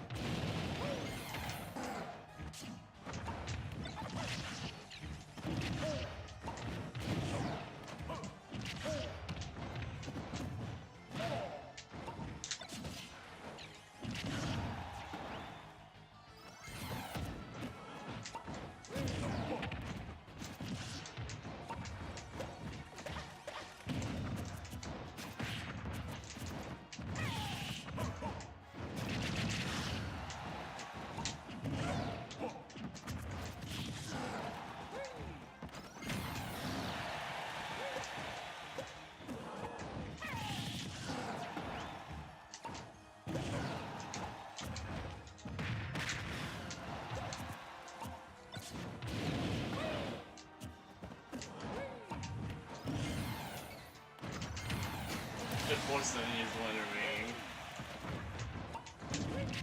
And when I come back, you don't have as much advantage.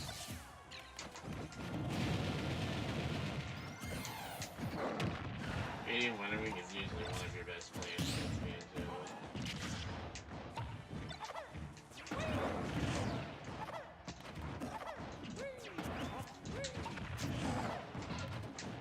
It takes like one of the easiest skill levels.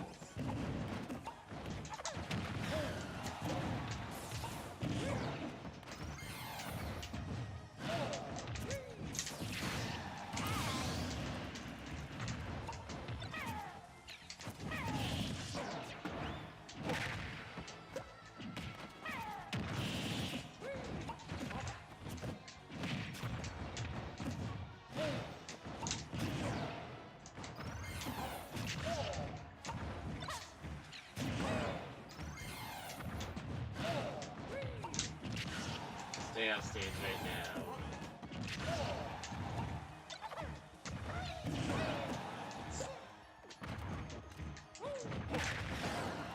Demand it.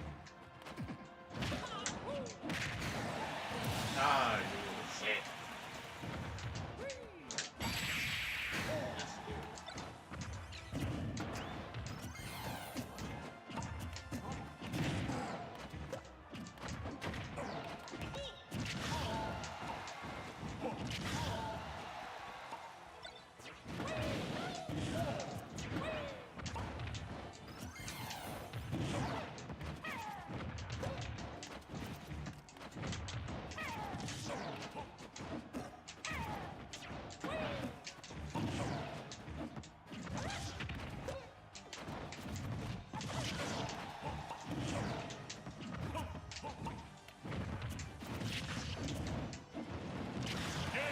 I had to get that upbeat. I just had to get that upbeat. It was at like 160. He was gonna die eventually, no way. Ready? Shit's already out.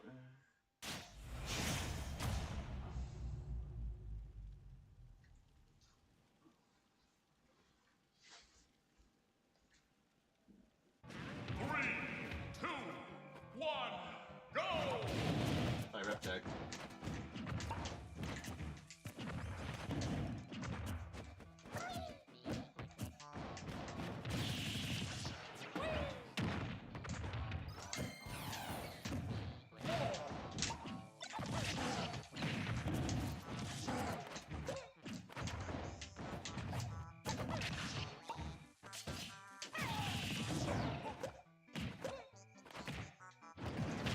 I'm just dead. I got a gift.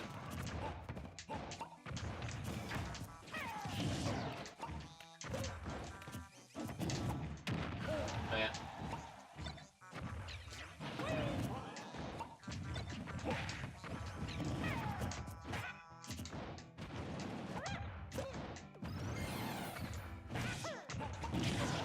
Yeah.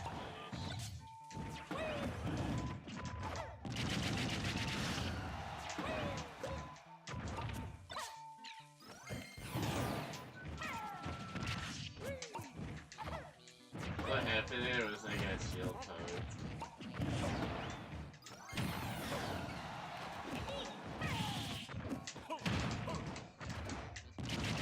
Yeah.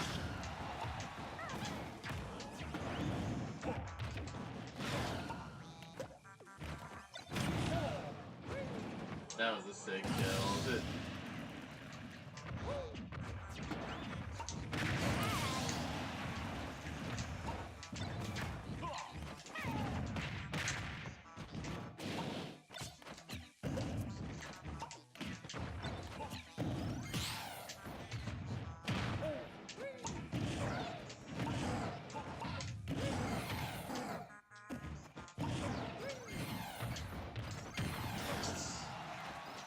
Go ahead and Wonder Week me one more time. Just go ahead. Just go ahead. Banjo and Kazooie win!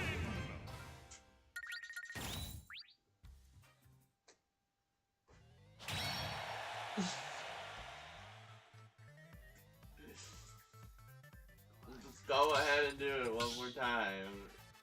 I'm switching characters. Choose your fighter. Hero!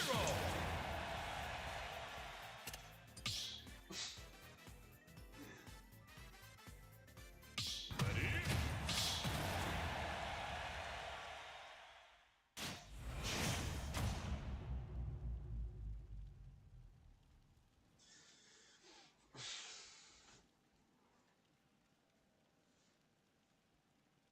Three, two, one, go!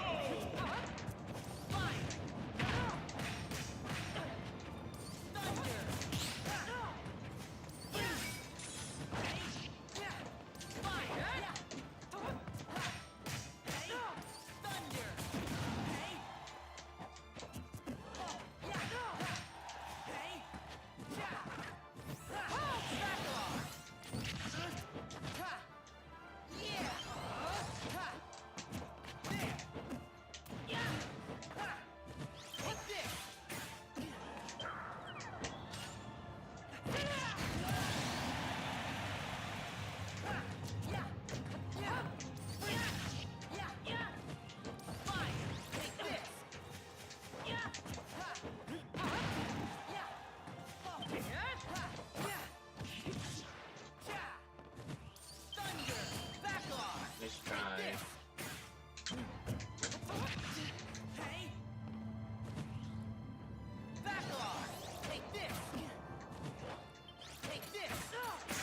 Ah, right before I can use it.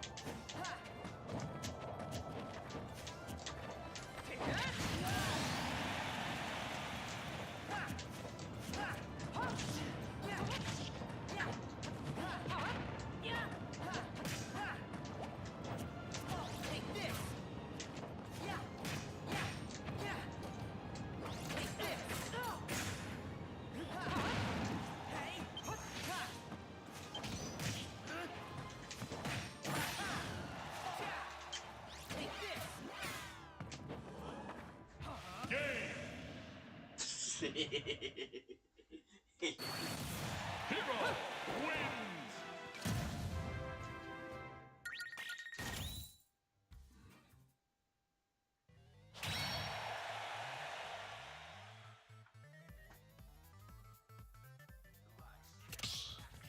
Ready?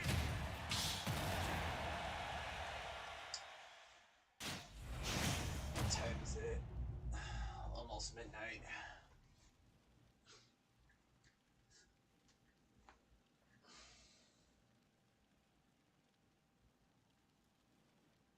Three, two, one, go!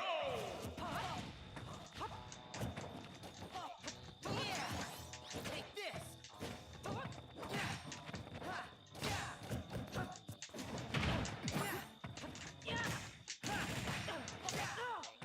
Fire! Take this! Take this! Take this!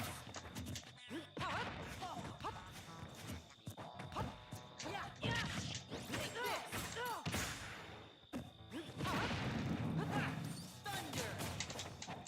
Freeze! Okay. Fire!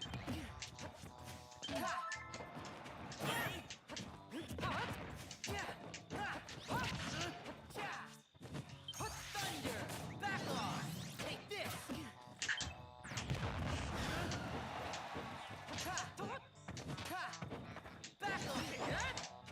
Freeze! Fire! Thunder! Take this! Kidding. Fire! Thunder! Freeze! Yeah! Take this! Fire! Yeah! Yeah! Take this! Thunder! Take this! Freeze! Fire! Take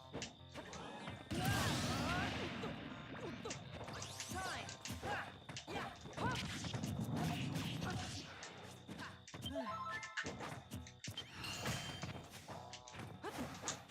Back off! Take this! Hey! Take this!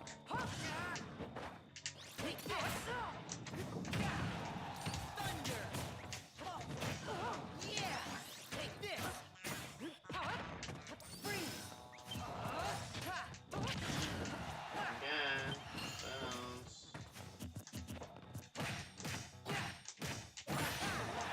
Oh, you know the thing. Someone's in fantasy. Thunder! Freeze! Fire!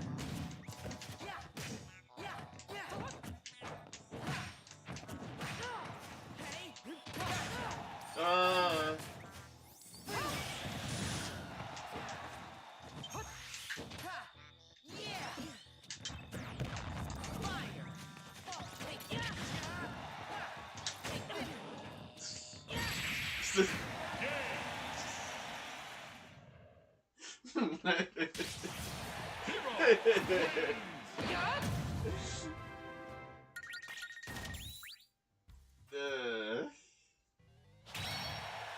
So good.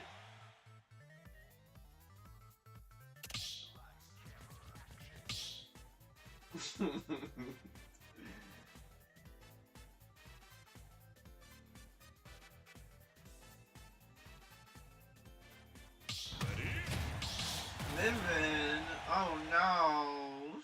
It's all over, guys. It's all over.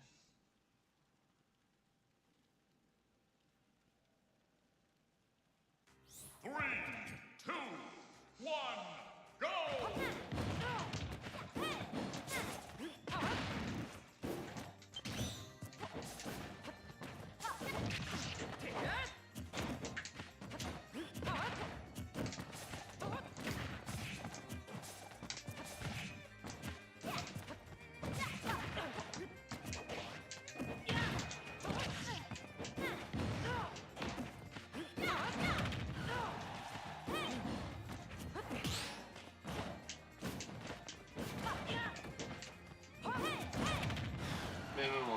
accident bullets, unfortunately. That comes out a lot slower than I think it does, so it always throws me off. You're used to like how fast the other arms are.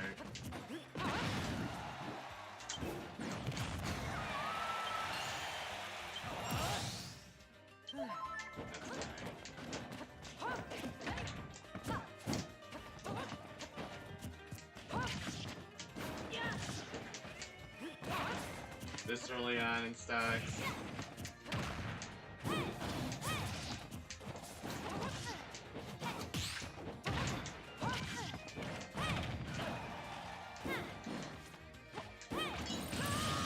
I didn't have a job.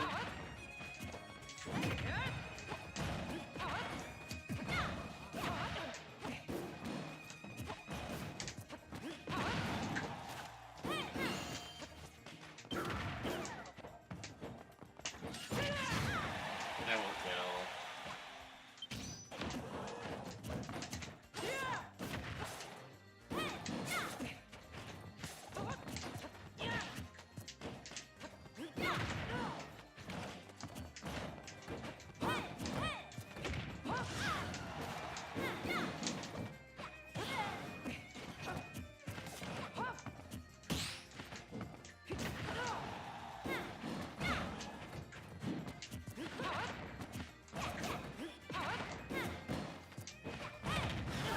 Stupid Mega Y.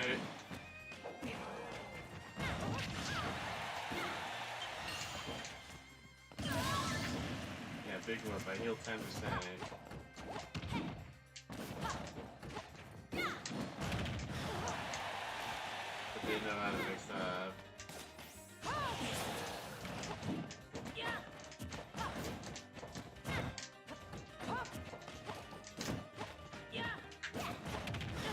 They know to throw that Megawatt second. And it always catches me.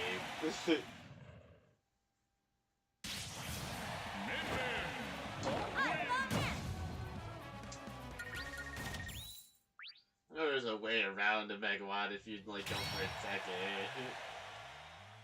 Just doesn't come to me right away. Ready?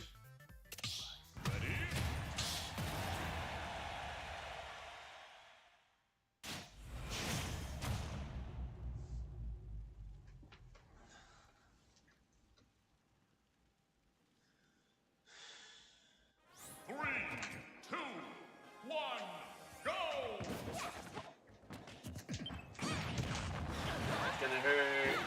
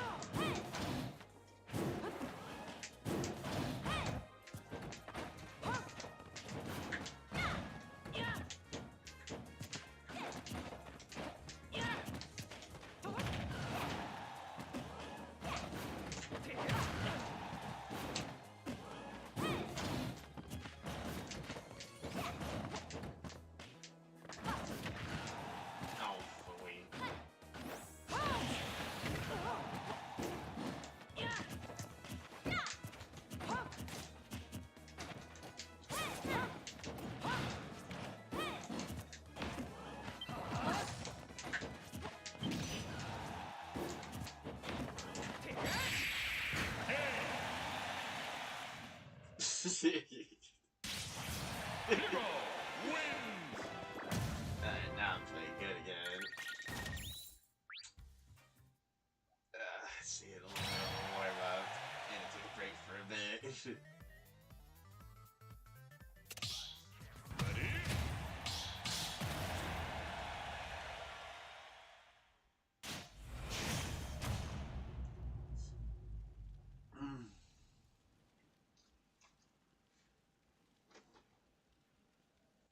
Three, two, one, go!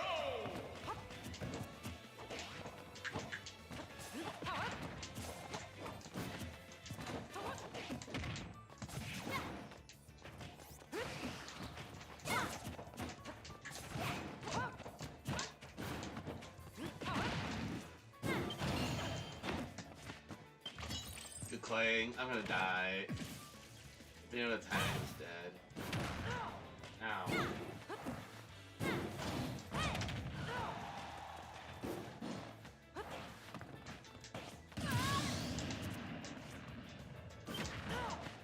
Oh, come on.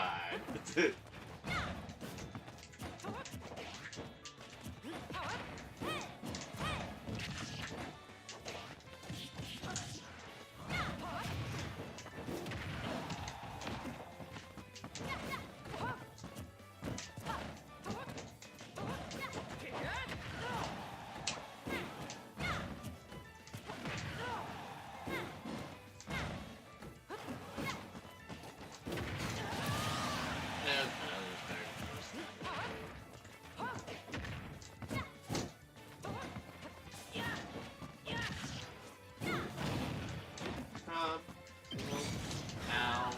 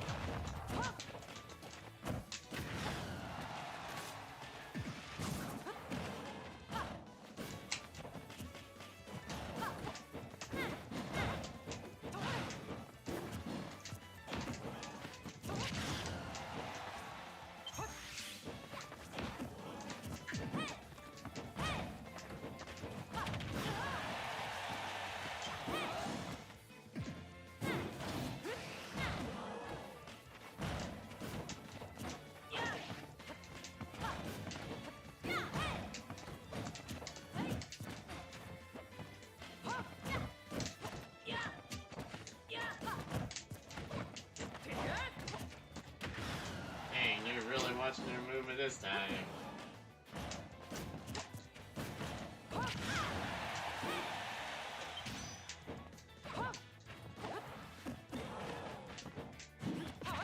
Welcome.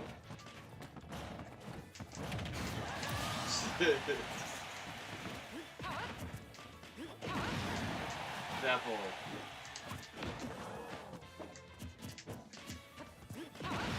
Devil again.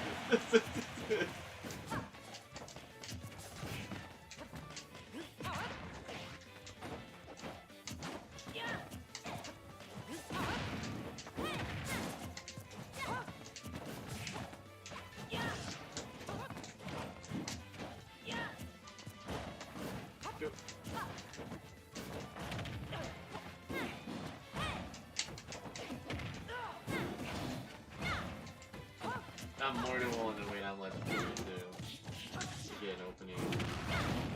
Ow. Double ow. Triple ow.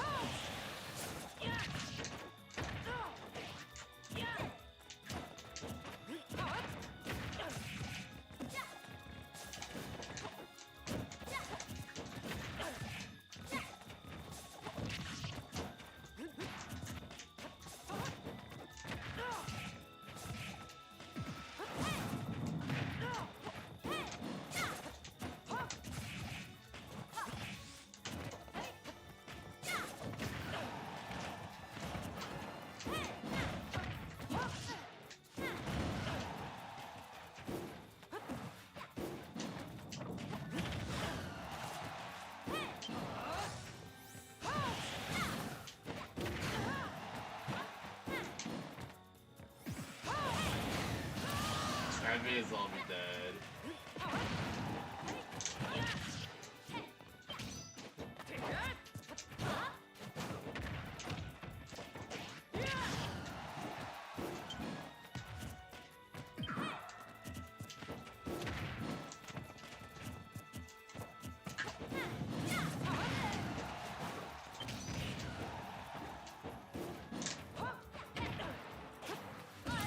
The one I'm willing to go.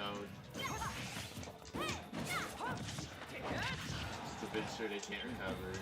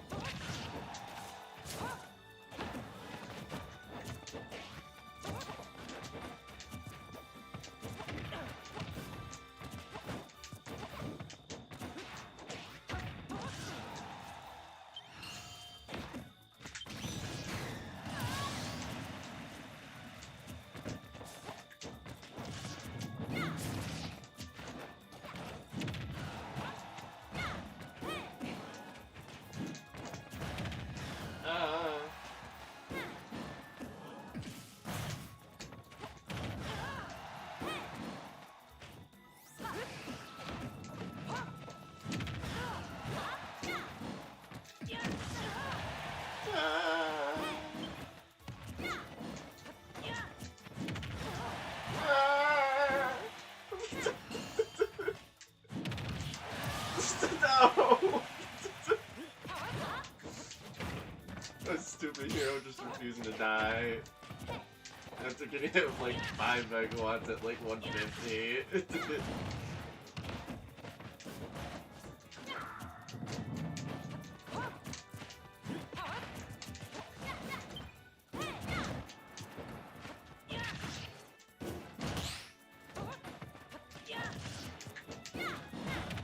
Oh, damn it.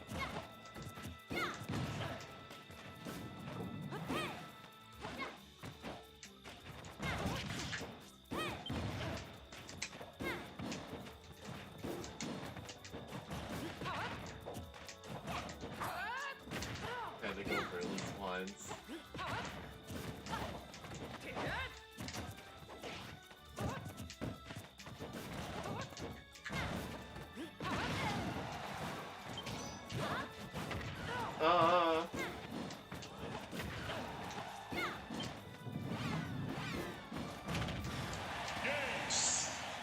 Congratulations, you won a game. I guess incorrectly off my Zoom.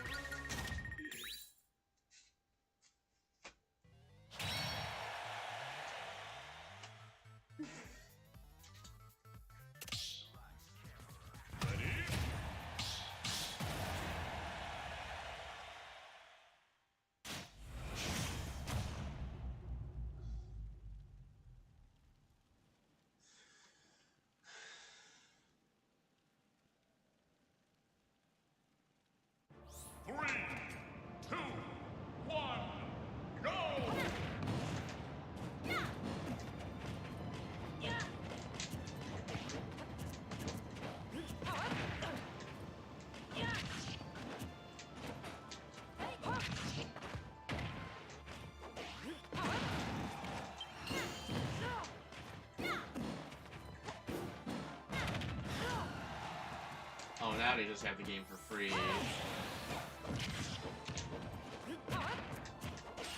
I mean, I'll try, but they probably still have it for free.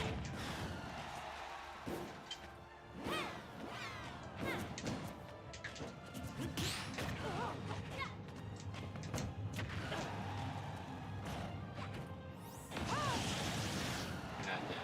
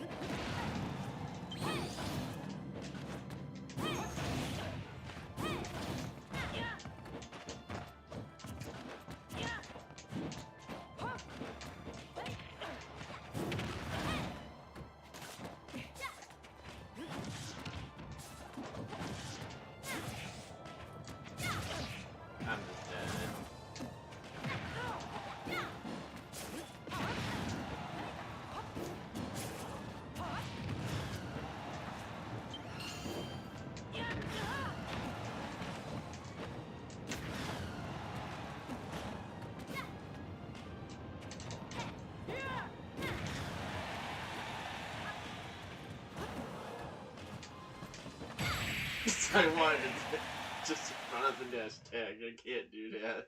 I can't do that. Like, how Vivid is like too far away like that, she'll just punch you.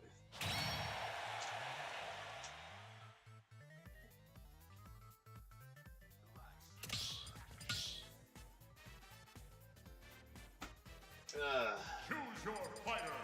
Incineroar.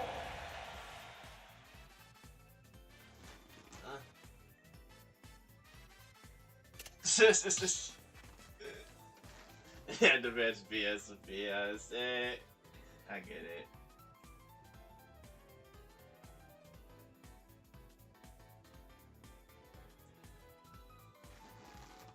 Next is your last? Alright.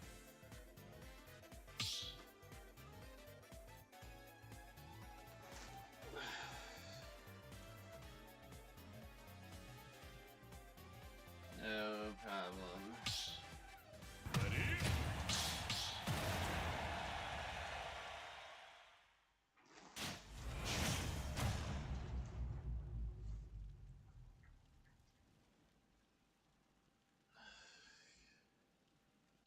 Three, two, one, go!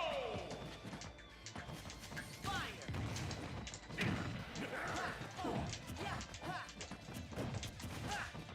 Take this! Thunder!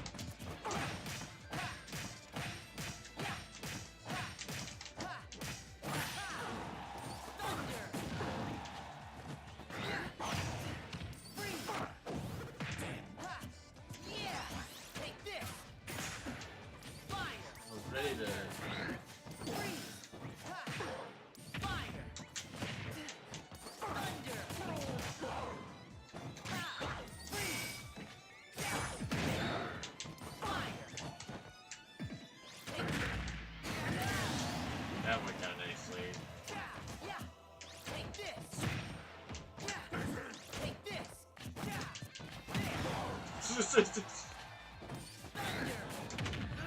Freeze! Fire! Take this! Thing is, Sora has to work like a little harder to get their kill option. Freeze! Fire! Take this! It basically takes it away from them as like the viable kill option. Back off! Take this! Hey! Yeah! Hey! Yeah! Hey! Yeah!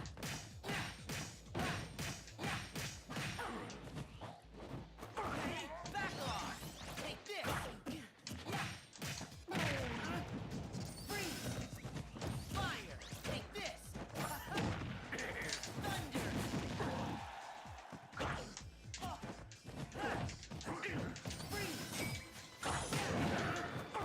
Hey! Yeah! Yeah! Fire! Thunder! Freeze! Fire! Back off! Take this! Thunder!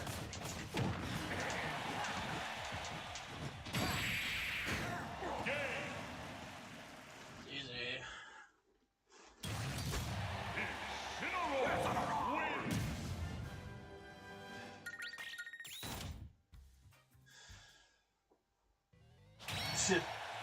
Yeah, I've had a lot of practice with that matchup. Incineroar's my main.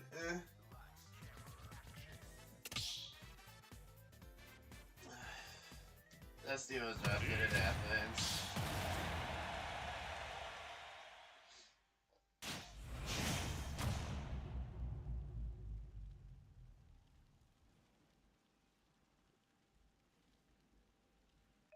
Three, two, one, go!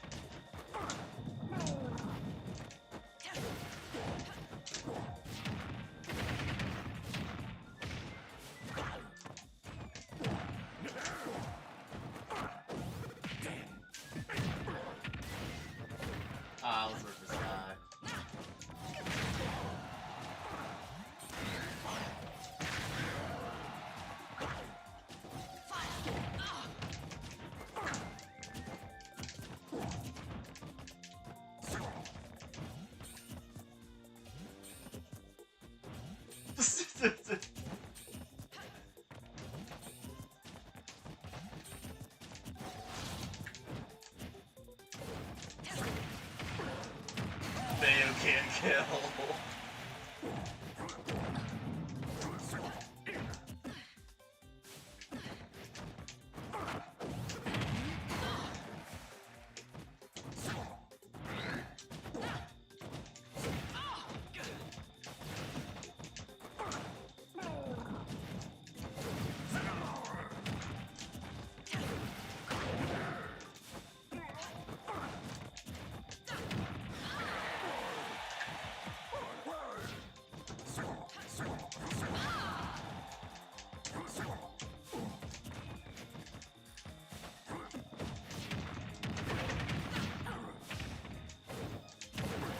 So, hey, I got it.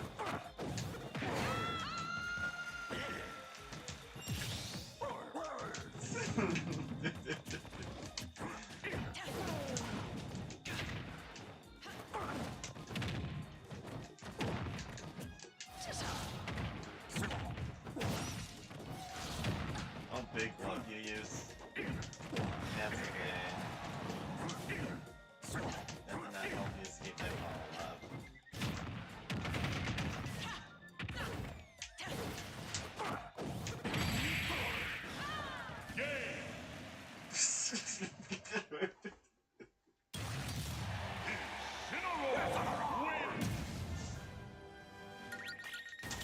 The slow walk.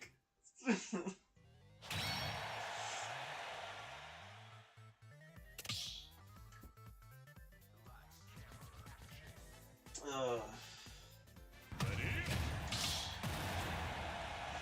Ugh.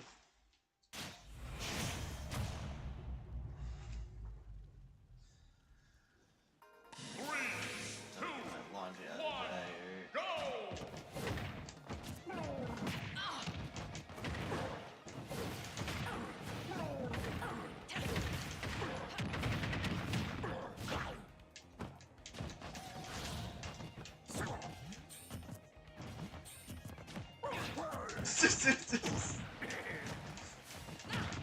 Ow.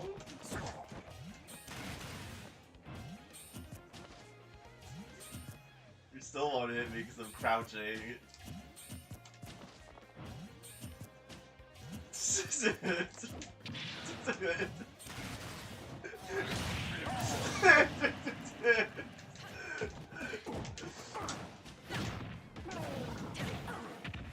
That was a long moment right there.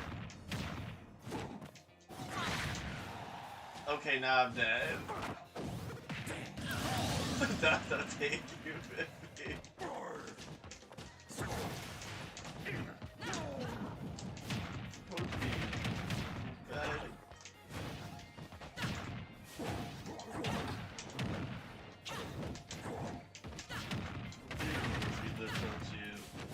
I'm slow.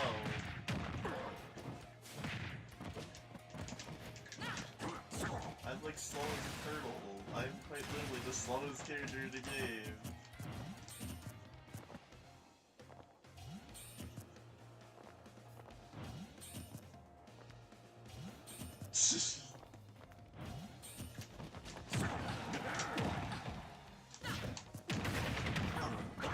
It doesn't beat that. It doesn't beat the Whistlers. It's Scream 5.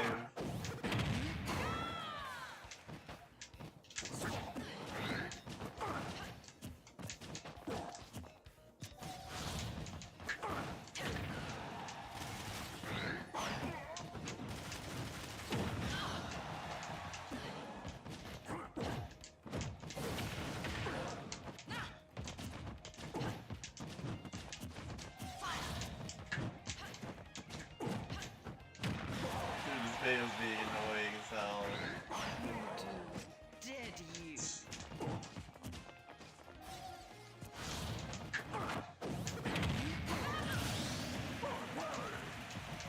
This Bayo is pissed.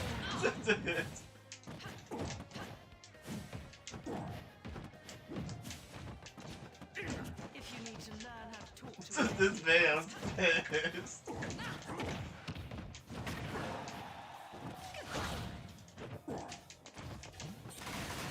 Ow.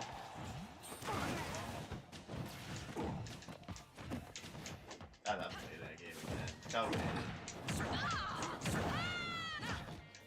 Is that all you've got? I do. I just did it. You're making it easy. I just threw it there.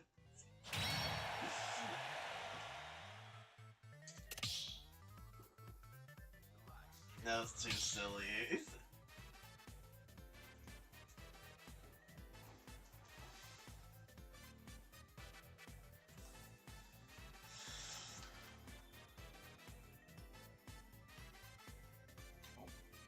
I guess they're done.